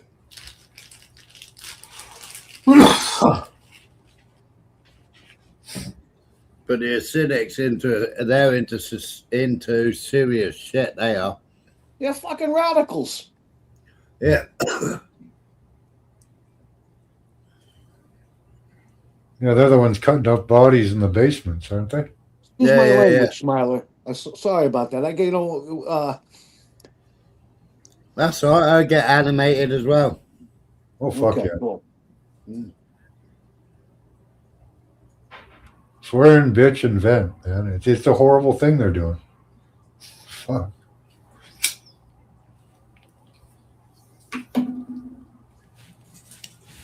UK paid £90,000 for Israeli report claiming Hamas committed sexual crimes on October the 7th. Fucking hell. Oh, everybody throws babies out of incubators, right? Yeah.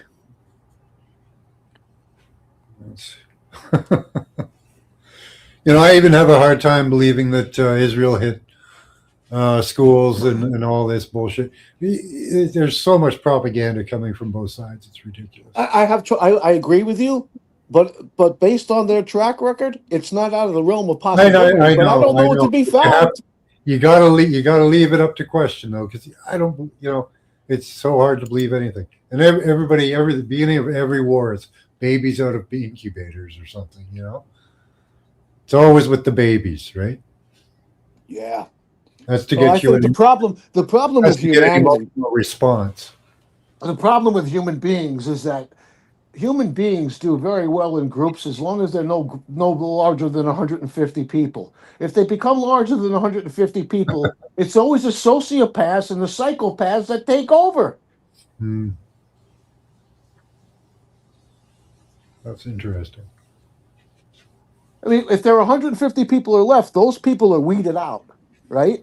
But once it becomes larger, it's the sociopaths, it's the psychopaths in virtually every nation in the world that lead the people. They send their children to war, but they don't send their own children to war.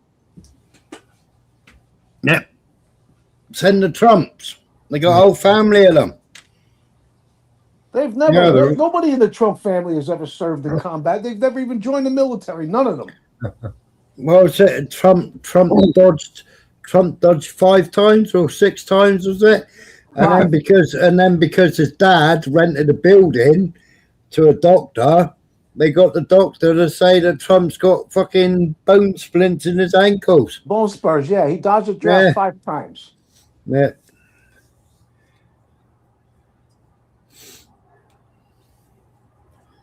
You look back at the Trump, their lineage. There's never been a Trump family member that's ever served in any branch of the military anywhere in the world. The British government provided funding of £90,000 to a report prepared by Israel group called the Diner Project, which claims to document cases of sexual violence committed by Hamas during October 7th. The funding accounted for approximately 75% of the report's budget, which the Israeli government used as a key propaganda tool before international organizations and global media. The report, published under the title A Quest for Justice, October the 7th and beyond, relied on a weak evidence compared to standard international practices for investigating sexual violences. Well, we note that because it was already all out in the United Nations, wasn't it? Right. Yep. And it's actually them, it's actually the Israelis that were doing sexual violence. They're still doing it now in the bloody prison. And you had those soldiers arrested, and you had all the Israelis beating down the gates to freedom, and then 3 of them were paraded around like heroes. They were on national TV in Israel, all hiding behind the shields, shafting somebody with their truncheon or their baton. Look at Gaza, right? The place has been demolished. It's demolished. Yeah, but Iran took out a settlement or 2. Correct me if I'm wrong, but doesn't the Bible state somewhere in it that there was once a place called Palestine? Yep. Yeah. What happened to the 2-state solution? Canaan. Neither side will come to an agreement because they're fighting over that holy land. Yeah. They said the 2-state solution back to the 1967 borders. It was all in that thing when the ICJ wanted to arrest one. How come Satan Yahoo, how come he's flying from Israel, all around the world, and nobody has got their planes up in the air and forced his plane to land and arrested him? Right? How did he manage to fly to Berlin the other night? We were tracking his plane going to Berlin the other night. Yeah, right.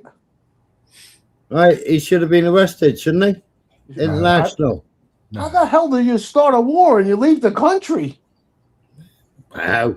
They were going to start the war before, but he asked Trump not to, and he disappeared. His wife had already gone to Florida with the son, because the son's never done a day's service in his life. Yeah, and Satan Yahoo flew to Florida. Did he attend Trump's party last Saturday night when the bombs started dropping in Iran? Did you see that shit? They're running around with masks on, the puppy dog masks and cat masks. Oh yeah, they're all being furries. They probably they've all got schmooly butt plugs. Yeah, and Melania was wearing a chrome dress. Unfreaking real. Trump was wearing black tie. Yeah. See, what we should do is put all these corrupt people in jail. Move the next row up from governors and mayors, and I think a lot of sheriffs would be good too. Move them up, and then see if they're corrupt, and just keep the roller coaster going, the conveyor belt. Yeah, but what was I reading today? I was reading today that the sheriffs, that were actually in charge of Epstein, right? Yeah. Absolutely compromised, going to Epstein. Epstein was only there 2 nights a week in prison. Yep. Yeah. Yeah. He was called Gouger or something he was called. Yep. And him and his wife were emailing Epstein backwards and forwards. They were at meals with him while he was supposed to be in prison. Yep. And in prison, he had a proper suite. These people got to be vetted and taken out. Yep. Yep. And then just keep having elections. Keep finding people who will do it, and keep going. I think unless or until it's never going to happen. But what you need, in addition to that, is the person that becomes the next president. I'm speaking here in America, has to be a person that didn't grow up with a silver spoon up their ass, because these people can't relate to the average American. Well, it's got to be somebody that comes from the middle class, or even better, the poor, who can relate to everybody in America except the super rich. Yeah, well, none of them would ever make it. None of them would ever make it past the vetting process. That's right. You know, are you a pedo? Out. Are you a fucking corrupt money grubber? Out. You know, you taking money? Out. You know, anything. Just get them out. Next person. And yeah, that's what would happen probably. You should end up finding people from the quote unquote lower walks of life, and you'd start putting them in. Well, how old's America? 200 years old? 250. 250 years. Let's get a farmer back in the presidency. So, you know, you should only have 5 generations. You've got to be 5 generation American before you can actually walk into Congress. The same as the UK. Yeah? We shouldn't have all these foreign entities in the fucking parliament in the UK. No. Not one, and it used to be written in stone. As it stands right now, I don't know how it worked, because I mean, what was it? We had a Jewish prime minister. Well, listen, as it stands right now in America, in the Congress anyway, which has 435 members, only 3 of them are Muslims. 300. How are they going to take over? It's the rich white men that make the rules. And as long as it's rich white men making the rules, Sharia law is never going to happen here in America. People they live in fear of what? Well, they need a long-term plan. They're going to outbreed you. Well, they can't, because the Jews have like fucking 12 kids at a time. You only got to look outside the fucking houses. They got about 6 pushchairs outside. Yeah, they've taken over an area in Texas, though. Yeah, they're just building they're building not the swimming baths. They're building the bathhouses, because every 30 days, woman menstruates, but she's got to go there to be cleansed, right? Because they're classed as dirty people once they've bled. Unfucking. Hey up, Angela. Hey up, Mr. Dunser again. That's unreal. You ever notice how, I don't care what religion you're referring to, women are always subservient. Always. Always. Old books, man. We can't live our lives by old books. No. Not our government, anyway. You can live your life by an old book, but... Yeah, it was Benjamin Disraeli, wasn't it? Blunt. Disraeli, I think he was called. Yeah.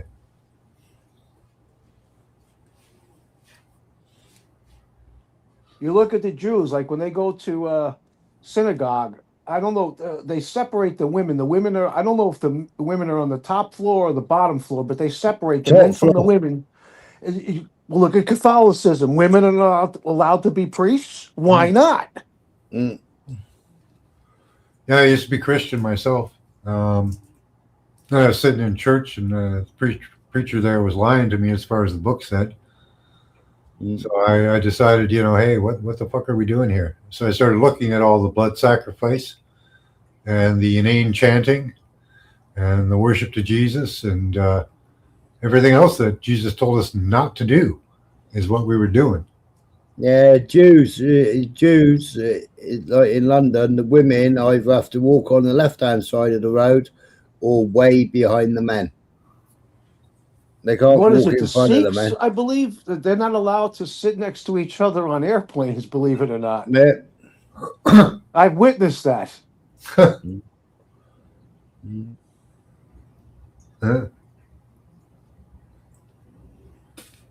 know what I think?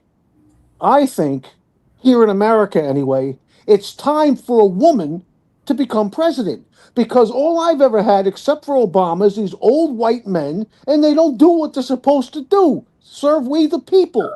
I don't want They a don't woman. do it. They serve the rich. Maybe we'll get something different with a woman. No, you won't. No. You might get worse. What about the Iron Lady there, Smiler? How many wars was she in? Maggie Thatcher. Yeah. Couple. Yeah. No, that don't work, buddy. Well, I'm willing to give it a shot. The only thing Maggie Thatcher did wrong was take away the milk. But they'll go to war just as much as a man, no problem. I think about a third of 100 and 85 or 95 countries in the world are led by women. She's the only person in Parliament that's ever told Israel to fuck off. No, she told Israel to fuck off. She's the only person in our Parliament that's told Israel to fuck off.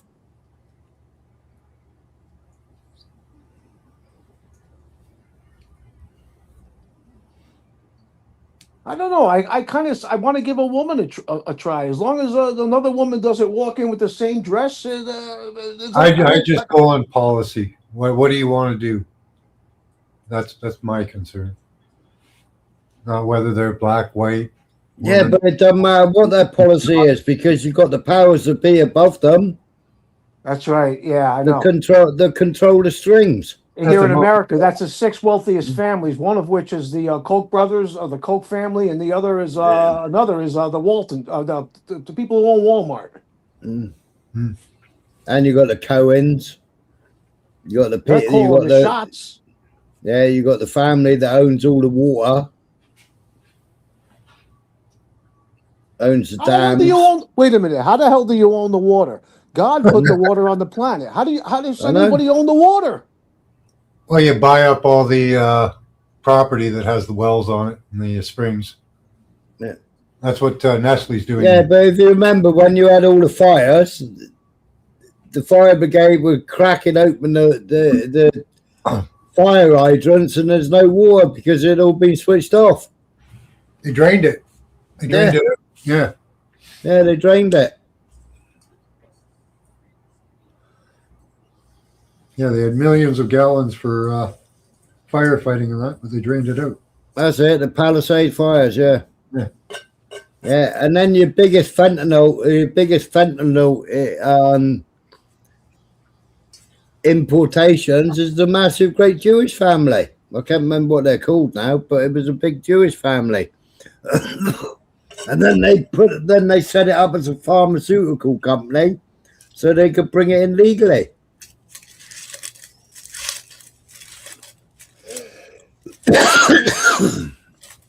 Yeah, we just import the raw products from China and have Chinese labs put them together for us.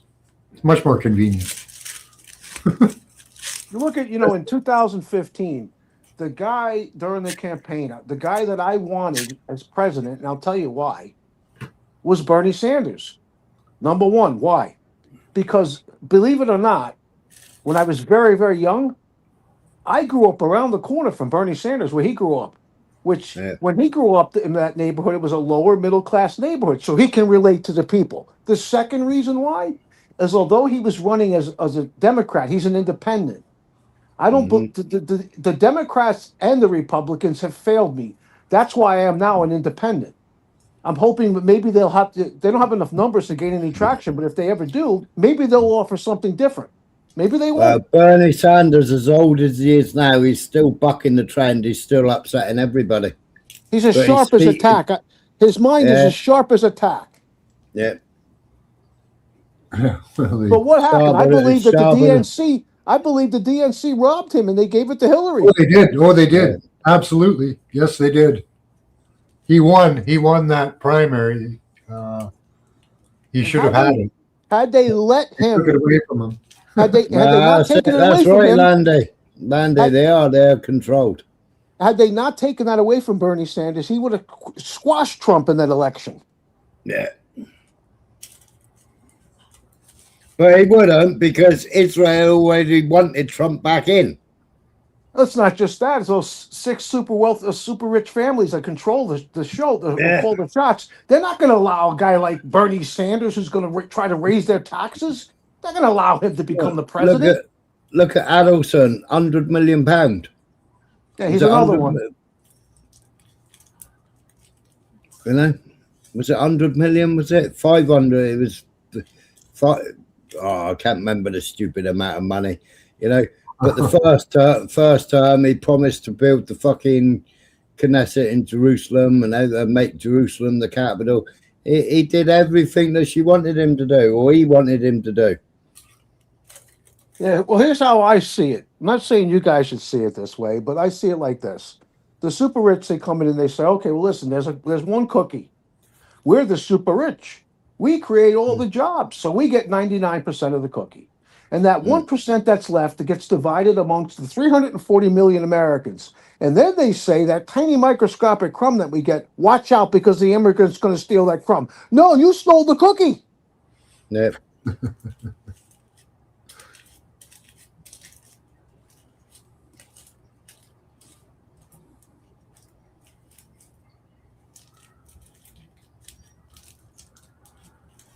Yeah, COVID was a big part of taking that cookie too. Yes, it was. And what we're seeing now in America is the biggest transfer of wealth from the poor and the middle class up to the top. No, they have a pandemic every 100 years. Go back every 100 years, there's been a pandemic or a scamdemic, you know? Canada every tried in 100 years. 1938. They tried to mass inoculate everyone. Which country in the world benefited the most from that pandemic? Israel. I would disagree. I would say China. And I'll tell you this, I don't know that China released that virus. Well, but, China didn't release it. But let's just say they did. Well, what would one of the reasons be for that? Because they knew how Trump would respond to it extremely poorly, which is what he did. And that hurt America. They tried to release it at the Commonwealth Games and it didn't work. Right? Well, one thing you can't dispute is that China was the country most well prepared for that event. Right. But Ralph Barrick developed it in 1986, 1990. The jab. No, the jab was the bioweapon. Yeah. There is no virus. In my opinion, there's no virus. COVID. No, they've never isolated any strain of what they say now. Coronavirus. There was a massive court case in America, right?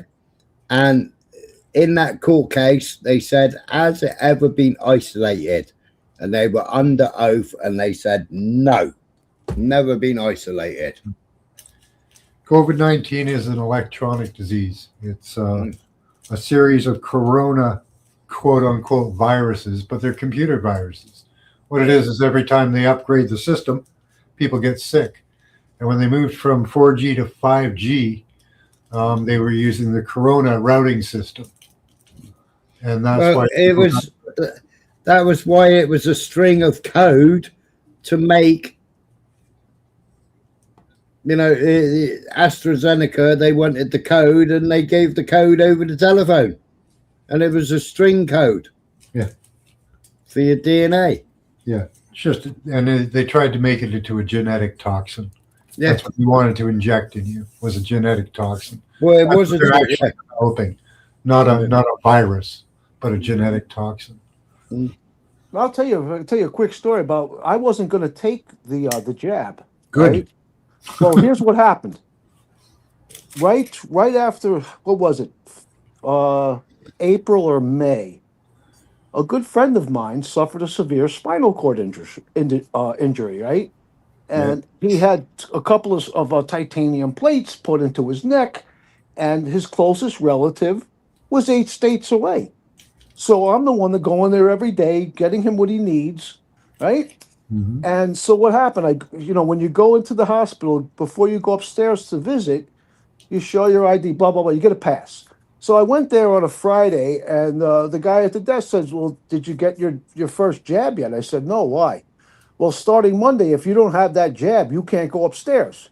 So now I'm in a position. What do? Do I leave my friend on his own? So I said, screw it. I took the jab, right? Now, let me tell you something. So I'm almost done. So Yeah. at that time, I had a little bit of eczema on one of my elbows, right? Yeah. So I took the jab, and a week later, it went away. So whatever was in that definitely helped that. It enhanced my immune system somehow. Which one did you get? You know? The Pfizer.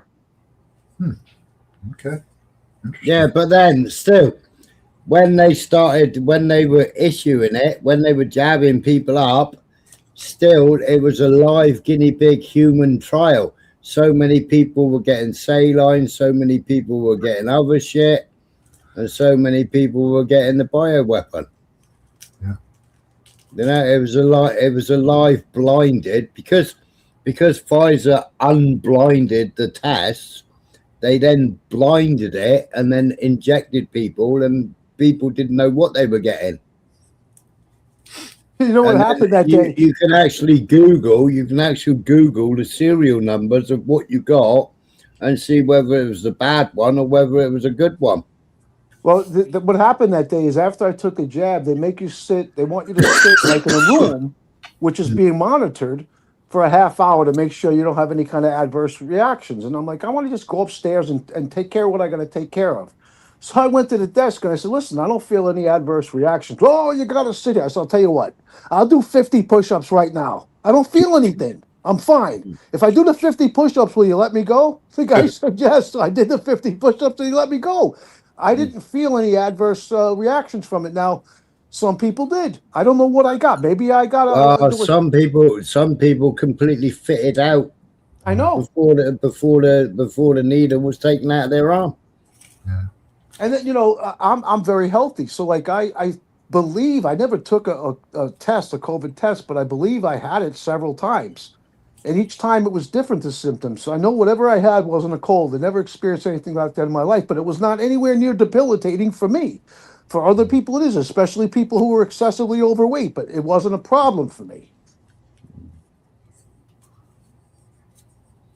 There's a lung epithemia.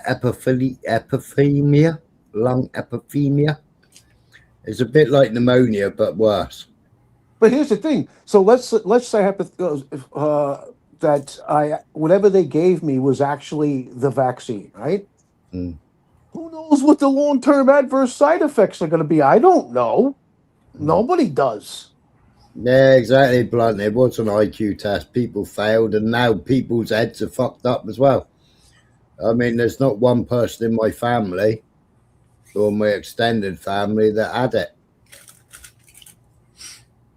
Including my ex-missus is a nurse. All my family in Poland, my family-in-laws in Poland, they never had it. I've seen lots of people take it, and I've seen lots of people go away. They don't come back. Mm. I live in a building with a lot of elderly people. Yeah. Taken multiple. Yeah, well, I live here. There's 30 houses, and they were doing car shares. I think 8 of them have passed away now. Yeah. And they were going to get their boosters. Yeah, the hospital kept contacting me to get the booster. I never went back. Well, my doctor was contacted, or my doctor's surgery was contacting me. So I rocked up there at lunchtime because he always went out to his car to have lunch. And I went, you keep asking me to come and have this, or somebody at the surgery keeps on asking me to have this jibby jabby. I said, if neuropathy is a side effect of it, how the hell, if I'm already suffering from neuropathy, how can I? He said, I'll take your name off it straight away. And I've never had another message ever again. Like, even at our workshop, until the nurses, there was a couple of stupid nurses, because we never had the barcode up, the scan code to say that they were there. Yeah, they reported us, so we had to download it and put it up. And then they said, oh, well, we can't do anything about it. And I said, well, so that everybody that came into the workshop could scan it to say they were there. But me and my missus, we never even, my staff, never even had the app on our phones.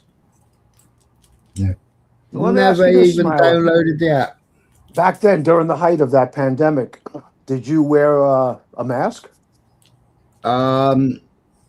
About 5 or 6 times in one shop only, and that was because we used to drive to the workshop, and on the way to the workshop I used to stop at that shop to pick up my milk and my cigarettes every morning. And there were a couple of old women that owned it with a post office, and because they used to order my cigarettes in specially, yeah, they insisted that anybody that went in there put one on. So that was the only shop that I ever wore one. The big shops never wore one, never queued, never walked, never followed the arrows, never waited for the fucking traffic light scheme. It was like the first time the fucking traffic light scheme, the security guard was trying to grab me because I just walked through the door and I went, all right, all right, all right. And the security guard tried I to love grab me. following the arrows. People freaked out when you went across the aisle and went against the arrow. When I went into a store, if I was asked to put the mask on, I put it on. I didn't cry about it. I didn't complain. I just put it on. And you know, with the mask, most people still don't understand, in America anyway, Trump supporters still don't understand why they were being asked to wear a mask. The mask didn't prevent you from contracting that virus. No, what it made you do. It helped to lower the chances of you giving it to other people. Why does a doctor wear a mask, a hospital mask like that That's when they're doing an absolute operation? bollocks. That's absolute bollocks, strictly. But wait a minute. Wait a minute. Absolute bollocks, right? Because it's not the microorganisms are smaller than the mask, right? You inhale a cigarette, you put a mask on, it comes out the two sides, the bottom and the fucking nose. It comes out all over directions, and that's smoke, right? Now, when you wear that mask for longer than 20 minutes, yeah, I know it gets moist. You're breathing pure carbon monoxide. Yeah, we used to show them with our MOT testing and gear, yeah, what they were actually breathing in.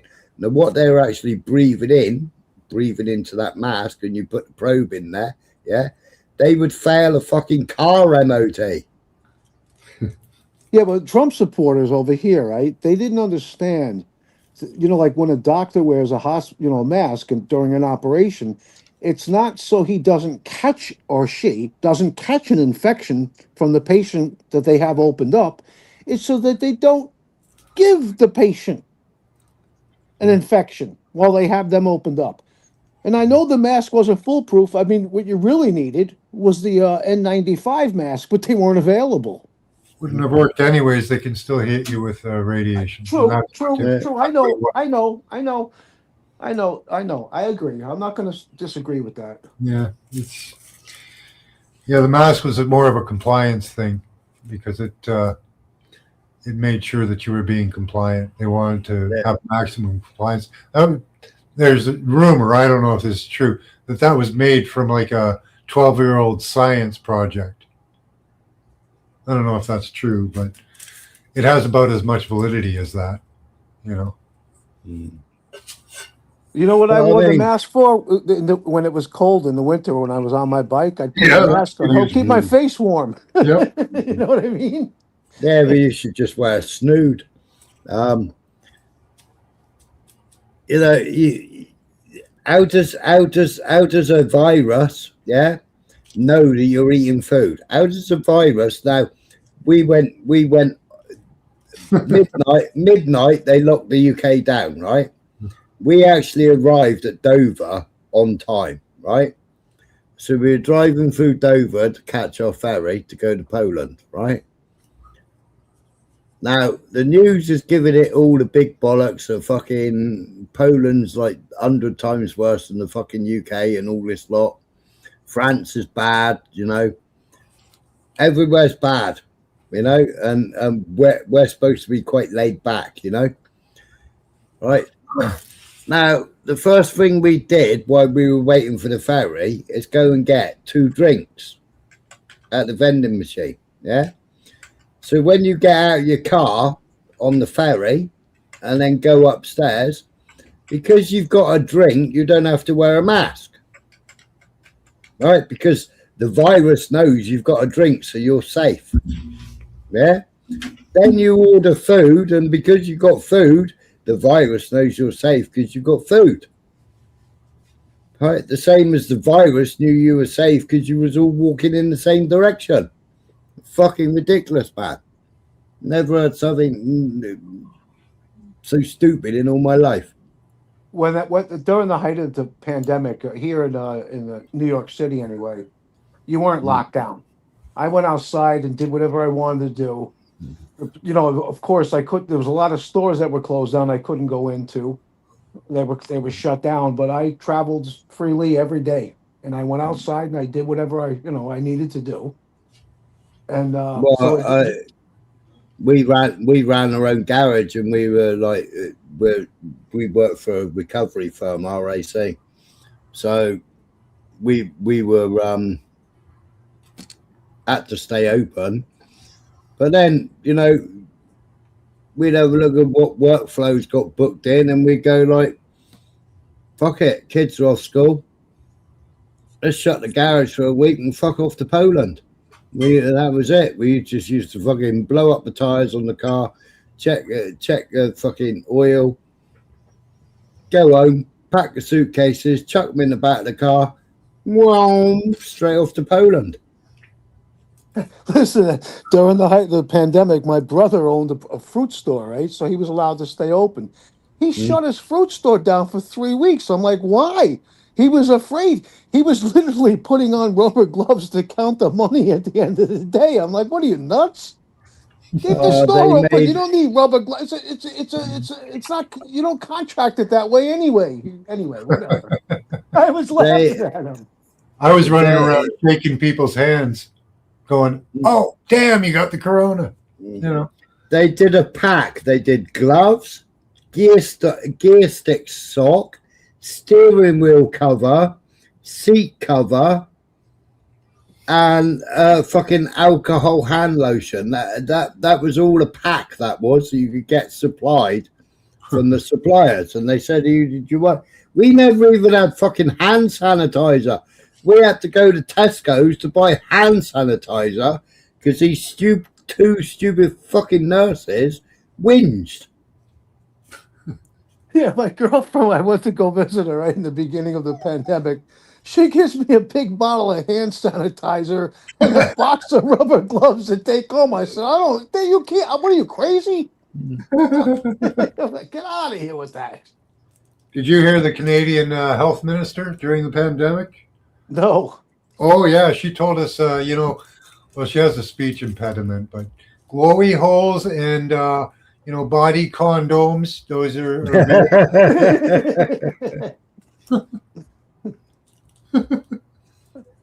Fuck it, just give me a hazmat suit. I'll wear that. If you can have sex between a sheet of plastic, that would be good. Well, we had somebody in Weybridge going around in an NBC suit. He was going around in a full NBC suit. Fucking crazy, man.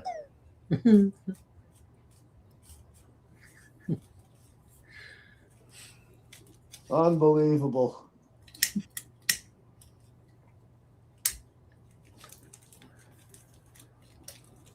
What about Trump? Did you remember what he said? He was suggesting, what was it, that we inject disinfectant or bleach? Or we use light therapy? I said, yeah, I'm going to get a flashlight and shove it down my throat. That'll work. Actually, those are pretty good suggestions. You think so? Injecting disinfectant? No, there are processes. What they do is they filter the blood. And wasn't it peroxide? So it oxygenate. It was peroxide, wasn't it? Yeah. Because peroxide alone. But then he did ivermectin, hydrochloroquine, and something else. And infrared light therapy does work, and ultraviolet. But here's the thing: you can unalive germs, but a virus never it's dies. alive. It's not even a thing, really. You remember that when he said that, he was looking over at that female doctor. I can't remember her name now. She was looking at him like he was freaking crazy. Yeah. What? Yeah, no, I looked up the therapies he was talking about. They have validity against, like you say, bacteria, things like that. But not really viruses. Viruses are just electronic attacks. The thing about viruses, though, like, you know, especially like the COVID, is each time that it would mutate, it gets weaker. It doesn't get stronger. Yeah, but it never mutated. That was all a load of bollocks, the mutations. You know, I mean, you got text messages of Boris Johnson going, are we going to now tell them, everybody, that we've now got blah, blah, blah now? When are we going to release the new one? You know, and him and what's the fucking idiot called again? I can't remember his other stupid baldy-headed fucking name. McCulloch. Was it McCulloch? They were text messaging each other. Fucking, is it time to release the new one yet? New strain? It's from monitoring systems. It wasn't McCulloch, was it? It was the one that they give. A load of people followed him on the underground, and he got them all arrested for abusing him. The one that went I can on tell you this, Mike. During the height of that virus, yeah, well, no, he went on the reality show. During the height of that virus, there's a hospital near me, and there was 5 refrigerated trucks outside. Yep. And on top of that, there were about 50 ambulances, and there was a gasoline truck there to fill the ambulances up. And then throughout my neighborhood, there was an ambulance parked on like every other block, waiting to pick somebody up.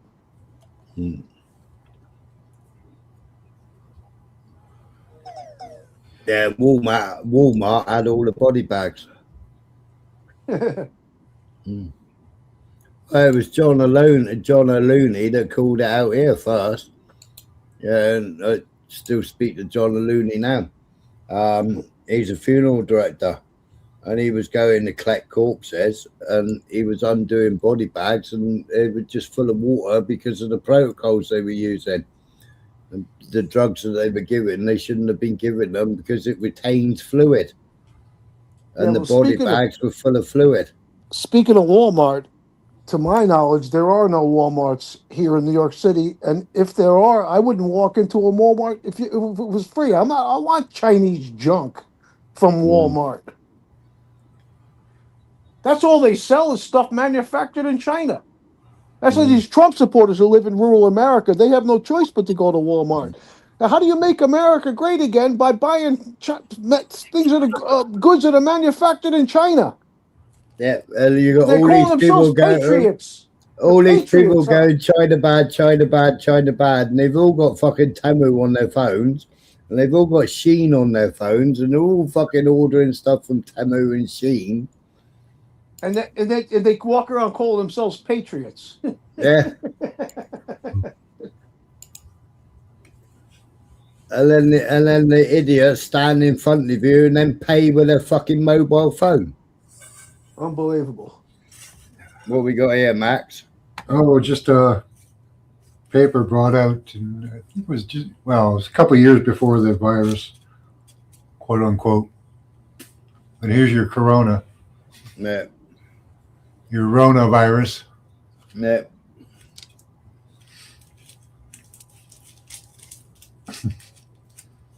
So yeah, when they bring out a new routing system, and COVID-19, the shots were for health monitoring. You can invest in graphene healthcare now. Yep. That was one section of the virus where they wanted to get graphene in you so that they could do health monitoring, and that gave you a MAC address, your MAC address, and a Bluetooth signal, so that they could monitor you better. But yeah, it's also to give you diseases and stuff. That was what's in the vaccine. But the virus, this is the virus. This is why people get sick. And you feel it in your respiratory system because radiation attacks soft tissues first. Well, that was why Palantir had 70 million to build the fucking app to trace people that had the jab. Yeah, I So remember they when knew- I got the so when I they got knew the where jab, to when I got the jab, they gave me this card to verify that I had it. And I was like, "Well, I got to carry this thing around. I had to carry it to get into the hospital and go upstairs to visit." It's like, what the fuck? I mean, come on. Yeah. When the pandemic started, they gave me papers from work to say that I had the right to go to work. Thankfully, in Canada, the police refused to stop and search people, but So you were considered an essential worker? yeah. Yeah. I wasn't. Nobody wanted to train with me face to face. They were afraid.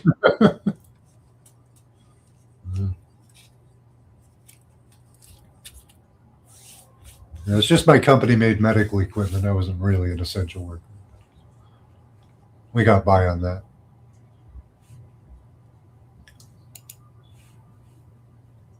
Oh, here. Let's see.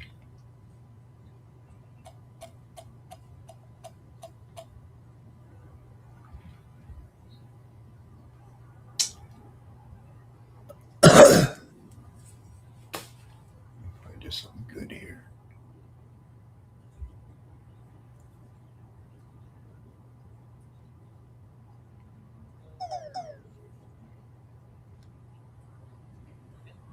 There's a good one.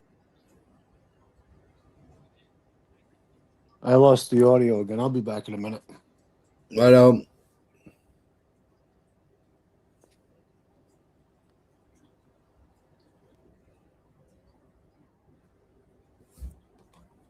device is not connected, Max.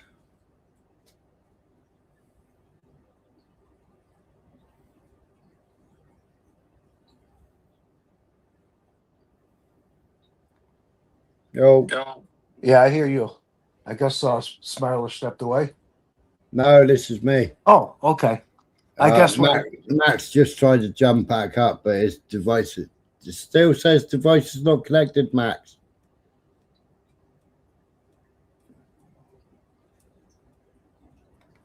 That's better. All right, there we go. Can you hear him strictly? Yes, I can. Right on. Well, at least they're talking about the pandemic got us away from crap in Iran. I don't know what you want to do now. That's one of the things I did take a really deep dive into was the pandemic, because I happened upon the electronic component, the genetic component of it, the disease component. Like one of the things they put a lot of stuff in there.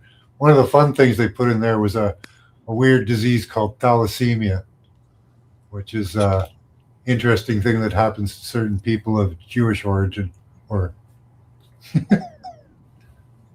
yeah. Well, that's why like for 2, 3, 4, 5 years beforehand, check your genealogy. Yeah. You know, check your family tree. And everybody was doing the swabs, everybody was sending them off, and they were using all that information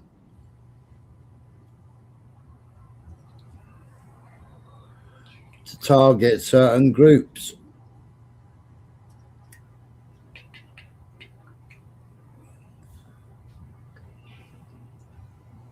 People I say never it's all- thought I would see something like that, a pandemic like that during my lifetime. But now, I don't know if it was orchestrated or not. But what I do know is now that I've seen something like that, hopefully it doesn't, but the possibility is out there that it could happen again. I don't know. sure, It's under, Wuhan and that Italian city were the first places that they turned on 5G. Yeah. It was 110% orchestrated. I mean, if you listen to the inquiries from Congress, I mean, your Congress has done a right good job on it, you know. But then you got JFK, you know. Oh, what a wacko that guy is! Yeah, but then you got JFK, you know, fucking giving money to other people to do other fucking vaccines now. Yeah, but he's also suggesting or telling people that these vaccines cause autism. So you got Trump supporters out there refusing to let their children be vaccinated for things like measles, and now the measles there's like a small outbreak, and it's getting bigger and bigger. I think it started in Texas, and now I don't know where else it is, but I mean, Yeah, we used to how is this guy the director of the health party? How is this guy JFK, who's a lawyer?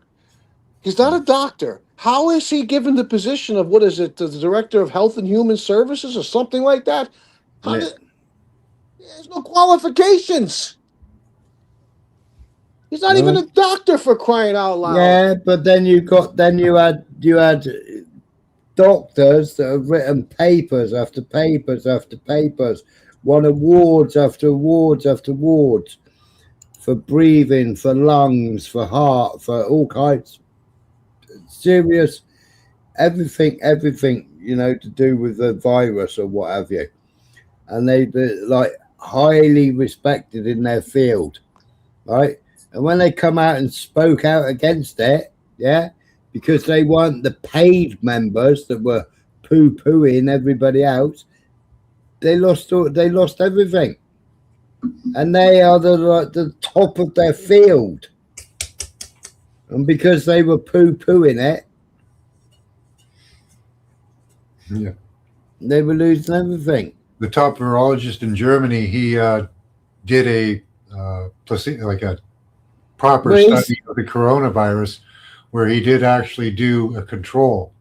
In virology, they don't do a control in their studies because the control ends up the exact same as the supposed virus containing. What's the German guy called? Because I played his the German guy and the painting man. I can't remember. He used to wear the red dicky bow, baldy head.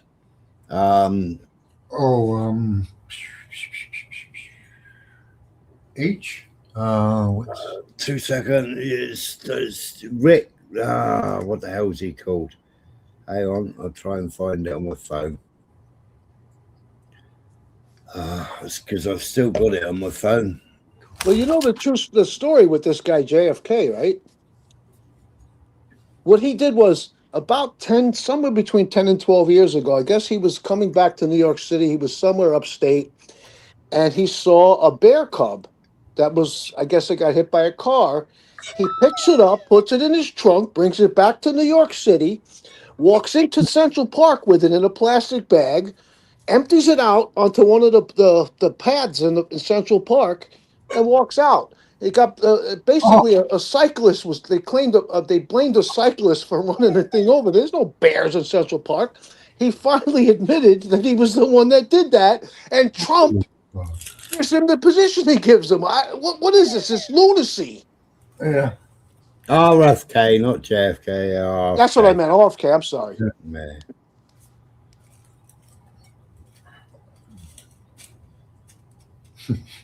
Who in Trump's cabinet is actually qualified for their position?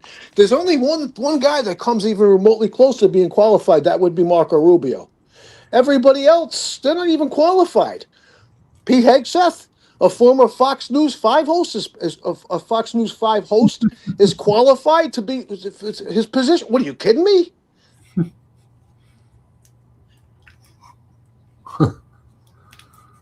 A bartender.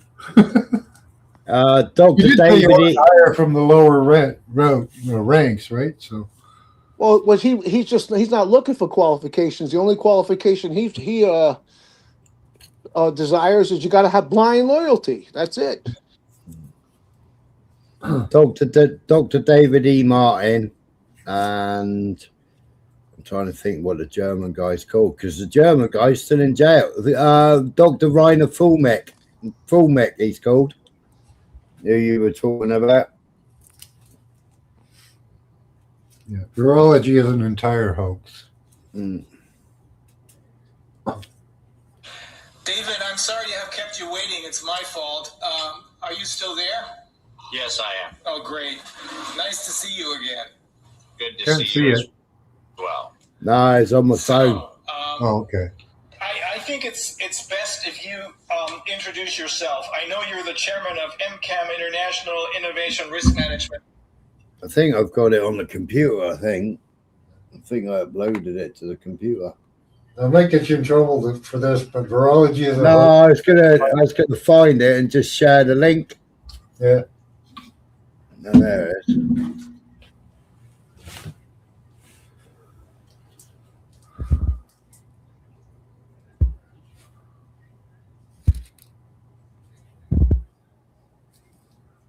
Yeah, the whole virology thing was invented by the Spanish flu and the Navy. It's a Navy invention.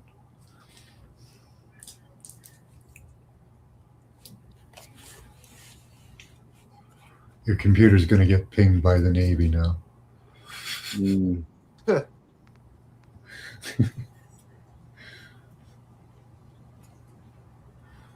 Happened to a friend of mine. His kid was a big gamer, so he wanted to know who was pinging his computer and stuff all the time. And I was talking with him about some of this stuff. And as soon as I mentioned the Navy, he got a notification that he'd been pinged by the Navy, and then it disappeared and came back up as unknown. And then he kept getting pinged by unknowns. And you're not supposed to be pinged by unknowns, apparently. That doesn't happen. So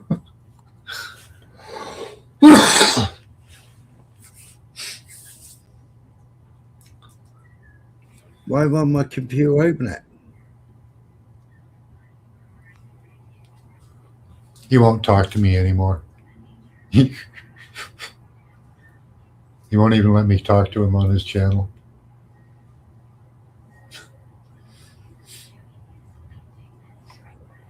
A little off the subject, but here in America, any kind of internet crimes, going to the police is a waste of time because they won't do anything. The FBI and the FBI only investigates internet crimes. Do they November, man? That's interesting. Yeah.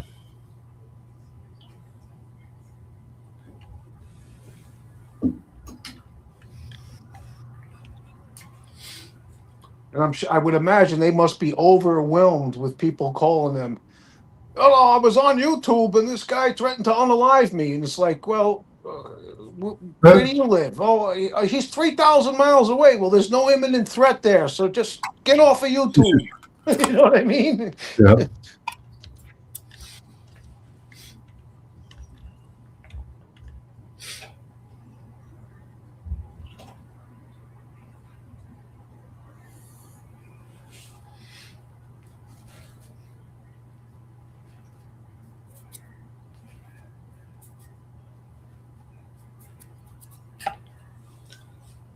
Yeah, Dr. Martin there, he was involved in the procurement of a lot of the elements for the vaccine, wasn't he, Smiler? Yeah. Yeah.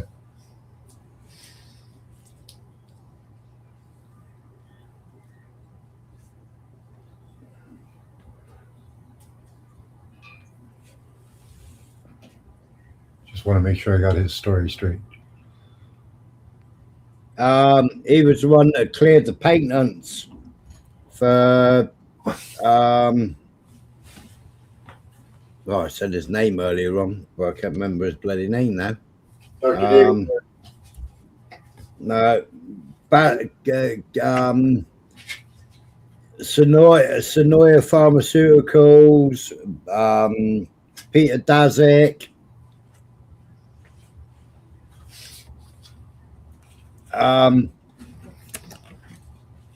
and when they they had a cure, but when they did a cure, they didn't actually have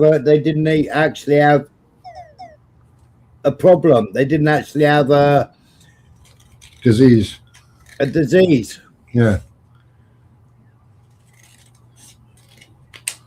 But they developed a vaccine and they were charging people a couple $100 for each jab, right?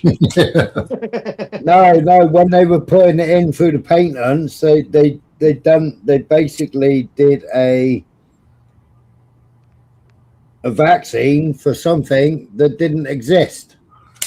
So then they had to withdraw it, then get the problem, and then get a patent on the problem, and then reapply for the vaccine. Then, yeah, but you know, you can't get a patent on something that is naturally reoccurring or zoological.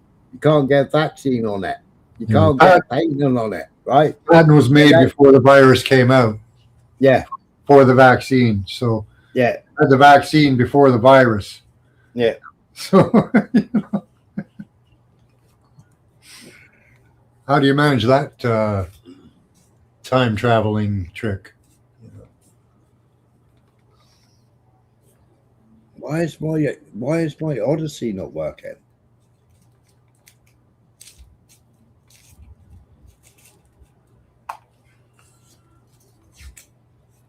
Why is Odyssey saying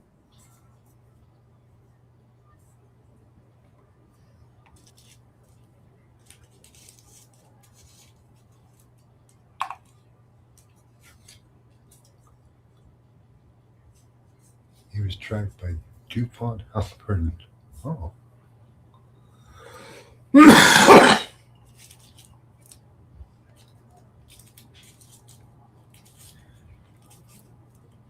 am I still here? Yep. Yeah, I hear you. Just wondering why my Odyssey won't open.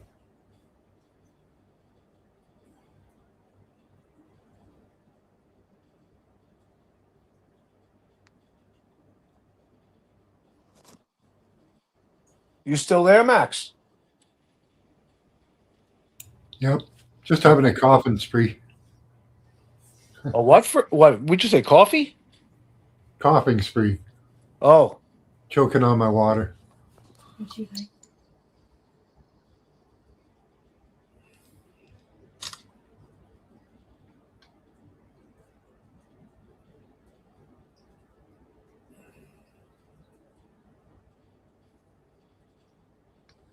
Right.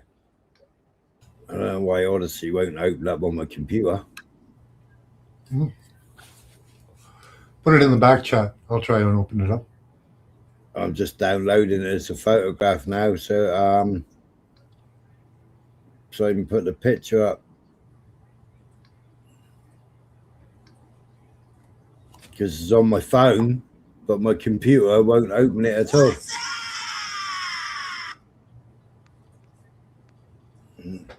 So now I can do that.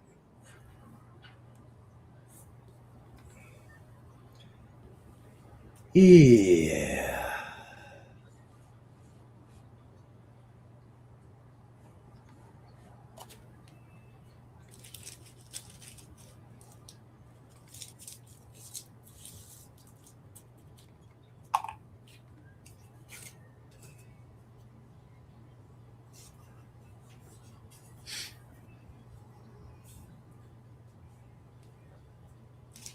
Da-na-na-na-na-na.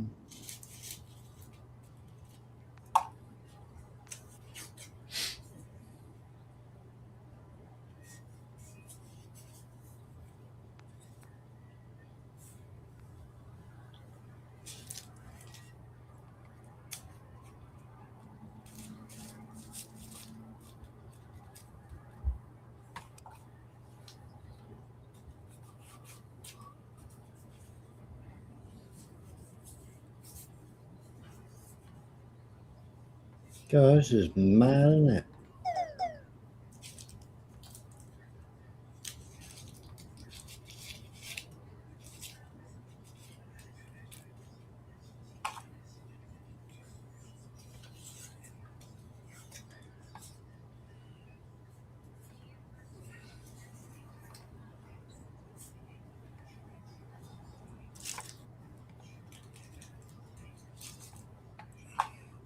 while you're looking for that, if I could just way off the subject, cut me off if you find it, if you get to your Odyssey before I finish. But I was having a conversation with a friend a couple of days ago, and he's drinking this thing called muscle milk. It's like a protein drink or something, and it says you get stronger every day.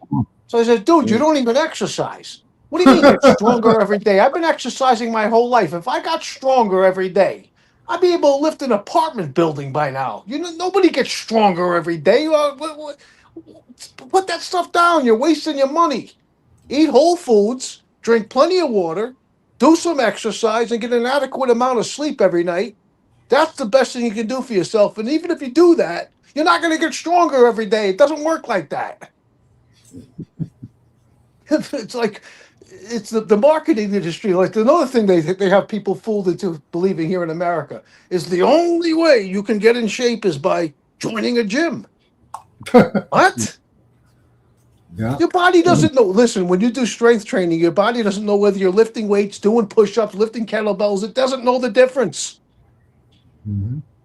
But they I got to join the gym. Yeah, go ahead, join the gym. Can you see it on the screen, Max? I see something there.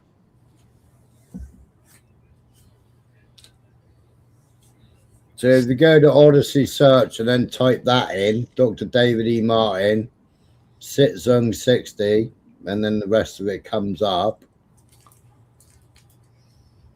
I don't know what that means, though. It was German. It's German, but that's what it's saved under. That's an hour and 51 minutes one. That is, but Dr. David E. Martin and what's he called did a load of videos on Odyssey.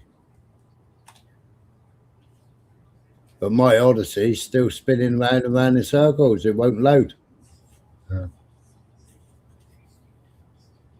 Do you have too many windows open? No, it's not that. I think it's Odyssey. Try it on the other screen. I'll check Odyssey and see if it's operating okay.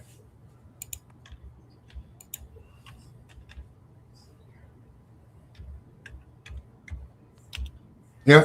Oh, hold on. Odyssey is always slow. Now I've opened Odyssey up on my other.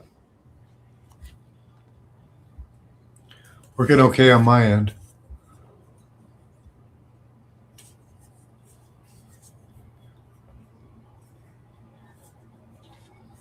Oh, which one did you send me? Which email address have you just sent me a link to? Twatty thing.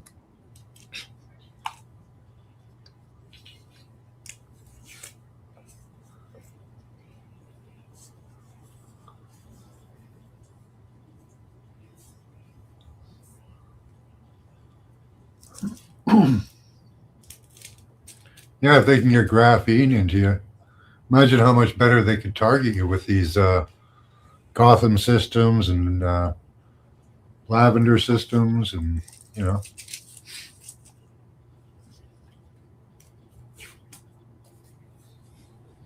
All right, so I'm logged into my Odyssey now. Tucker was caught lying about what?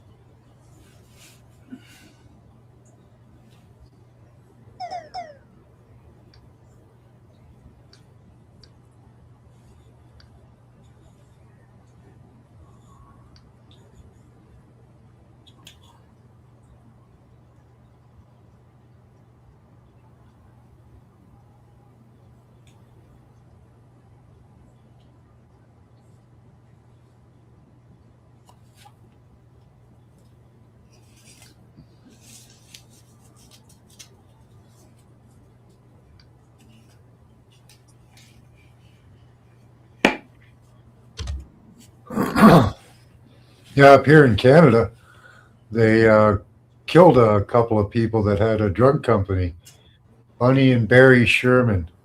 They hung them in their own basement because they were ramping up production of ivermectin just about a year before the pandemic. So they had to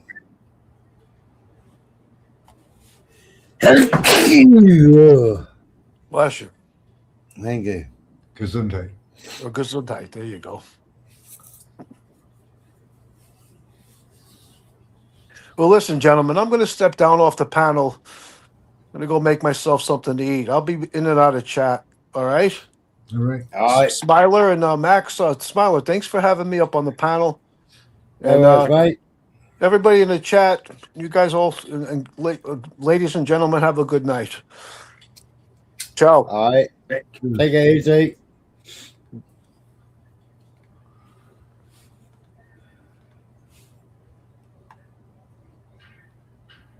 There it is.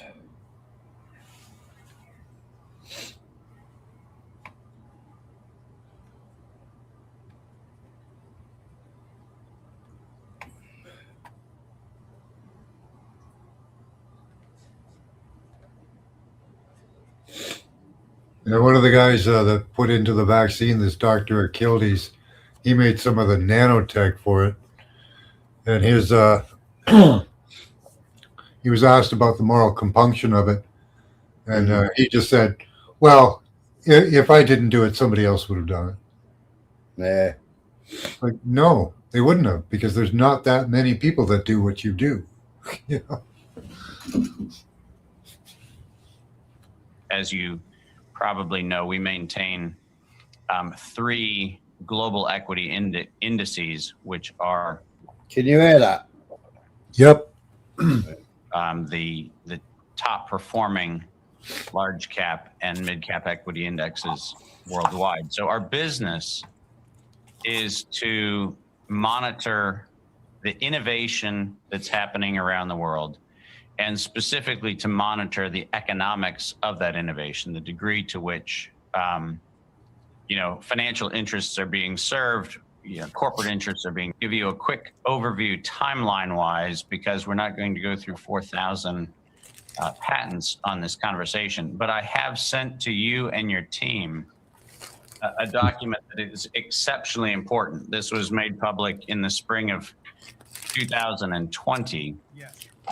This document, which you do have and can be posted in the public record, is quite critical in that we took the reported gene sequence, which was reportedly isolated as a novel coronavirus, indicated as such by the ICTV, the International Committee on Taxonomy of Viruses of the World Health Organization. We took the actual genetic sequences that were reportedly novel and reviewed those against the patent records that were available as of the spring of 2020. And what we found, as you'll see in this report, are over 120 patented pieces of evidence to suggest that the declaration of a novel coronavirus was actually entirely a fallacy. There was no novel coronavirus. There are countless very subtle modifications of coronavirus sequences that have been uploaded, but there was no single identified novel coronavirus at all. As a matter of fact, we found records in the patent records of sequences attributed to novelty going to patents that were sought as early as 1999. So not only was this not a novel anything, it's actually not only not been novel, it's not been novel for over 2 decades. But let's take a very short and what I'll do is I'll take you on a very short journey through the patent landscape to make sure people understand what happened. But as you know, up until 1999, the topic of coronavirus vis-a-vis the patenting activity around coronavirus was uniquely applied to veterinary sciences. The first vaccine ever patented for coronavirus was actually sought by Pfizer. The application for the first vaccine for coronavirus, which was specifically this S spike protein. So the exact same thing that allegedly we have rushed into invention. The first application was filed January 28th, 2000, 21 years ago. So the idea that we mysteriously stumbled on the way to intervene on vaccines is not only ludicrous, it is incredulous, because Timothy Miller, Sharon Klepfer, Albert Paul Reed, and Elaine Jones on January 28th, 2000, filed what ultimately was issued as U.S. Patent 6372224, which was the spike protein virus vaccine for the canine coronavirus, which is actually one of the multiple forms of coronavirus. But as I said, the early work up until 1999 was largely focused in the area of vaccines for animals. The two animals receiving the most attention were probably Ralph Barrick's work on rabbits and the rabbit cardiomyopathy that was associated with significant problems among rabbit breeders, and then canine coronavirus in Pfizer's work to identify how to develop S and spike protein vaccine target candidates. See, when I talked about all this, everybody thought I was off my fucking tree. Yeah. They all thought I was mad as poo. You know, but you can look the patents up. Yep. I've got the code myself on a piece of paper. Yeah. On a screenshot I took from I can't remember which site it was. So I got the code. I checked the code, and it's chromosome B. Yeah. In human beings. So what they're trying to do is make your own body have basically an immune response to your own chromosomes. Yeah. They've been successful with liver, kidney, thyroid, and other organs. So that's why we have so many autoimmune diseases right now. Yeah.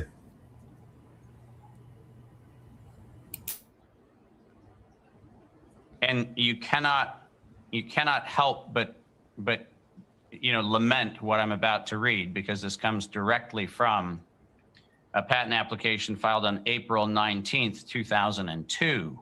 And you heard the date correctly, 2002, where the NIAID built an infectious replication defective coronavirus that was specifically targeted for human lung epithelium. In other words, we made SARS. And we patented it on April 19th, 2002, before there was ever any alleged outbreak in Asia, which, as you know, followed that by several months. That patent, issued as U.S. Patent 7279327, that patent clearly lays out in very specific gene sequencing the fact that we knew that the ACE receptor, the ACE2 binding domain. I'm still not allowed to talk about this in Canada at all. I don't think I'm allowed to talk about it. I'll get banned. They'll ban me. I'll get another strike. Yeah. Pull my video down. Yeah, they don't like a lot of stuff from Odyssey. But anybody that want to watch it, I'll copy it again. And I'll drop it in the chat again.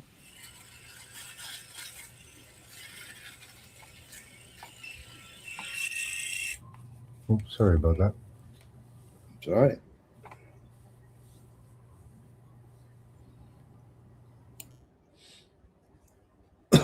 I think chat's broken.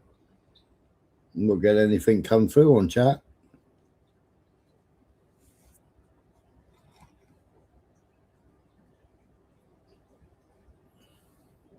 With the private chat or the regular chat? You just posted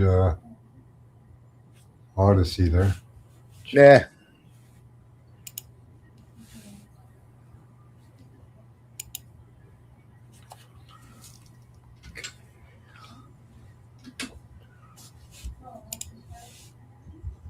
Yeah, it's going. It's just nobody else is going.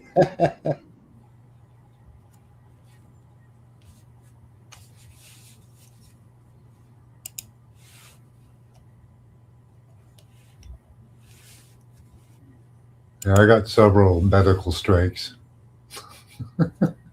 Yeah, I did.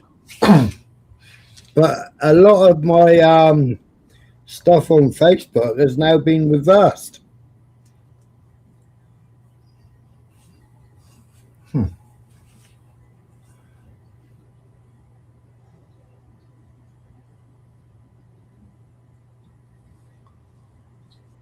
used to think he was a saint, but after some deep dives, well, nobody's a saint, are they? Right? What did you find out, Ulek? What's he got there?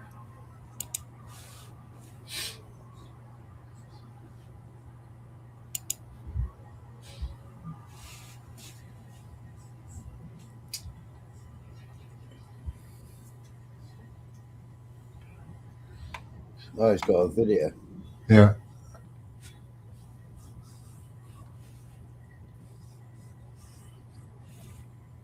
Well, I like this guy.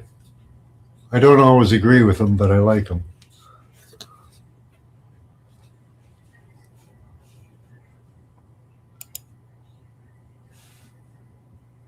Oh, not the same guy. No.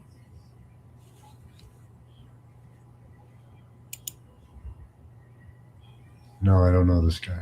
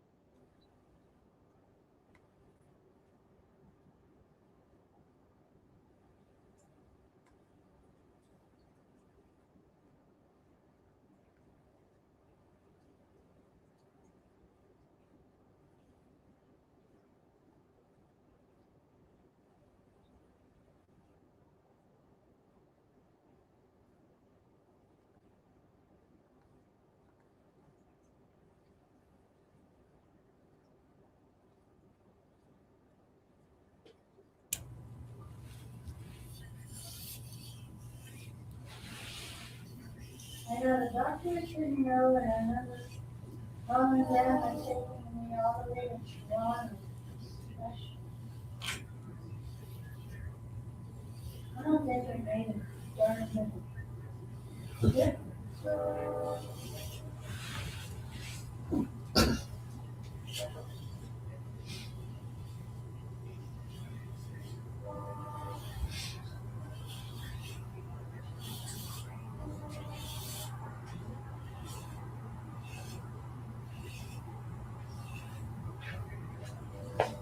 So are they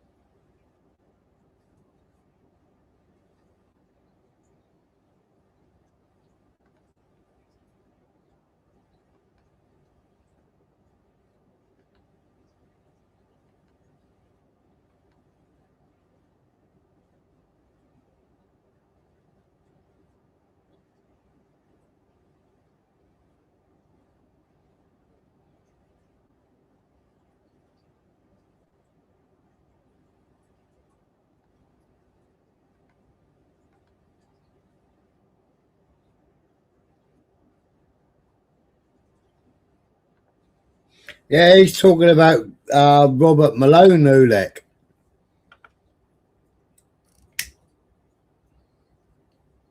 Robert Malone fell out with all his team, didn't he? Because he was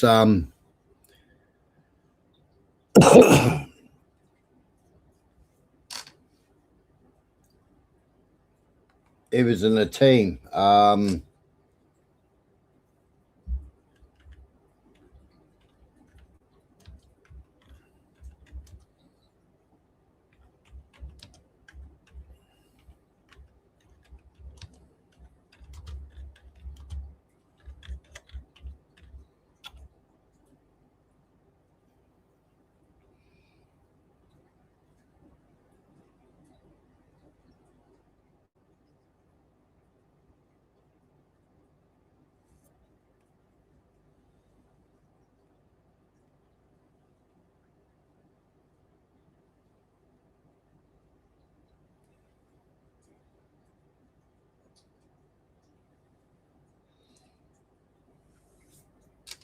It's like everybody said, if you talk about the Enigma machine, everybody says Alan Turing. Well, it wasn't Alan Turing.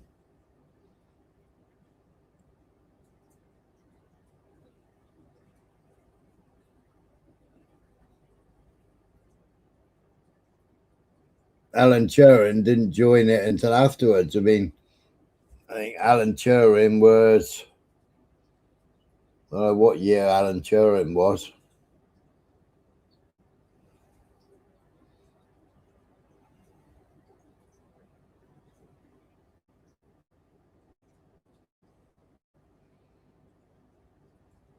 But it was Mario Majewski and several other Polish prior to Alan Turing, and then Alan Turing joined the group. And everybody goes, oh, Alan Turing, yeah, he broke the Enigma code. No, he didn't break the Enigma code. It was supposed that broke the Enigma code. And then Alan Turing later joined the team. But everybody credits Alan Turing.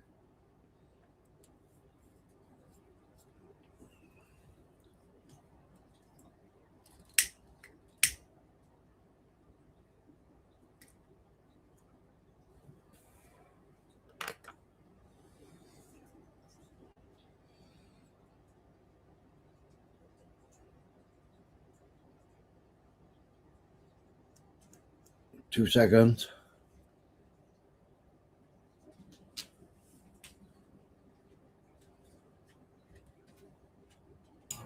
I found a good spot on the video that Oleg shared here.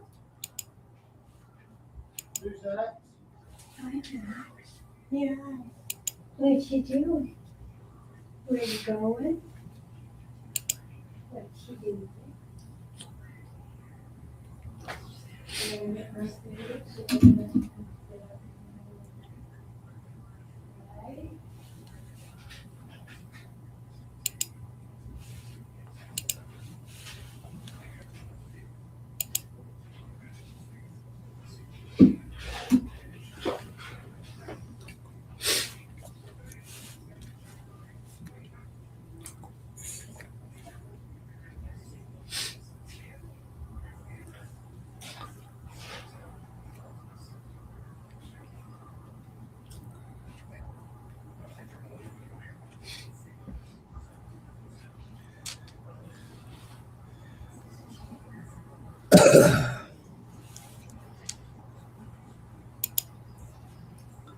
He's up there.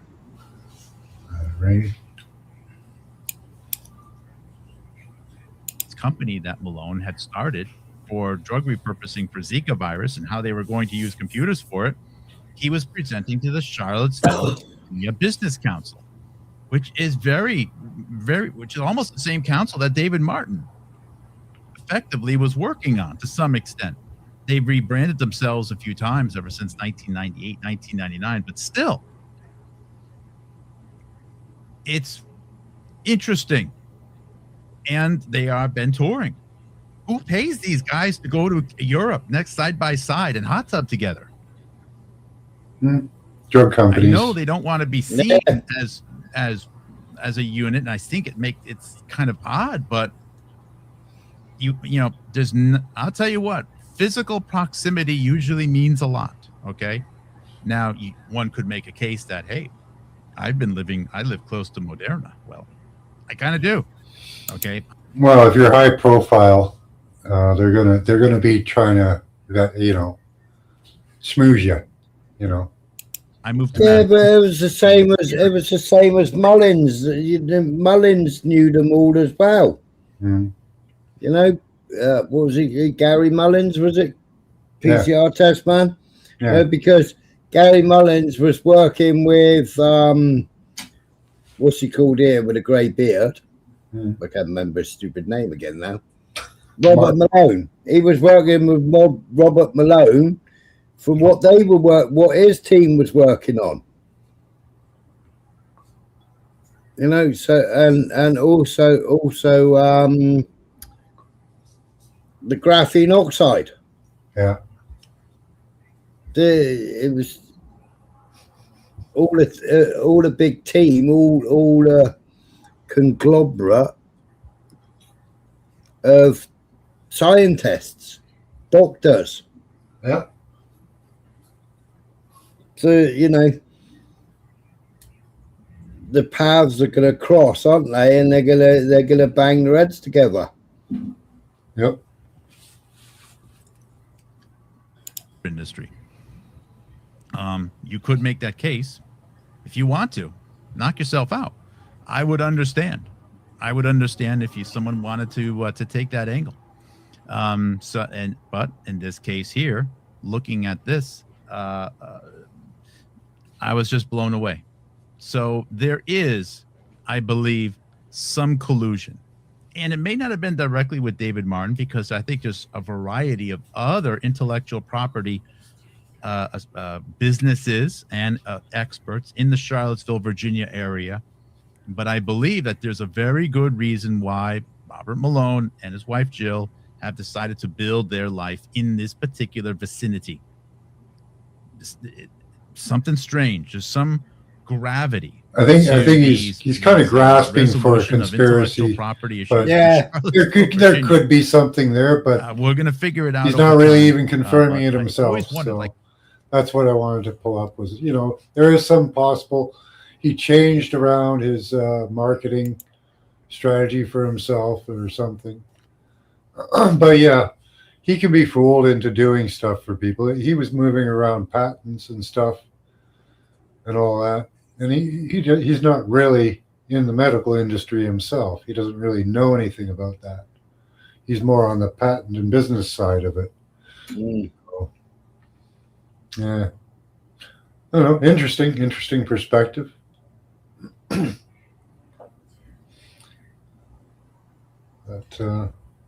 yeah, didn't change much of what's in the patent or when the patents happened.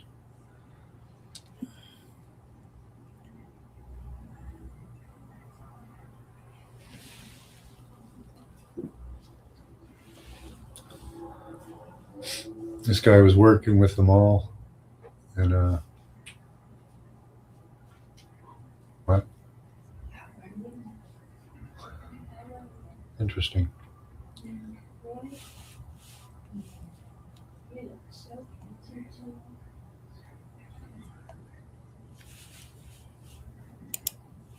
Want to hear a bit more? Or? No, I was flicking through it just now myself.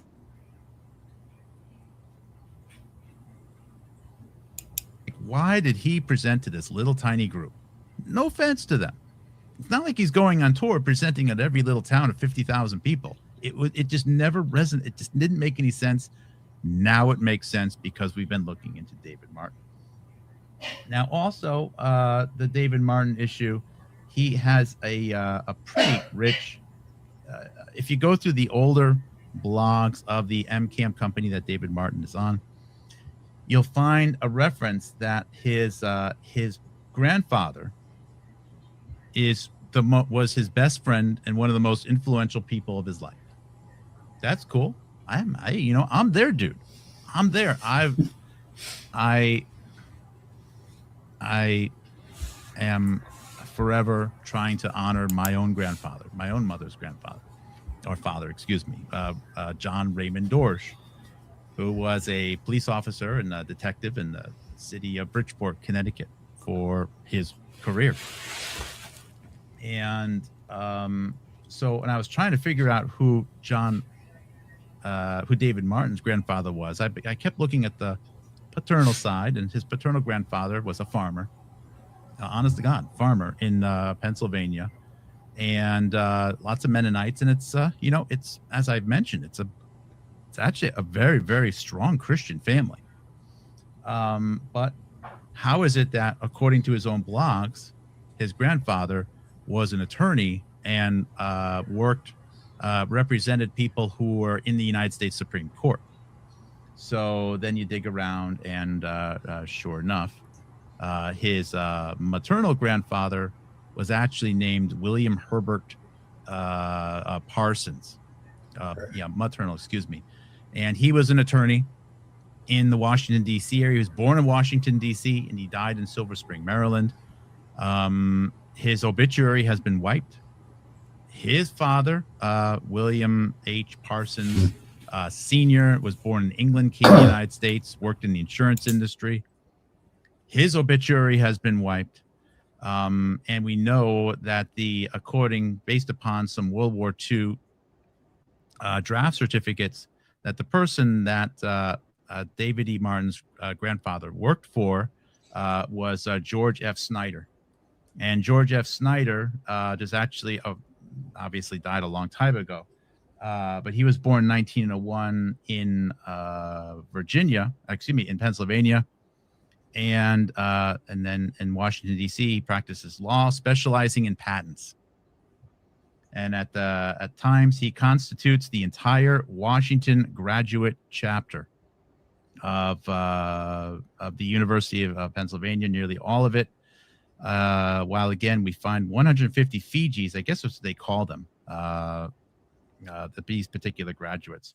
So he was a heavily impactful United States Supreme Court expert, if you will. He was with the United States Supreme Court, and his specialty was patents. So now George F. Snyder is not related to David E. Martin, but this is the office that William Herbert Parsons Jr. had worked for. And then William Herbert Parsons went on to work at patent thieves. as an Okay. attorney for Canadian Pacific Railroad through the 1950s and 1960s, which doesn't necessarily mean trains. Canadian Pacific started to divest into communications during that time, but since his obituary has been wiped, who knows? What we do know is that if you look at the home address, it is actually 1/4 of a mile from the headquarters of the FDA in Silver Spring, Maryland. So the granddad, if you will, for all the grandfather maternal of David E. Martin, is decided to build his life around living wise the FDA building in Silver Spring, Maryland. So this is just all little interesting data points, just trying to highlight to you or impress upon you again how connected many of the people who have been put out in the forefront are to patent issues. We can and we can see how they've been responding, changing their tune after 2 years plus to now talking about antibodies, talking about whether or not they work or not. If you go back in the past, you'll see that lots of similar proximity. Yeah, there's been a couple of people that have changed their tunes over time. I think we are going to continue to see from the beginning of the pandemic till now kicked over. And it seems like a few of them have been bought out over time or threatened. There's a lot of very frustrated people right now that we are focusing on this issue. It would be better if we were focusing on nanobots or using 5G communication to reprogram people's DNA, or P3417 alpha omega cancer genes all over the place. Instead, we are going right into the intellectual property, the foundation, which is being challenged and rebuilt right now. And we didn't decide for all the people in the truth, health, and freedom and transparency hero medical movement to be connected with patents. But that's the way it was. And sometimes you just have to look at what's right in front of you. I have to look what's right in front of me and go, well, what do all these people have in common? Patents, intellectual property, in particular, how to either use the patent system in combination with things like mediation, arbitration to effectively facilitate, amongst many things doing this round, many tools, the communist takeover of the United States of America, or to usher in a new era of medicine, which is really not about helping anyone at all. It's really about mining the general population for data. So to potentially to contribute to the future era of medicine.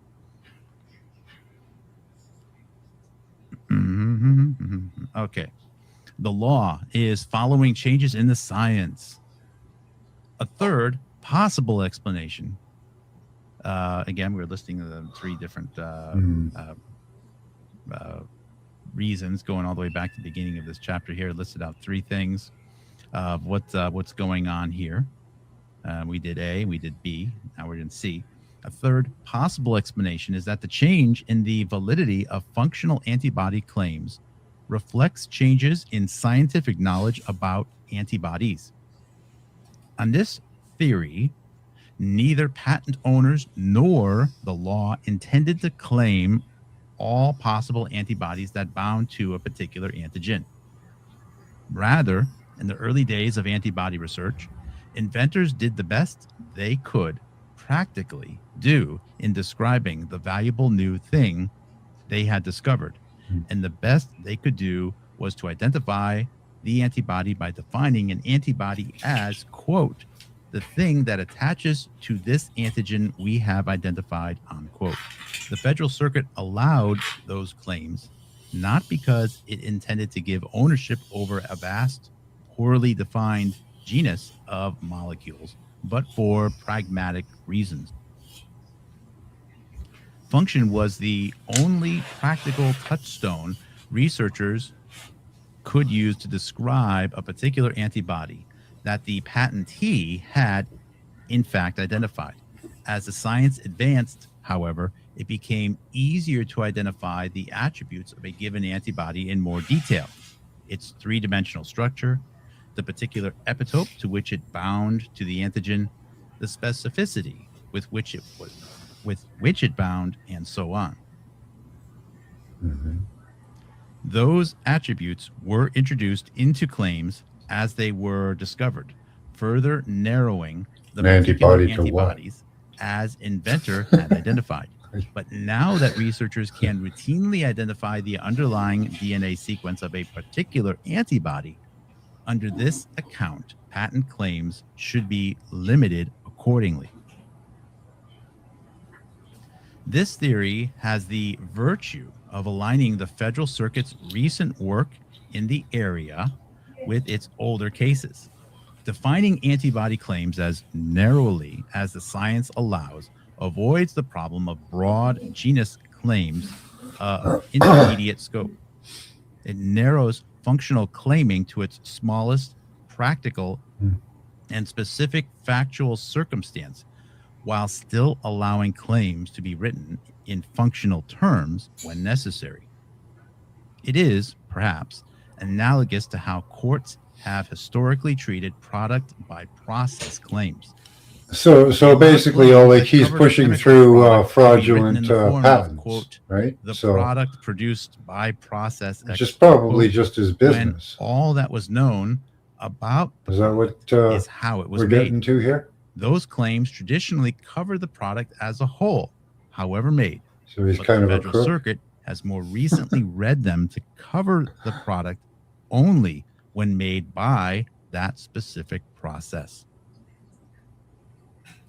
There, too, courts might be responding to changes in the science, allowing a patentee to describe their claims by the manufacturing process when that was all they knew about the product at the time, but narrowing claims as the science advanced and they could describe the product directly. Such a theory also offers an alternative to an outright reversal in Federal Circuit doctrine, an explanation of why the Federal Circuit might transition over time from allowing functional antibody claims to soundly rejecting them. There's a problem with this theory, though. There is no indication that this is what the Federal Circuit thinks it is doing. To the contrary, all of the court statements suggest that it is concerned and has always been concerned with identifying molecular structure. At least according to Judge Lurie, nothing has changed. Quote, it has always been, or at least has been, since the Patent Act of 1870, that a patent applicant must enable one's invention, whatever the invention is. What is new today is not the law, but generic claims to biological materials that are not fully enabled, unquote. Perhaps, but from that perspective, the shift is paradoxical.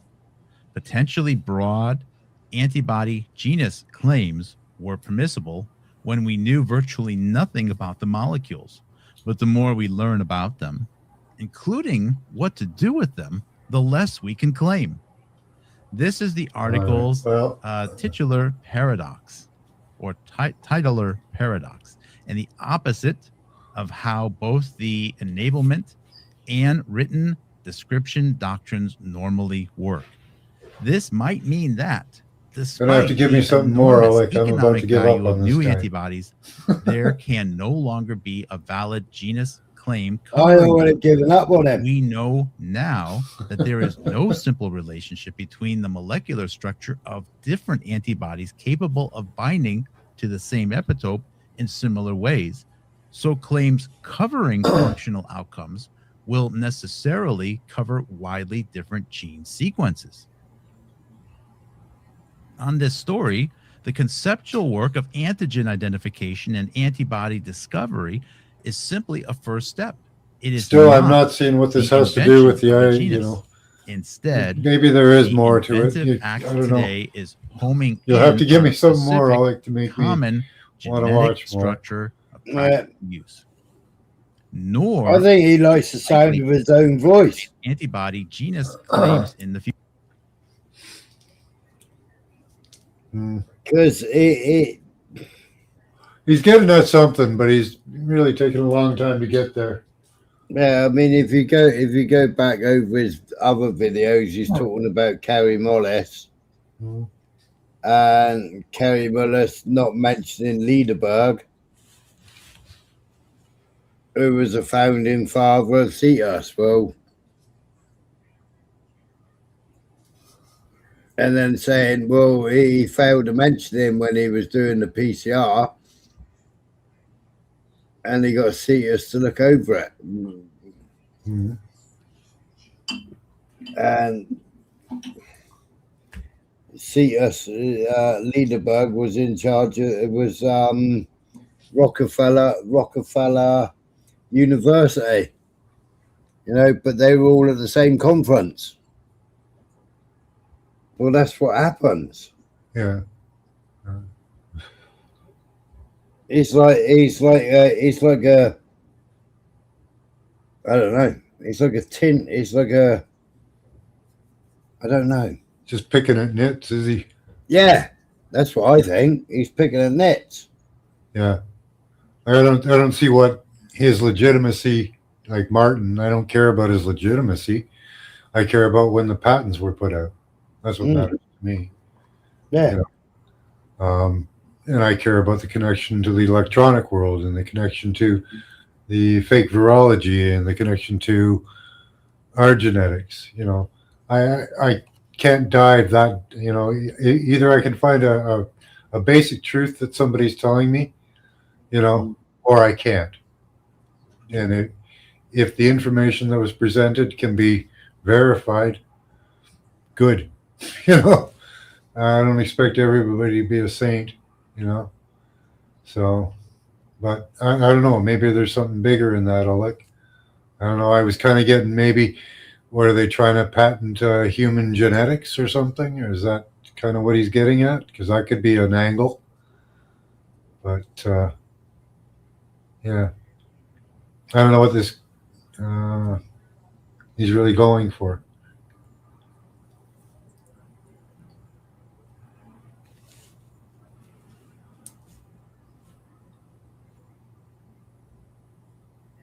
Have they blown anything up in Iran lately?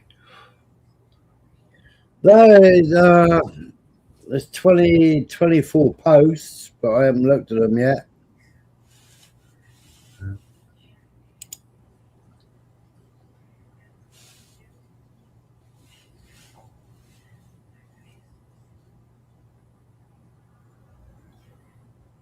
Hey, you should come on up, Alec, and tell us about it. I'd like to hear it from you.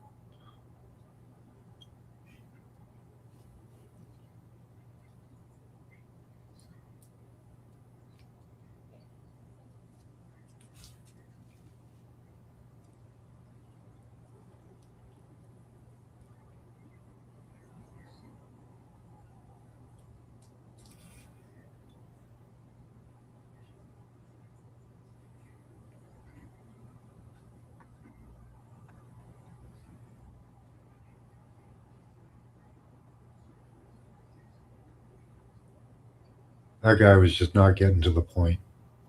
That bugs me.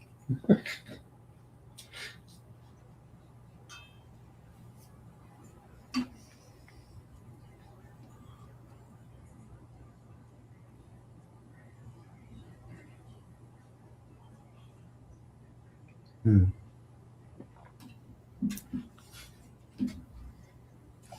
what's he doing a deeper dive into, Alec?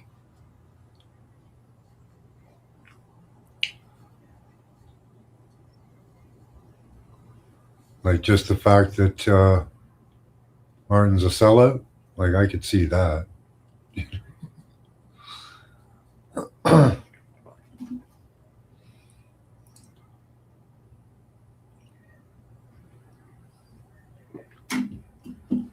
lot of them get scared or sell out. Okay. Link? You got a link there?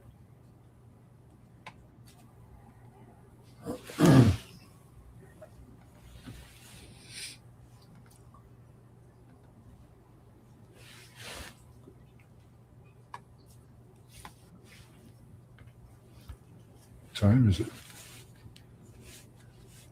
25 to 3. Hmm.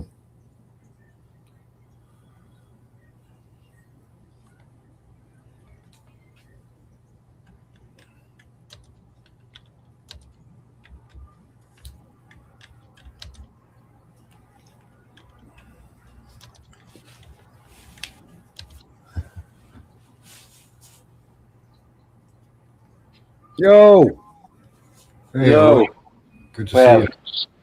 Great to see you, man. Great. I haven't heard you on a panel, and I don't think I've ever been on a panel with you, have I? I think you have once. Yeah. Yeah, maybe so. Jeez, we go back a long way, me and you. Yeah. How are you, Smiler? I've never done a panel with you, Smiler. Oh, a long time ago. Did I? It wasn't you. It was Joni.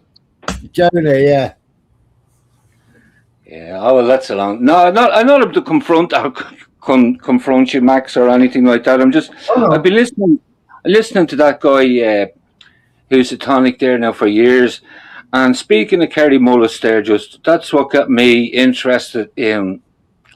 I used to take Kerry Mullis for granted, just like 99.9% of the population who has ever heard of him and what he done, they would think that was great.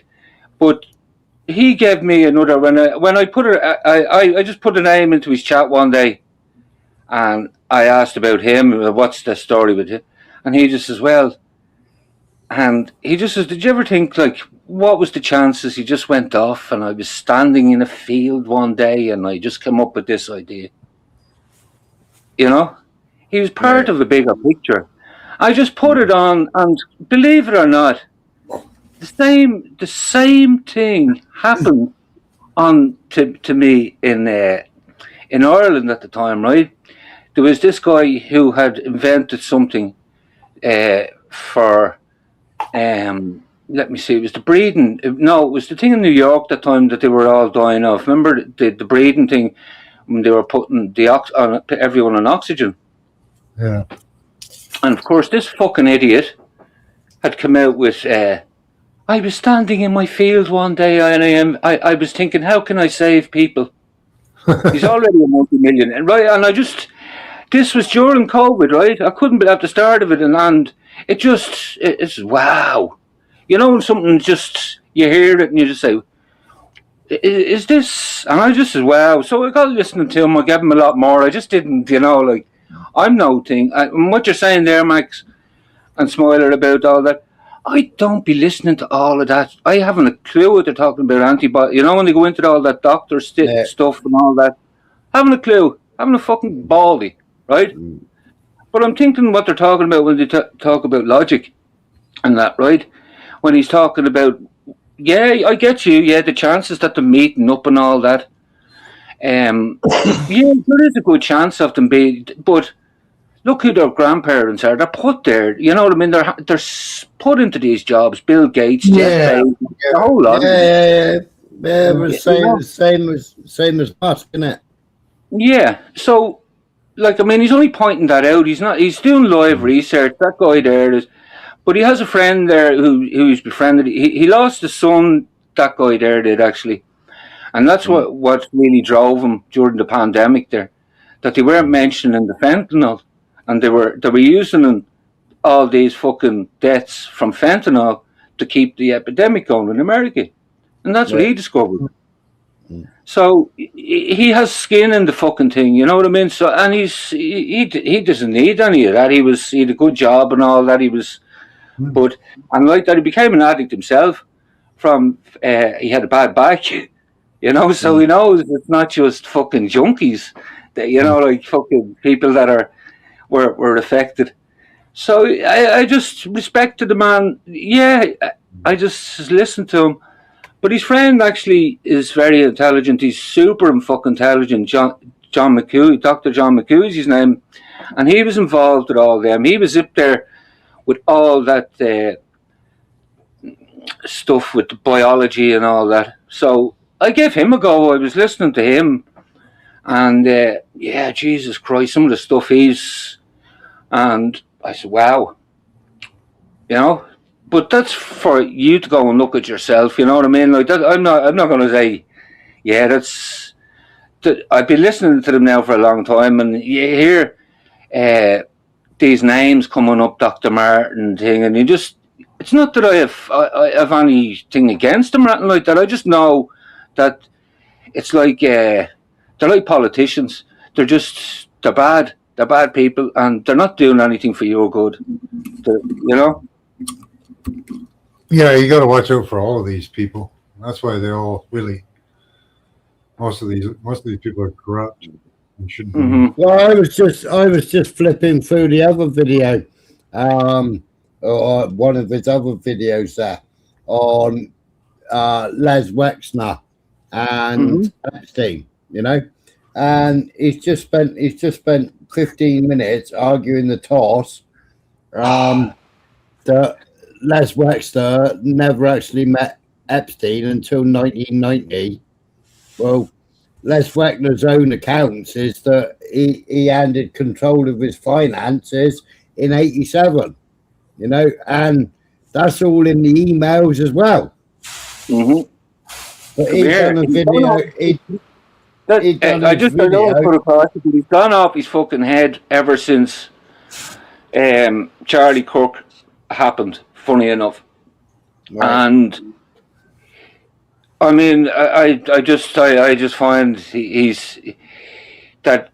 everyone is missing India, who's behind all of this, and it's not Israel, and it's not that, and it's you know, and he just has to stick with his thing, his logic of what he can't go off track, and he doesn't realize that he's where he is. He's in a cocoon of his own there. Like, I mean, there's only about 20 people listen to him, but I just find the work that he's doing there, and it's just his own research that he's doing there himself. That he's looking. He was a computer engineer or whatever, big in HP, I think, and like, I mean. Some of the stuff he comes out with is fucking way out there. Like, I'm sure he's got some good. The 9/11. Did you see? Have a look at the 9/11 one he done on that day. You know, the one that you just found the hole in the ground. Yeah. That plane. Well, Robert Malone had a place 10 miles away from that.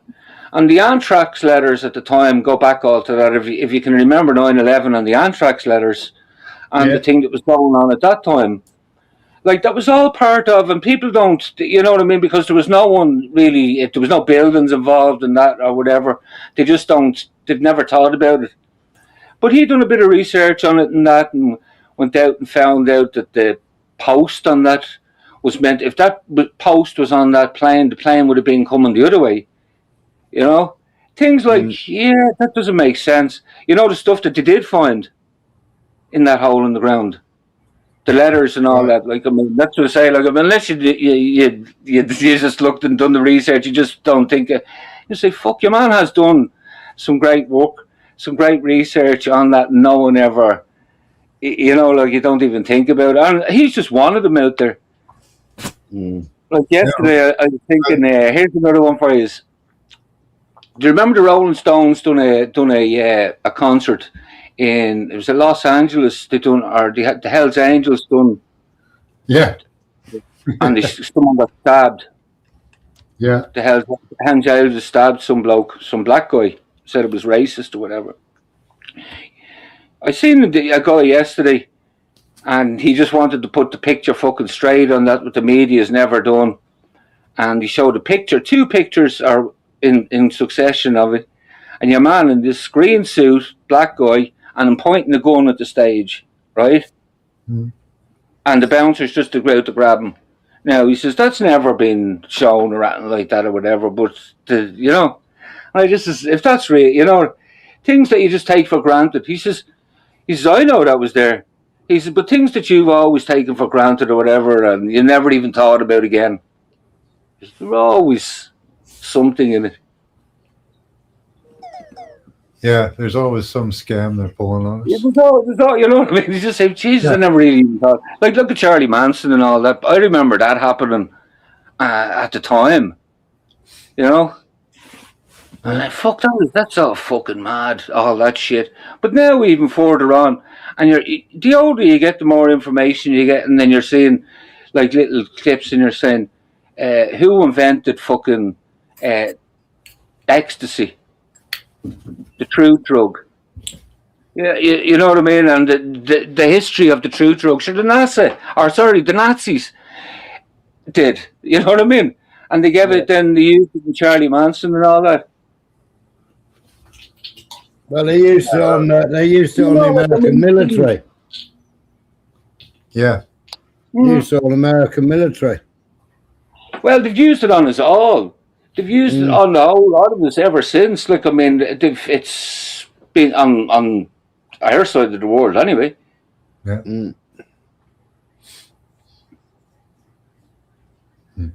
Kept us docile. Different ways. Like Joni there, she pulls up some mad information there. She's saying, like, our body temperatures have dropped over the last, I think, 20 years. You know the way they say, like, the temperatures in the world's going up, but our body temperatures, you know, things that, and what has that changed and all fucking different. Is that for like the youth or us older people as well? A whole lot of us, I think, Max. That's crazy. Well, it's yeah, but that's, like I say, them guys talk about bigger things. That's what I say. Think bigger. The human genome. They're not. If they want, they'll kill us all. Anyway, if we were any use, as they point out, the world population has never been as big as it has ever been. So they're data mining us. So, like, who's the biggest company in the world? Google, the alphabet. Have any money? I don't think they can reliably kill us all at once, which is the danger. No, but I think they have to get to a point where they can kill us all at once. But yeah, they are data mining us. Well, if that was the thing they wanted, you know what I mean? Like, I mean, I don't think it's that cruel. Well, the plague came back and Super Ebola, and everybody died. Super Ebola. Well, if they want to, that's what I say. They're trying to keep themselves alive, or you know what I mean, and us along with them. They can't wipe their own arses, so they need someone to do it for them. Mm-hmm.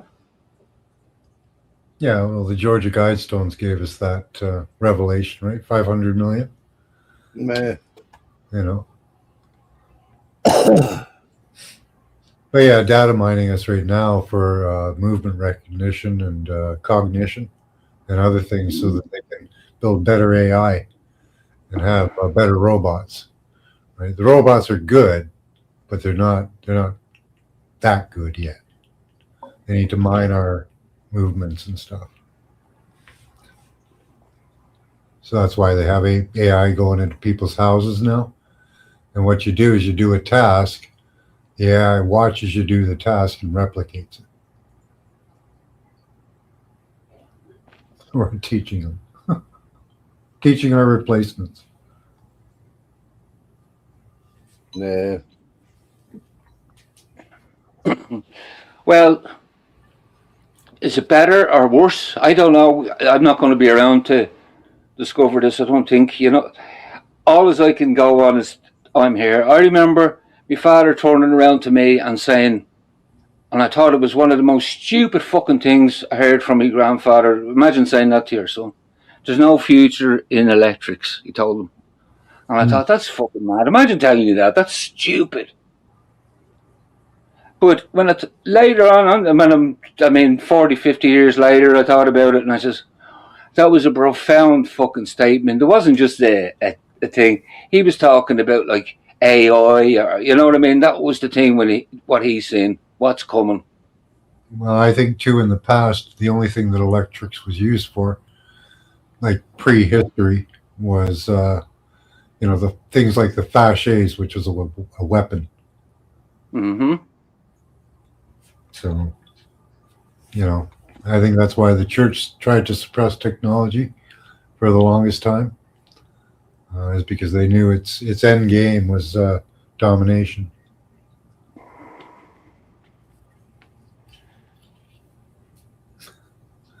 Not for the first time. I know a lot of people, not for the first time either, yeah. I know a lot of people that want to go back to living life like in the 1600s. And you can see kind of their point of it, This electronics age is fantastic, but it's also deadly and dangerous. But I don't think you can put you can't go backwards, Max. That's like I mean, we're pushed forward. That's what Johnny goes to. That's the meaning. There's too many people. Of life. We're now in a different time of it. Like we're at the start of something else now. Like if I don't do it, somebody else will. Mm-hmm. That's pretty much where we're at with AI and electronics and that. If I don't do it, if we don't do it, somebody else will, and then we'll lose. Because its end goal always ends up being domination. So, yeah. Now we're in an AI race. And that's what that guy there, who's satanic, actually, it was be talking about. They're trying to understand with the nuclear, why nuclear? Why did he want all these nuclear stations and all this? Why do they want them for data, like data mining? It's not just for you; it's for your health. They want to know what all this stuff is doing on you and all that. Like health monitoring. That's what the graphene was. Their benefit of it. It's not like he's saying like it doesn't seem to be. If it was a fair ball game, we'd all know, and we'd all be well, they don't probably care. more. They don't care because graphene is not good in your system. Well, they've been trying to get graphene into our bodies for years. You got certain capsules of medications, drugs, that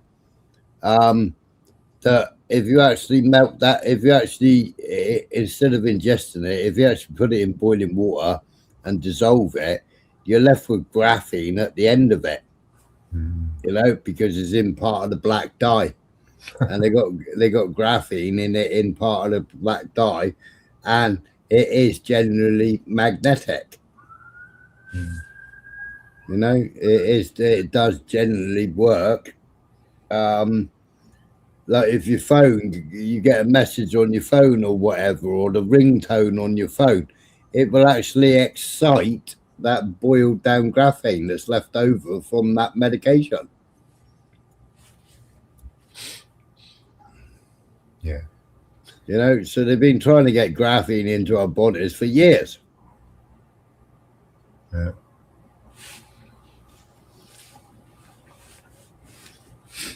Yeah, you can invest in graphene-based healthcare now.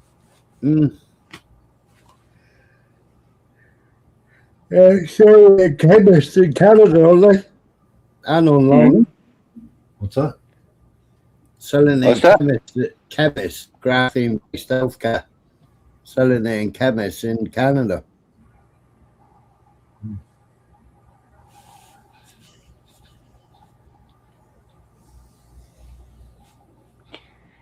I have enough coal in my lungs.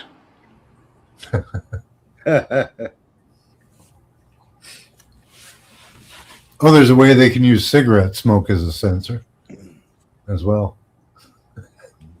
Just FYI. I ain't done nothing wrong, Swallow. I don't know what you're talking about, Equusborn. Who said you've done anything wrong? That was my take on that. You just went off the war thing for a few minutes, and I just says, yeah, good for a few minutes. Yeah.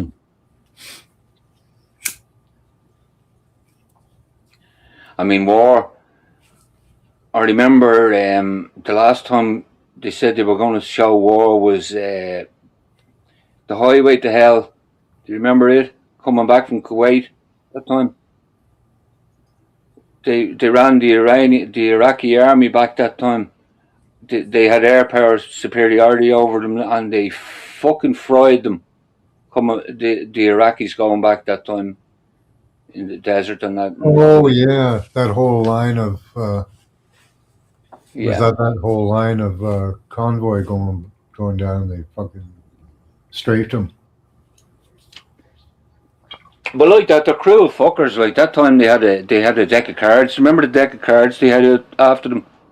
Yeah. Like, I think the Israelis are any, like, if they're any different, you know, like, oh, that you say these Israelis are cruel and all that, the way they went after them. They've always been this. All of them always do the same fucking thing. What was Chemical Ali? What was his? Was he the ace of spades? Don't remember. I remember they all had fucking. I remember. Yeah. So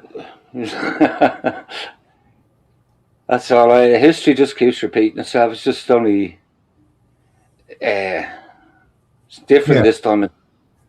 It's not the British Army being fucking thrown in there and them doing the dirty work. Everything's pushing us towards more control, pretty much. Yeah. More government, more need for government, more control, more security. This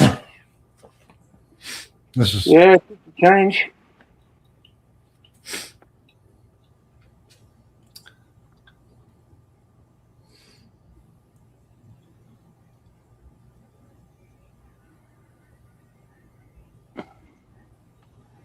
Yeah, but strictly, is it? Who's fighting who, really?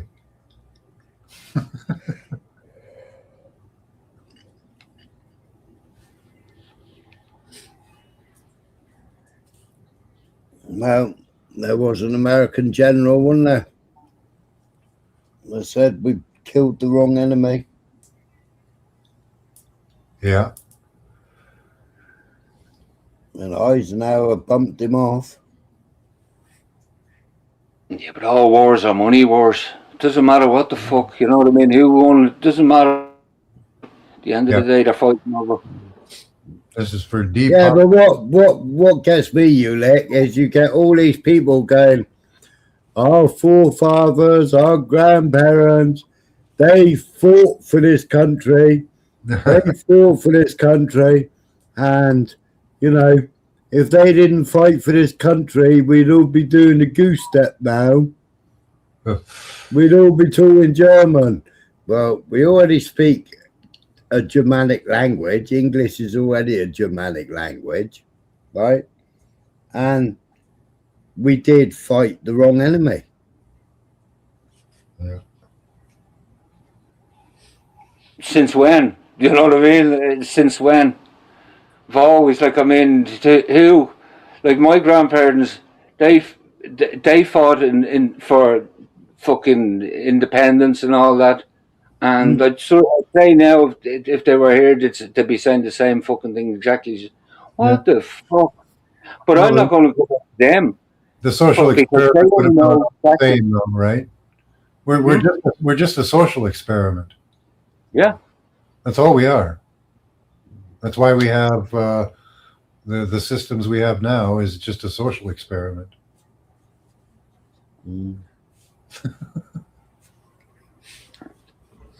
They've always ruled us. They've done it one way or another. Now they're just we're free range slaves at the moment. That's all. Yeah. Well, isn't that's what America was built on? Like, I mean, that was all. They just gave the slaves freedom. They told them it was freedom. They gave them a PPS number, and you know what I mean. So you can now you're going to have to pay for yourself. You're still slaves. You know what I mean? Like, his might think his aren't in chains now. He's have just done that and see it happen again. Europe was the same again. That's all they've done there. Give them all PPS numbers, flood the fucking place, let them off, and here we go again. Yeah. Now, the only way to get out of the system is to be completely homeless and own nothing. That's where they want you. You know.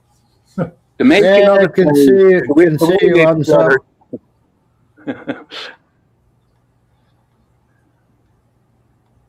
What was that, Oleg? I missed that. Okay, the Willie Lynch letters was one of them first ones I on the internet when I came across it. I said, "Geez, that's profound." Whether it's true or not, it's meant to be 450 years in the making of a slave. And I said, the name of it just caught me, you know. Yeah. How to make a slave and keep him for 400 years. Yeah, it's hard for people to accept that, to understand that, and even accept it, that you're just basically a free range slave. But you never own anything. You can't own anything. You pay property tax. You pay taxes. Even when you're retired, you still pay taxes. Yeah. They still take their taxes. Mm. You're always a slave. Florida might have something on that one, though. They're getting rid of property tax, apparently, or trying to. So you can actually own something. Mm.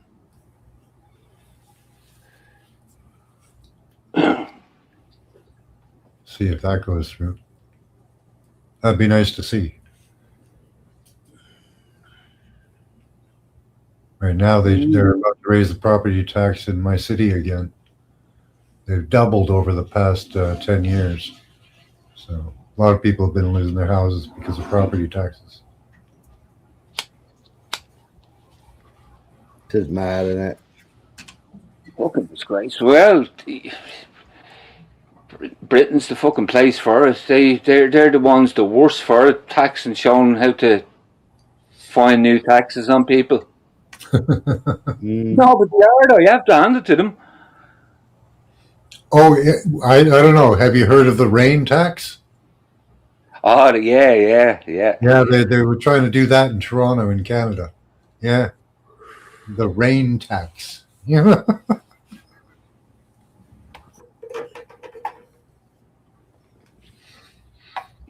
Well, growing up, I never ever thought. Living in Ireland, I thought like it's piss and rain all the time. And I remember people started going to Spain and that and saying, imagine paying for water. They have to pay for water over in Spain and that because it never really rains and they have to recycle the water and that. Like, wow. They're going to make a lot of money off you in the future. I never even thought at the time, that's crazy. But air, you're paying for the air like carbon tax. You know what I mean? That's even worse. That's weirder. Oh, that's the dream, paying for air, having us all on respirators. Well, you are paying for air though when you're paying your carbon tax. Got to buy your bottled air.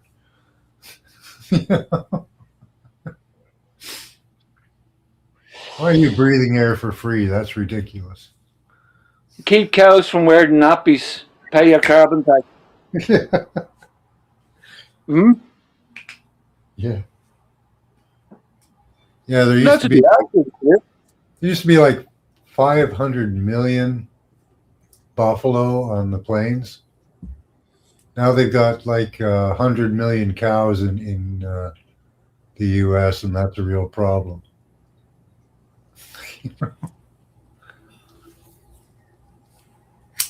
I forget what the numbers are, but it's ridiculous.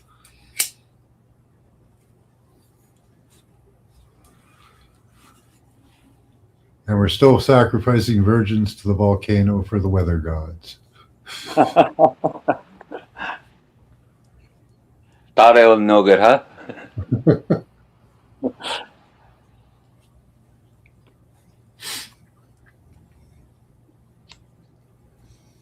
If you've got your own soakaway in the UK, you can claim the rain tax back. There you can. If you ain't going into main drain, you can claim it back. Because the rain tax, well, it was never called the rain tax. But it's always been attached to your water rates, and if you've got your own septic tank and septic tank, then you can get a rebate on it. Oh, jeez.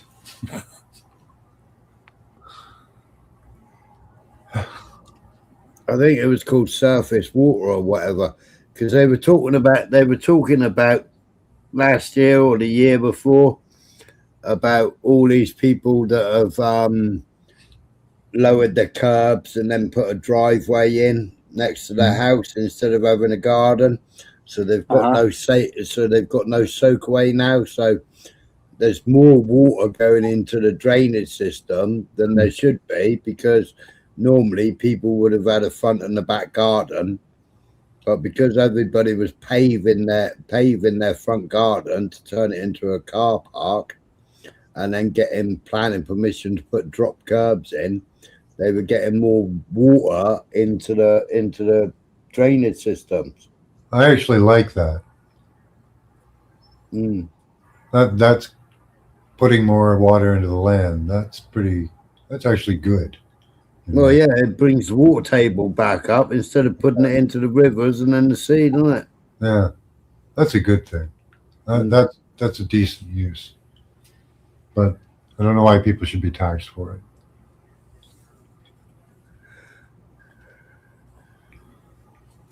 it. Strictly.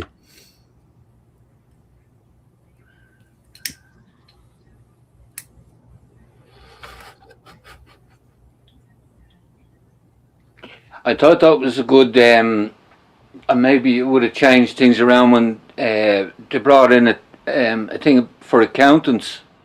If accountants were showing people how to dodge their tax and get caught, if it's illegal what they're showing you, they'd lose their license. Yeah.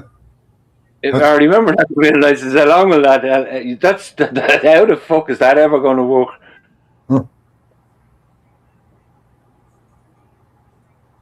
Did you ever hear of an accountant losing their license? No, never. Look, if you're in business and you don't know the fucking loopholes, get back out of fucking business and go and fucking work for somebody. You know, because the whole reason of fucking going into business in the first place for yourself is to fucking use the loopholes.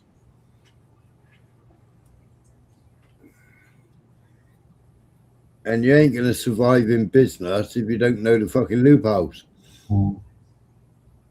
So everything you're paying in is indirect tax? Yeah. Indirect, yeah? Not direct. Like, I mean, that's the poor muppet has to pay it. Mm-hmm. The boss pays for them or whatever you call that.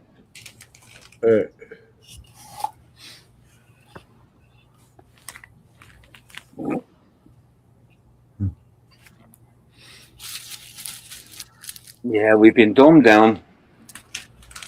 Yeah. Why shouldn't we use the same loopholes that the fucking government and the MPs use? Yeah, yeah. Hey, the Somalians are doing it. Why not? Yeah, fucking hell, the Somalians, they were doing it grand scale, weren't they? But, you know, they're all supposed to be fake immigrants. Yeah. I used to be against people scamming the government, but over recent years, I've kind of grown appreciative of people doing that because, well, why not? Yeah, but you go back to ancient times. The kings were scamming. Yeah. The collectors for the kings were scamming. Yeah. You know, so you know, and then they brought in Parliament to stop the kings from scamming and putting draconian laws on you. And now what are the government doing? I think I'm seeing a pattern there. Yeah. Now we need AI because our government is so corrupt. That's why I think they're allowing us to know about the corruption in our government is to introduce AI as a solution. The monasteries used at the network, yeah?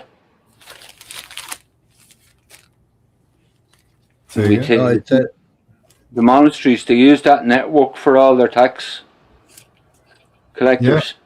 Oh yeah. Yeah. I mean, that was what that was for. Like, I mean, that's.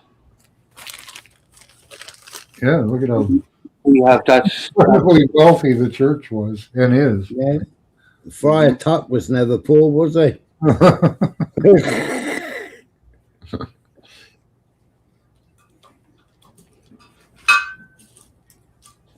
Yeah, and they have those papal bulls where they claimed all land, all sea, all souls.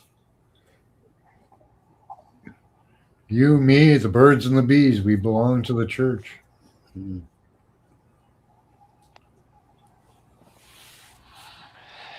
We agreed to it when we give them their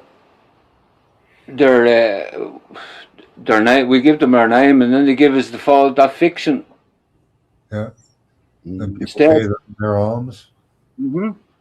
Say, well, that's when you see it there, and you hear your in Britain. I think it's you're what your weight in gold, and that's where that expression comes from.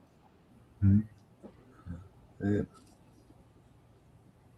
Friar Tuck was a Jew. I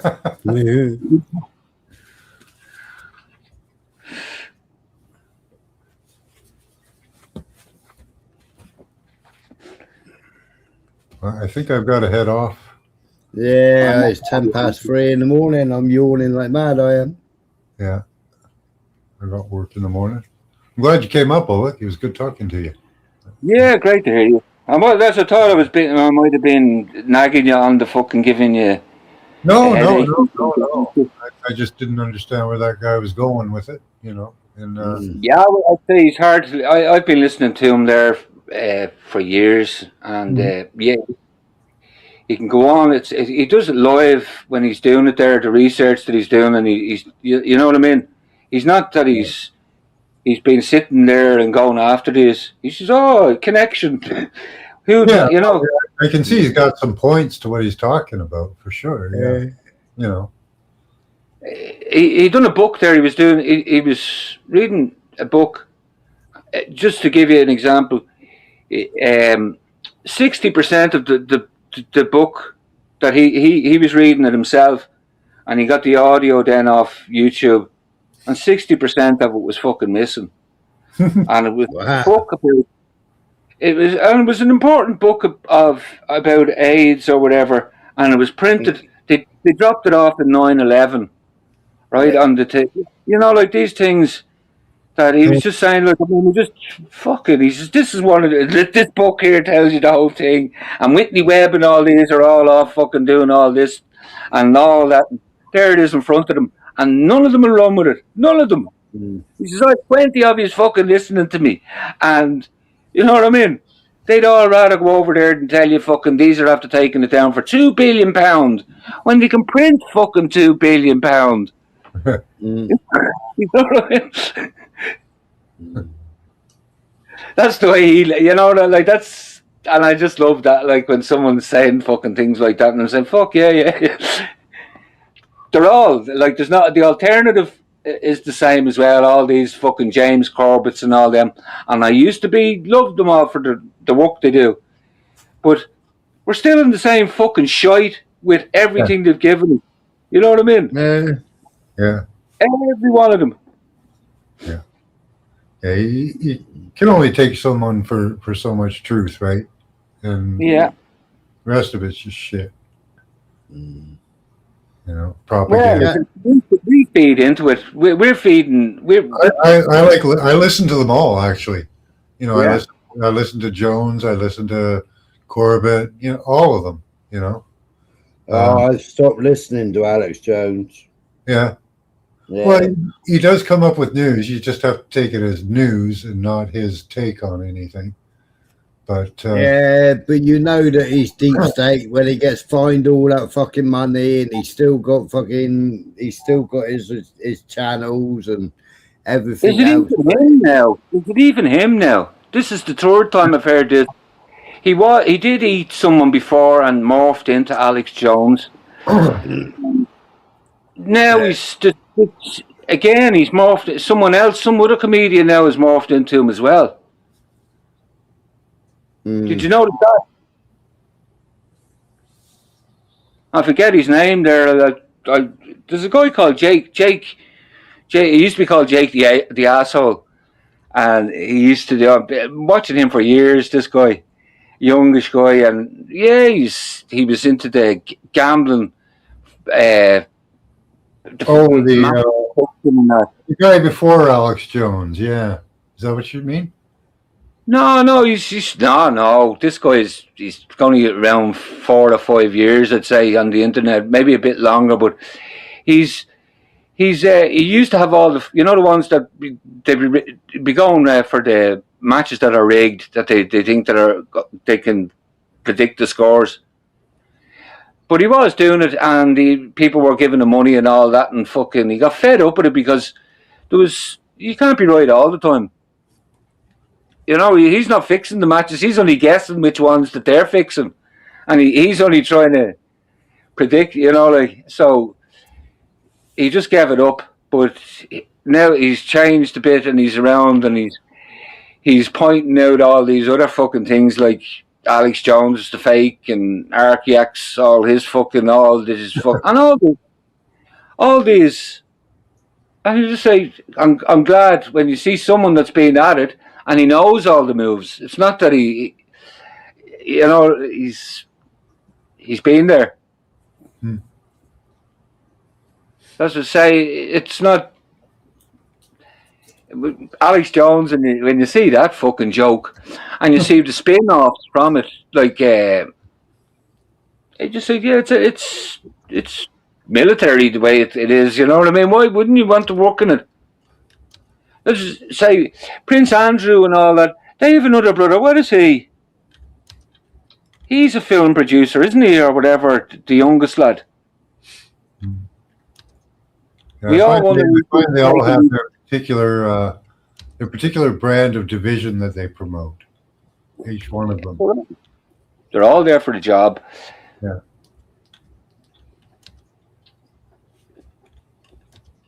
He took over the film, and he started off his own. What's his name? Smiler, the youngest of them royals. Edward, was he? William. No. Edward. Andrew, Edward, and Charlie, wasn't there? Yeah. Isn't it? Yeah.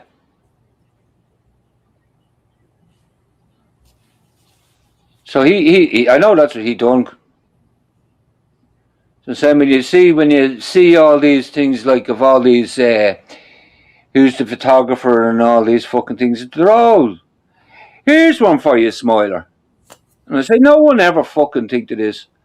And they say, when that Mountbatten was killed that time off Ireland that time, right? If you were at war with fucking someone, would you be going on your holidays into the country? No. And then next of all, you're fucking blown up on a fucking boat in it, off it. I think now we just take a lot for granted and say, hey, fair play, the IRA done that. That's a fucking... Come on. Now, not that I know anything about it, and I'm just thinking logically, what's the fucking chances of him at that time? And he wouldn't have been allowed, no matter what. All fucking bollocks. And that's what threw me about them all. They tell you all these things and we'll feed into it and believe any old shite. Because we want to. We need to. Yeah, just, don't get caught up in idol worship,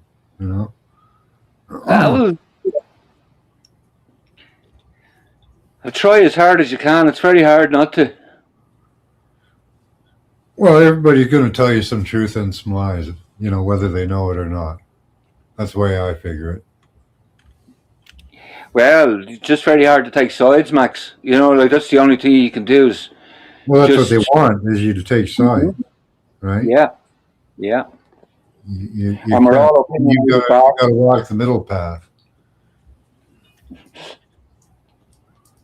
It's harder, because you got to keep your balance. Right? It's impossible.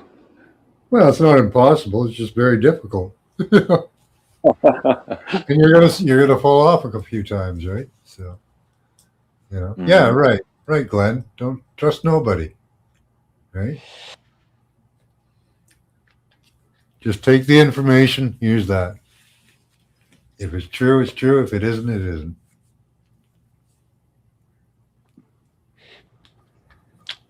Yeah, but can people do it, Max? Sure. They do, and are they prepared then to say, "Oh, I was wrong"? A lot of people aren't. No. Yeah, that's to say, I don't think they are. You know what I mean? Like the bubbles get burst, and so the truth comes out in the end, right? Like the truth has been out for the longest time, but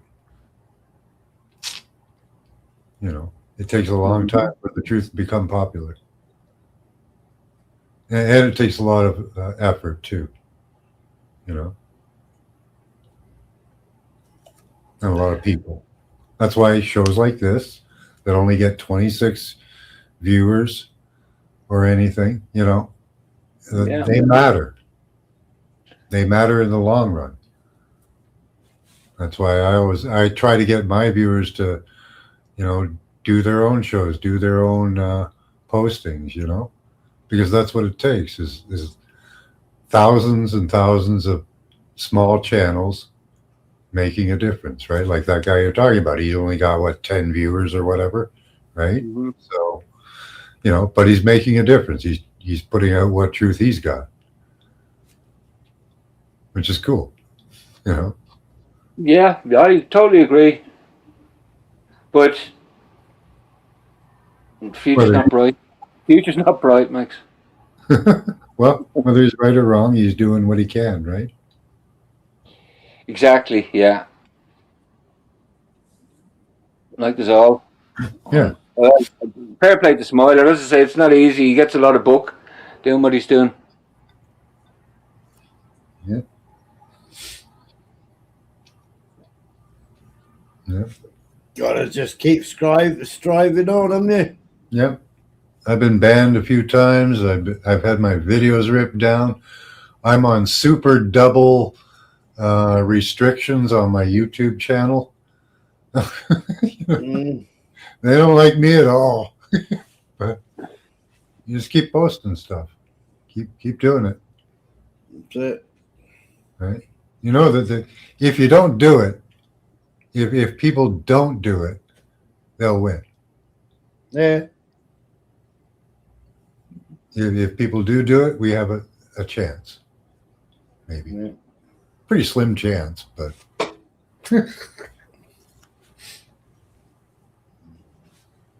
Well, I think it'll be picked up on. I think it is being picked up on vicariously. Is that the word? Yeah. Yeah. A lot of if repeating is one mantra that like that's. Yeah. It was like about a year and a half ago, somebody introduced me to, like I knew that we were being attacked with the electronics, but somebody introduced me to the fact that we were actually part of the electronic system. You're part of the internet.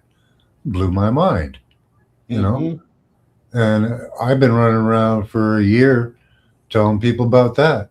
But you know what? It's been picked up because other people have been talking about it, not necessarily from me, but from people that I saw that were talking about it. So it does expand. It does get out there. Well, on that note, I'm going to love you and leave you. Great to hear you. All right, Ulrich, you take it easy. Yeah. All the best, Ulrich. Big love to you, Ulrich. Thanks. Jody. Yeah, it's my bedtime. Yeah, I'm going. 3:23 it is. Yeah. Well, keep on trucking there, Smiler. We'll see you again. All right. Catch you in a bit, mate. Thanks for coming up. And you let Strictly.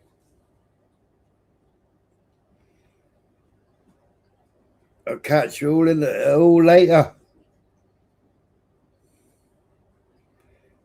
Cream crackered. There's 29 more posts come in regarding what's going on in the Middle East. So I'll do all them tomorrow.